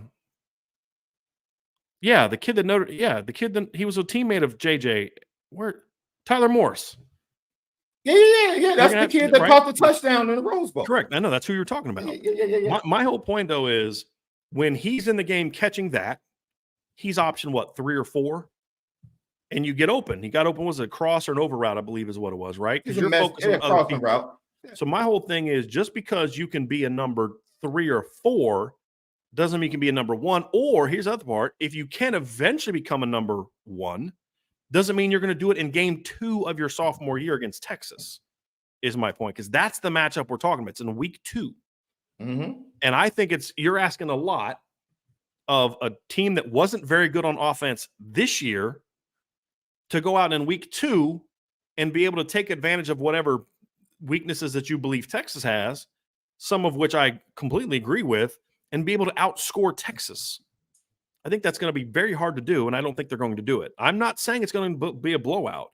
But if you look on paper, I don't think it's close between those two teams, in my opinion, because Texas is, to me, going to be better in the areas where they're weaker than Michigan is going to be. Again, the most important position in the game of football is quarterback. And most people can't even name more than one quarterback on Michigan's roster. Right. And the kid they have is I mean, they put him in there to basically do what Tyler Buckner did, but he's not even the thrower Tyler Buckner was in high school. Right. That's my concern with Michigan next year. The schedule is going to be very hard. Do I think that they're going to take a step back and continue to suck for no, I think they're going to take a step back this year, be a 4-loss team because the schedule's hard, and then keep building back to it. That's going to happen sometimes because the thing that Sherrone Moore is stepping into is, and this has to be appreciated. Otherwise, you're going to just think the guy can't coach. Is he stepping into a situation where their head coach already did not recruit for 3 years, basically. They're recruiting like they get a kid here, get a kid there, but top to bottom, their recruiting was not very good the last 2-3 years at very important positions. Quarterback being one of them. Receiver, one of the best receivers they recruited, transferred out. Darius Clemens, he's not going to be there. Right. And then when you look at how ramped up the schedule is, where the difference with Sark in Texas is he has recruited at a very high level since he's been there. So, yes, they're going to lose this guy, they're going to lose that guy, but you're in a better position. It's like what we talked about in the bowl game against Oregon State. Yeah, I know Notre Dame lost this guy and Oregon State lost that guy, but Joe Walt leaving is not the same as the right tackle for Oregon State leaving. Because Notre Dame is putting in a guy like Charles Jackson. That's where I'm coming from with Texas and Michigan. I'm not saying Michigan's going to suck and Sherrone Moore's never going to win and they got no dudes, but they've got some glaring weaknesses at some very important positions against a very tough schedule. Because the whole thing about their schedule too, Sean, is you may say, hey, they're not going to lose to Alabama. They're not going to lose to Illinois. And they're not going to lose to this team. They're not going to lose that team. But the difference in their schedule this year compared to last year is the fact that every week you're playing week after week after week a better team. I mean, just the first your 3 of your first 4 games alone, right? And even if USC is just an 8-4, 9-3 team, it's still better than what you've played most of last year. But you're playing Fresno in the opener. That's a good football team that won 9 games last year. You're playing a college football playoff team in week 2. You're playing USC in game 4. You're playing where I lost the schedule. The stupid advertisement just popped up. You've got Minnesota in game 5. They're going to beat Minnesota at home, but it's going to be a physical game. You got to go to Washington the next week. They should beat Washington, but that's not an easy game. Then you're going at Illinois. That's going to be a game where, again, do they have Devin Witherspoon and do they have Newton and the Brown kid at safety? No, they don't have that, but they're a competitive team. They're going to battle you. Then the week after that, you've got to play Michigan State, who is going to be a much better coach team this year than it was last year, in my opinion. You're going to have a very good young quarterback in Aaron Childs stepping into that lineup where their quarterback last year was awful. Then you've got to go at Indiana. That's Northwestern at home. Again, they're going to beat Northwestern at home, but it's going to be a battle. Yeah. And then you got to go to Ohio State. So to me, it's that consistency of they may surprise us and beat USC or beat Oregon, but then lose to Illinois or, because it's hard to step up every single week when you don't have the depth. And that's going to be the biggest thing for Michigan this year. They had great depth in 2023. They're going to have very mediocre depth in 2024. So let's say Morgan does step up and play well. But what if he goes down? What if they play a team that can match up corner-wise? Do they have the other pieces? That's where I think Michigan's going to struggle. And they say, well, you lost Blake Corum. You still have Donovan Edwards. Yeah, but last year you had Blake Corum and Donovan Edwards. Has Donovan Edwards ever proven he can be the guy week after week after week after week? He can't improve because they healthy. Exactly. And that's what Sherrone Moore's walking into, is he is not going to have the depth. You can talk about culture all you want, and that's totally fine. And I think he's going to be able to continue the culture of that Jim Harbaugh established, because I think Sherrone was a part of establishing that culture. Like we've talked about this before. Jim Harbaugh was responsible for building the culture at Stanford. But part of the culture was the coaches he hired that could carry that out. David Shaw being a perfect example, right? The difference is that Sherrone Moore is not inheriting the final year of Andrew Luck like David Shaw did. And Stanford wasn't gutted the year after Jim Harbaugh left the way that Michigan is. And to me, that's the difference. That is just not a good roster top to bottom when it comes to being a playoff or conference title contending team. Do I think if they're worse than 8-4, I'll be surprised, a little surprised. No, But I do think 8-4 is where I see them. Never said they were going to be contending for a conference championship. But I don't see 4 or 5 losses. That's me. 5 I don't. 4 I do. 4 I do. And dude, Miller Moss doesn't scare me. Miller Moss, Steve Angeli played a good game. I think he was being sarcastic with that comment. Oh, I was like, please don't say Miller Moss. I know he doesn't scare me as a Notre Dame fan. I know that. No, I think, again, the difference between Miller Moss against Michigan and Miller Moss against Notre Dame is Notre Dame should be able to score pretty. No, I'm just saying Miller Moss had a good game against a depleted Louisville team. Steve Angeli had a good game against a depleted Oregon State team. That's equal footing. I don't even know if he's gonna be their starter. I think that was sarcasm from Chief Brody, though. Right. Dude. But my thing is it's the week who after did they bring week in? week. The kid from UNLV. You're right. You're right. Yeah. So those two will battle. I don't know which one of them is going to start, but I just don't see it with me. And I think losing Zach Zinner and they're going to get some portal guys. I think Hinton's coming back next year. He was banged up this year, so that'll help. I just don't think they have. That roster just has a lot of major holes. And like they lose Sanders Still and Josh Wallace, I don't think that they've recruited well enough to just immediately replace it. I do think their safeties are going to be very good against certain teams, but my big concern with their safeties is I don't know that they're going to be able to really thrive against some of the better throwing teams, in my opinion, this season. That would be my biggest concern. But that's like any other matchup. Sure. Right? Against throwing teams, if they don't have time to throw, that helps everybody. But you can't. Your pass rushing. This goes back to the difference in schedule between 23 and 24. In 23, you only had to be up 3 times. I mean, we saw this with Notre Dame. There were times this year where Notre Dame's defense just took games over, and there were times when Louisville they weren't bad, but they weren't good, and it hurt you. When you play a schedule where you have to be up week after week after week, those weeks where your D-line wasn't there this year, you were playing somebody that you could literally just sleepwalk through for the most part for the Michigan schedule early. And that's a thing for me, Sean. It's just that week after week challenge. Let's get to a couple more here before we get out of here. Here's a basketball question for you, Sean. Is that say 357? Oh, yeah, it's 357. Gosh. Yeah. Well, we've had 2 topics that took up about half of that. That's the most intense I've ever seen you get on the show, man. Defending Michigan. That's man, because I'm dude. I'm a huge Notre Dame fan, but I'm not. I was pissed. I'm not going to be disrespectful because I thought you were calling me disingenuous and No. When people get hyperbolic in the chat, it's like, come on, man. They don't have any talent. Like, come on. They'll have some very good talented spots. I mean, there's a couple of linemen if they jumped into the pot. If they jumped to the portal, I'd want to go get for sure. Is Coach Ivey asking too much from a true freshman? This team seems one-dimensional to me. Brian, this is a conversation we have all the time on the phone as well, bro. And I talked about this the other day on the mailbag too, Sean. It's like, I think people have to understand you're having to do certain things out of necessity. Mm-hmm. If Olivia Miles was healthy and Anna DeWolf missed half the year, I mean, you saw what she did against Florida State the other day. She just only played half the game so far this year. Yeah. Sonia Cintron missed a month of the season. You're missing one of your transfer bigs hasn't played almost all year because she's hurt. Like they only have a 7-person bench because they only have 7 healthy players. Cass Prosper's been out for over a month. Yeah. Like the thing is if you had a healthy team, you'd see a different looking team. She might only be scoring 18, 19 points a game and be averaging 12 assists per game. Right? I mean, so I just think they're one-dimensional to a degree. I don't think they're one-dimensional because Maddie Westfeld's a very big part of that offense. But I think that they've had to rely on her more because who else are you going to rely on? I mean, there was a stretch this season, Sean, where they were playing games without Sonia Cintron, without Cass Prosper, without Anna DeWolf, without Olivia Miles.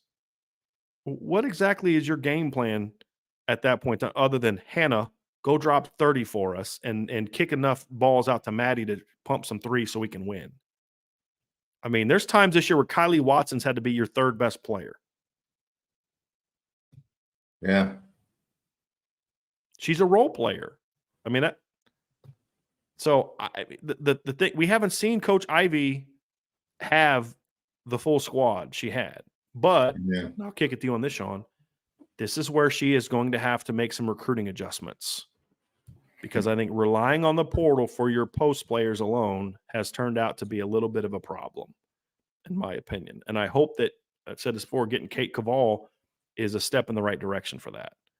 But that's the one thing I think you and I definitely agree on, is she's going to have to do a better job building legitimate post players if she's going to compete for championships. Guard play is not a problem. You have to be able to recruit and supplement with the portal if you're going to have the depth that wins championships.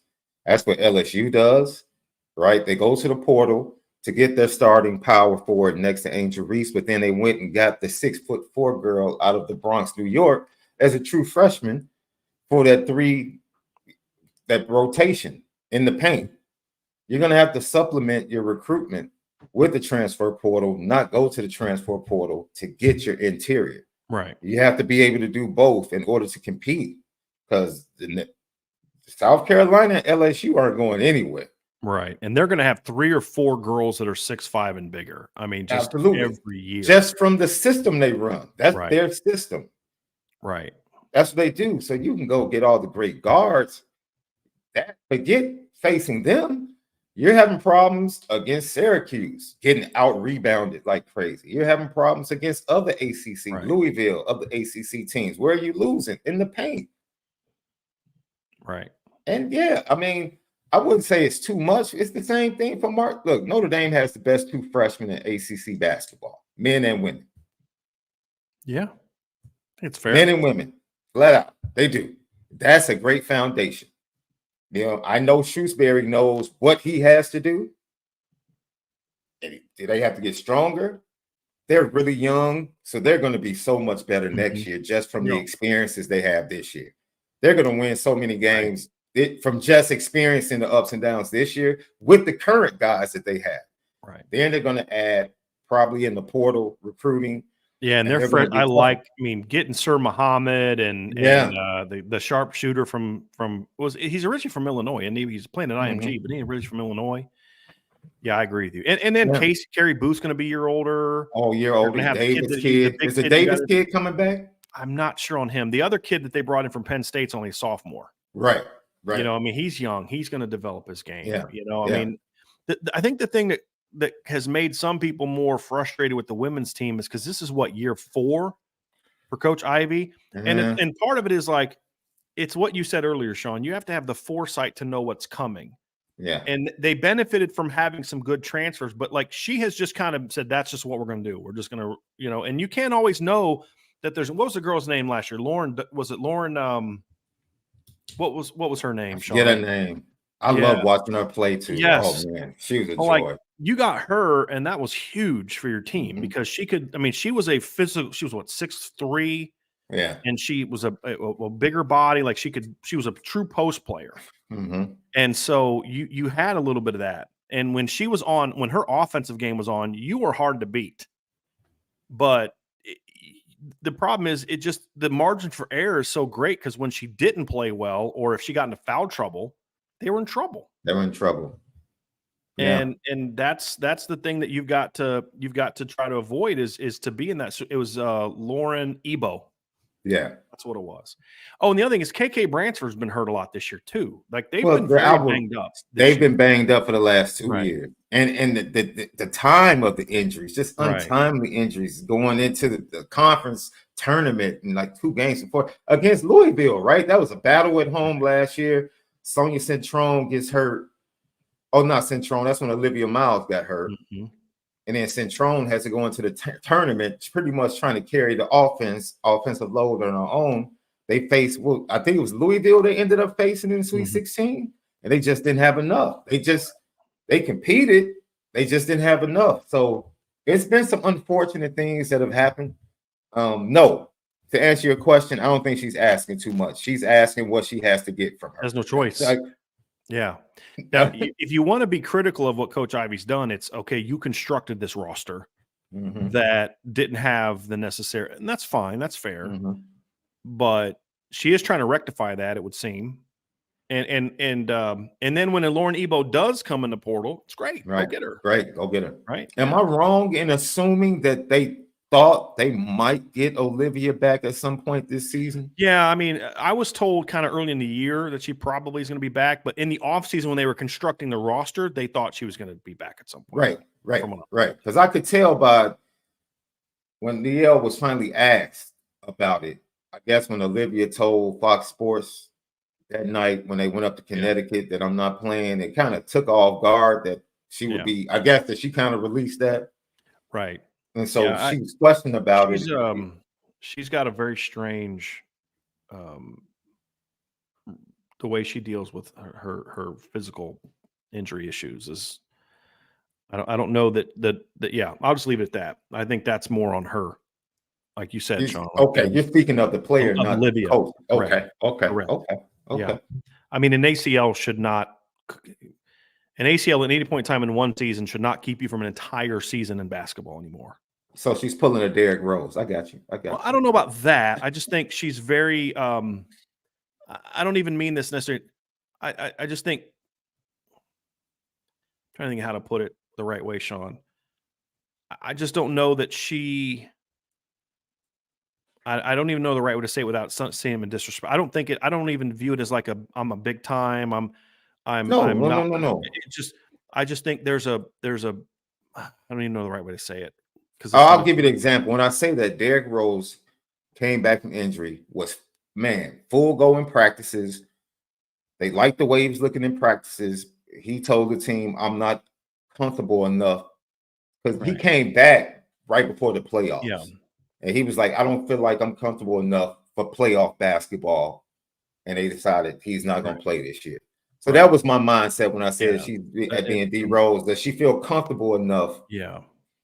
And where she's at, there's a fear there for some reason. That's a little. I don't know. Is the healthiest thing for me. But I mean, you can't make a player play. You can't. So I think that's where that frustration came from a little bit. But yeah, she's got to do a better job of constructing her roster because you and I talked about this on the phone a week or two ago, Sean. Like yes, Arike Ogunbowale was phenomenal. Jackie Young was phenomenal. But what made that team special is if the guards were off, they could still beat anybody. And if the guards were on, they were almost unbeatable because then they'd start attacking the rim. And now all of a sudden, how do you handle Jess Shepard? And you had that defensive enforcer, that that great rebounder in Brianna Turner. She blocked shots. You had to think twice about going to the hoop with Brianna Turner down there playing in the post. And Maddie Westbeld on that team is a 3. Right. And now you're asking her to be a post player defensively. They do a good job with her offensively now. They finally found a groove with her with the pick and pops and the the dish and drive, drive and dish type things for threes. But defensively, you're needing her to be a 4. Yeah. And she's not. Yeah. And that's the thing where that's why they're just not a very good defensive team. Like you can't ask Maddie Westbeld to play against South Carolina early in the year and expect her to be able to play defensively. That she's just guarding the wrong people.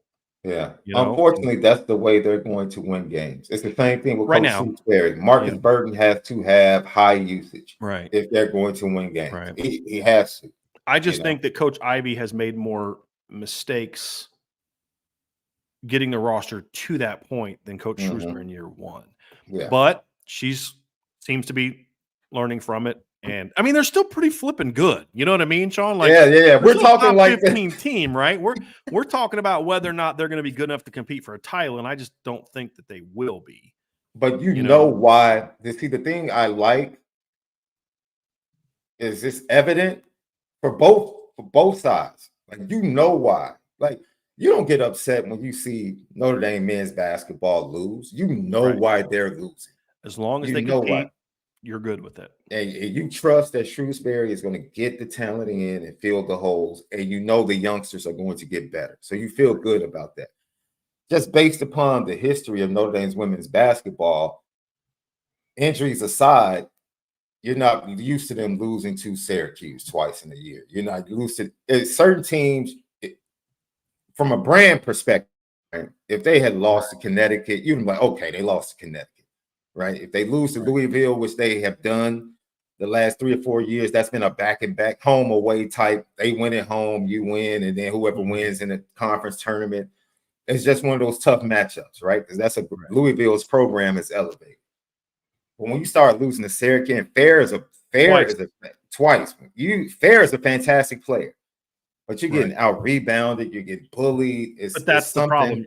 You don't have the ability to match up with her. She should not be by herself be able to take over games against a team like Notre Dame the way that she does. To your point, right? Yes, absolutely. She is a fantastic player. Mm-hmm. But if she's going against the 08-09 or no, was it what year was it? Not 08-09. The team with the Rique, it was like, was it 16-17 and 17-18? Yeah. Okay. I mean, she's not dominating the way she did because she's got Brianna and Jess to have to worry about. And you had to make her work more on the defensive end than she has to work more on the defensive end now. That's the other big thing is your bigs back and then had to work on defense to with Jess and her post game and Brianna and her, getting offensive rebounds and moving, and she can move how they ran the court, and that's the thing. And that's where she's gonna have to figure that out. But I'm seeing a lot of this. Oh, you're asking Hannah to do that. I'm like, they have to. They can't win if you're not doing that kind of stuff. Like they can't win if Hannah doesn't go out there and score a lot. No way. Against the good teams, teams. They need that now. And when she's really going and like we saw against Florida State, like when Hannah and Maddie both 47, 9, and 8 or something like that. And Maddie had a double, and Anna DeWolf was a 18, 19 point per game scorer at Fordham. She's been banged up all year. Yeah. And so hopefully this is a sign of things to come for her that she can kind of produce a little bit more because, as far as the scorer, but it's still going to, when they play the best teams, it's still going to have the same problem. Man, because UConn had that same problem against South Carolina last night as well. Yeah. It was close for a while, and then they're just too big. Then their size just took over. Yeah. So it's the same problem. But maybe we need, what's the strength and conditioning program for the women's team? I mean, I don't care how good your strength conditioning program. Yeah, I mean that's true. That is true. But that's a good it's just point. when you get that many injuries over the span of like 2 seasons, it's like maybe you want to look at what are we doing all season to prepare and It's a good question. It's a good point. Let's see here. We're gonna get out of here pretty soon. Here's one, Sean. I want to react to. I'm gonna read this and I want you to give your immediate reaction. From Brian Harrington, my prediction: Jadarian Price, not Jeremiah Love, is the leading rusher next year. Your thoughts?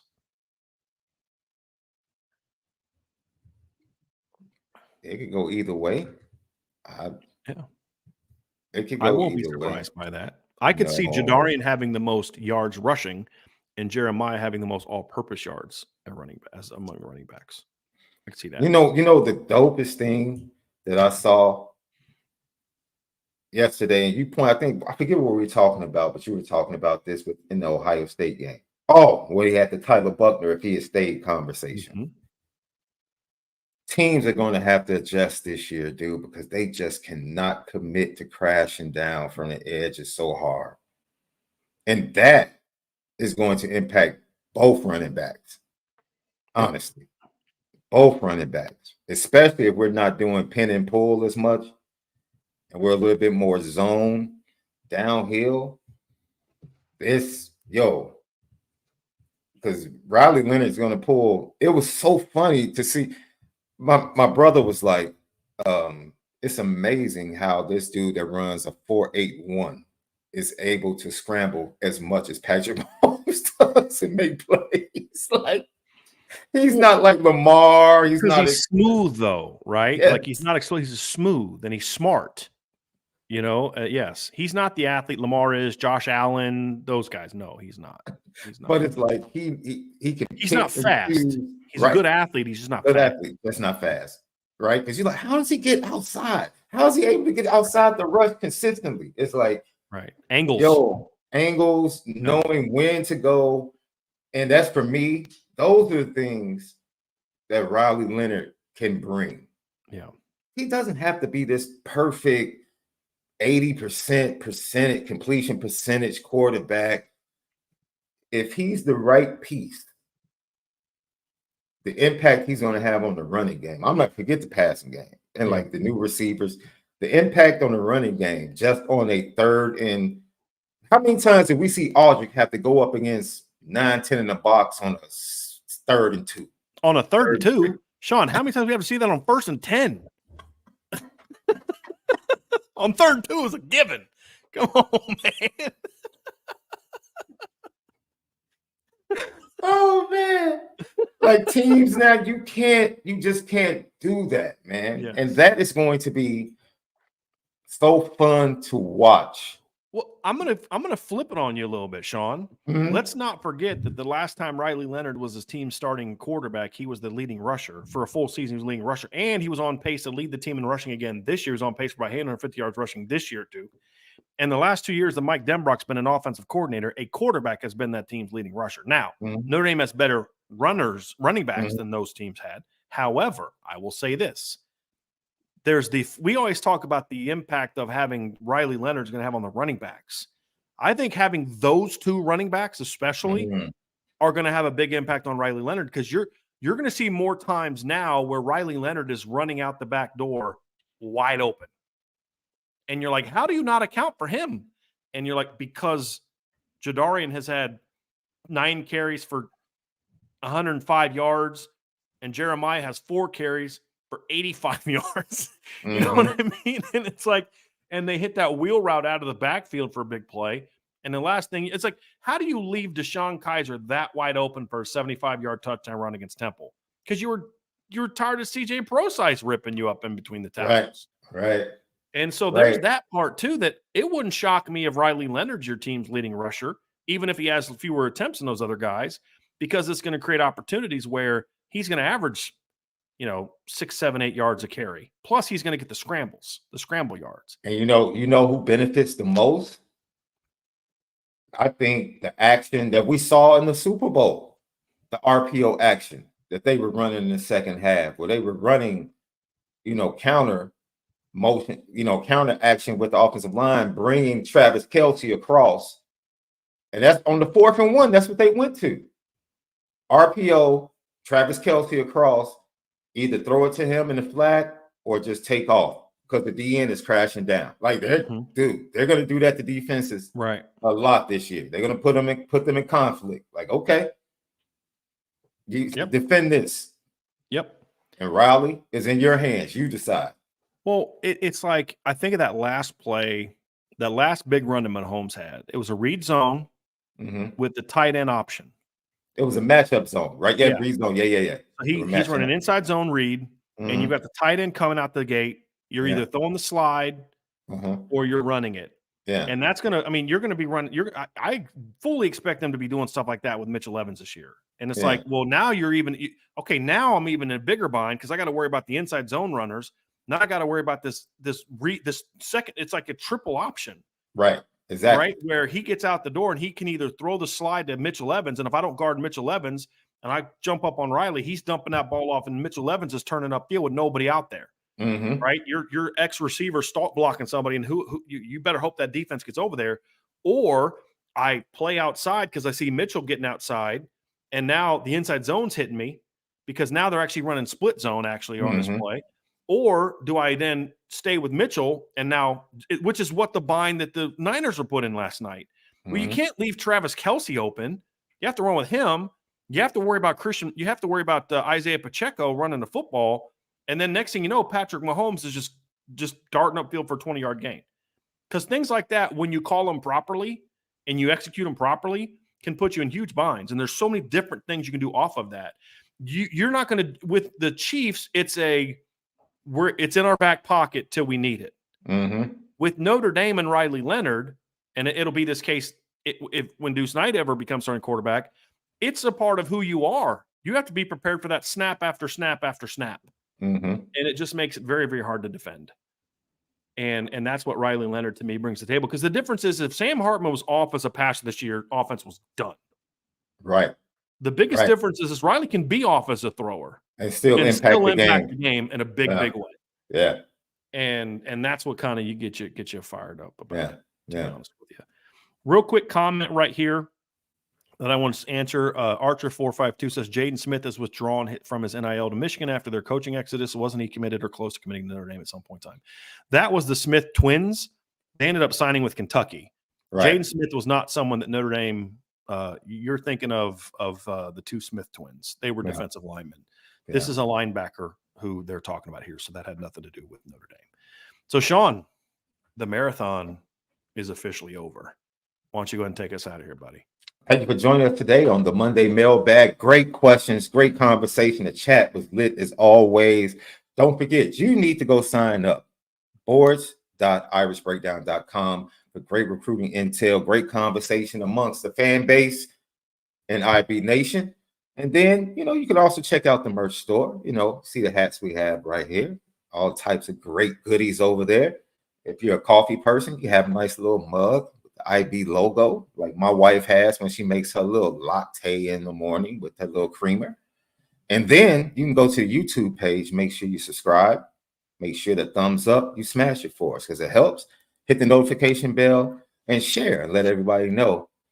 The Irish Breakdown podcast, man. It's where you need to get all your Notre Dame information. And always, it's enough meat on the bone for everybody. That's what I always say. So for Brian Driscoll, I'm Sean Davis. We bid you adieu until tomorrow for another edition of the Irish Breakdown podcast. Have a great Monday evening.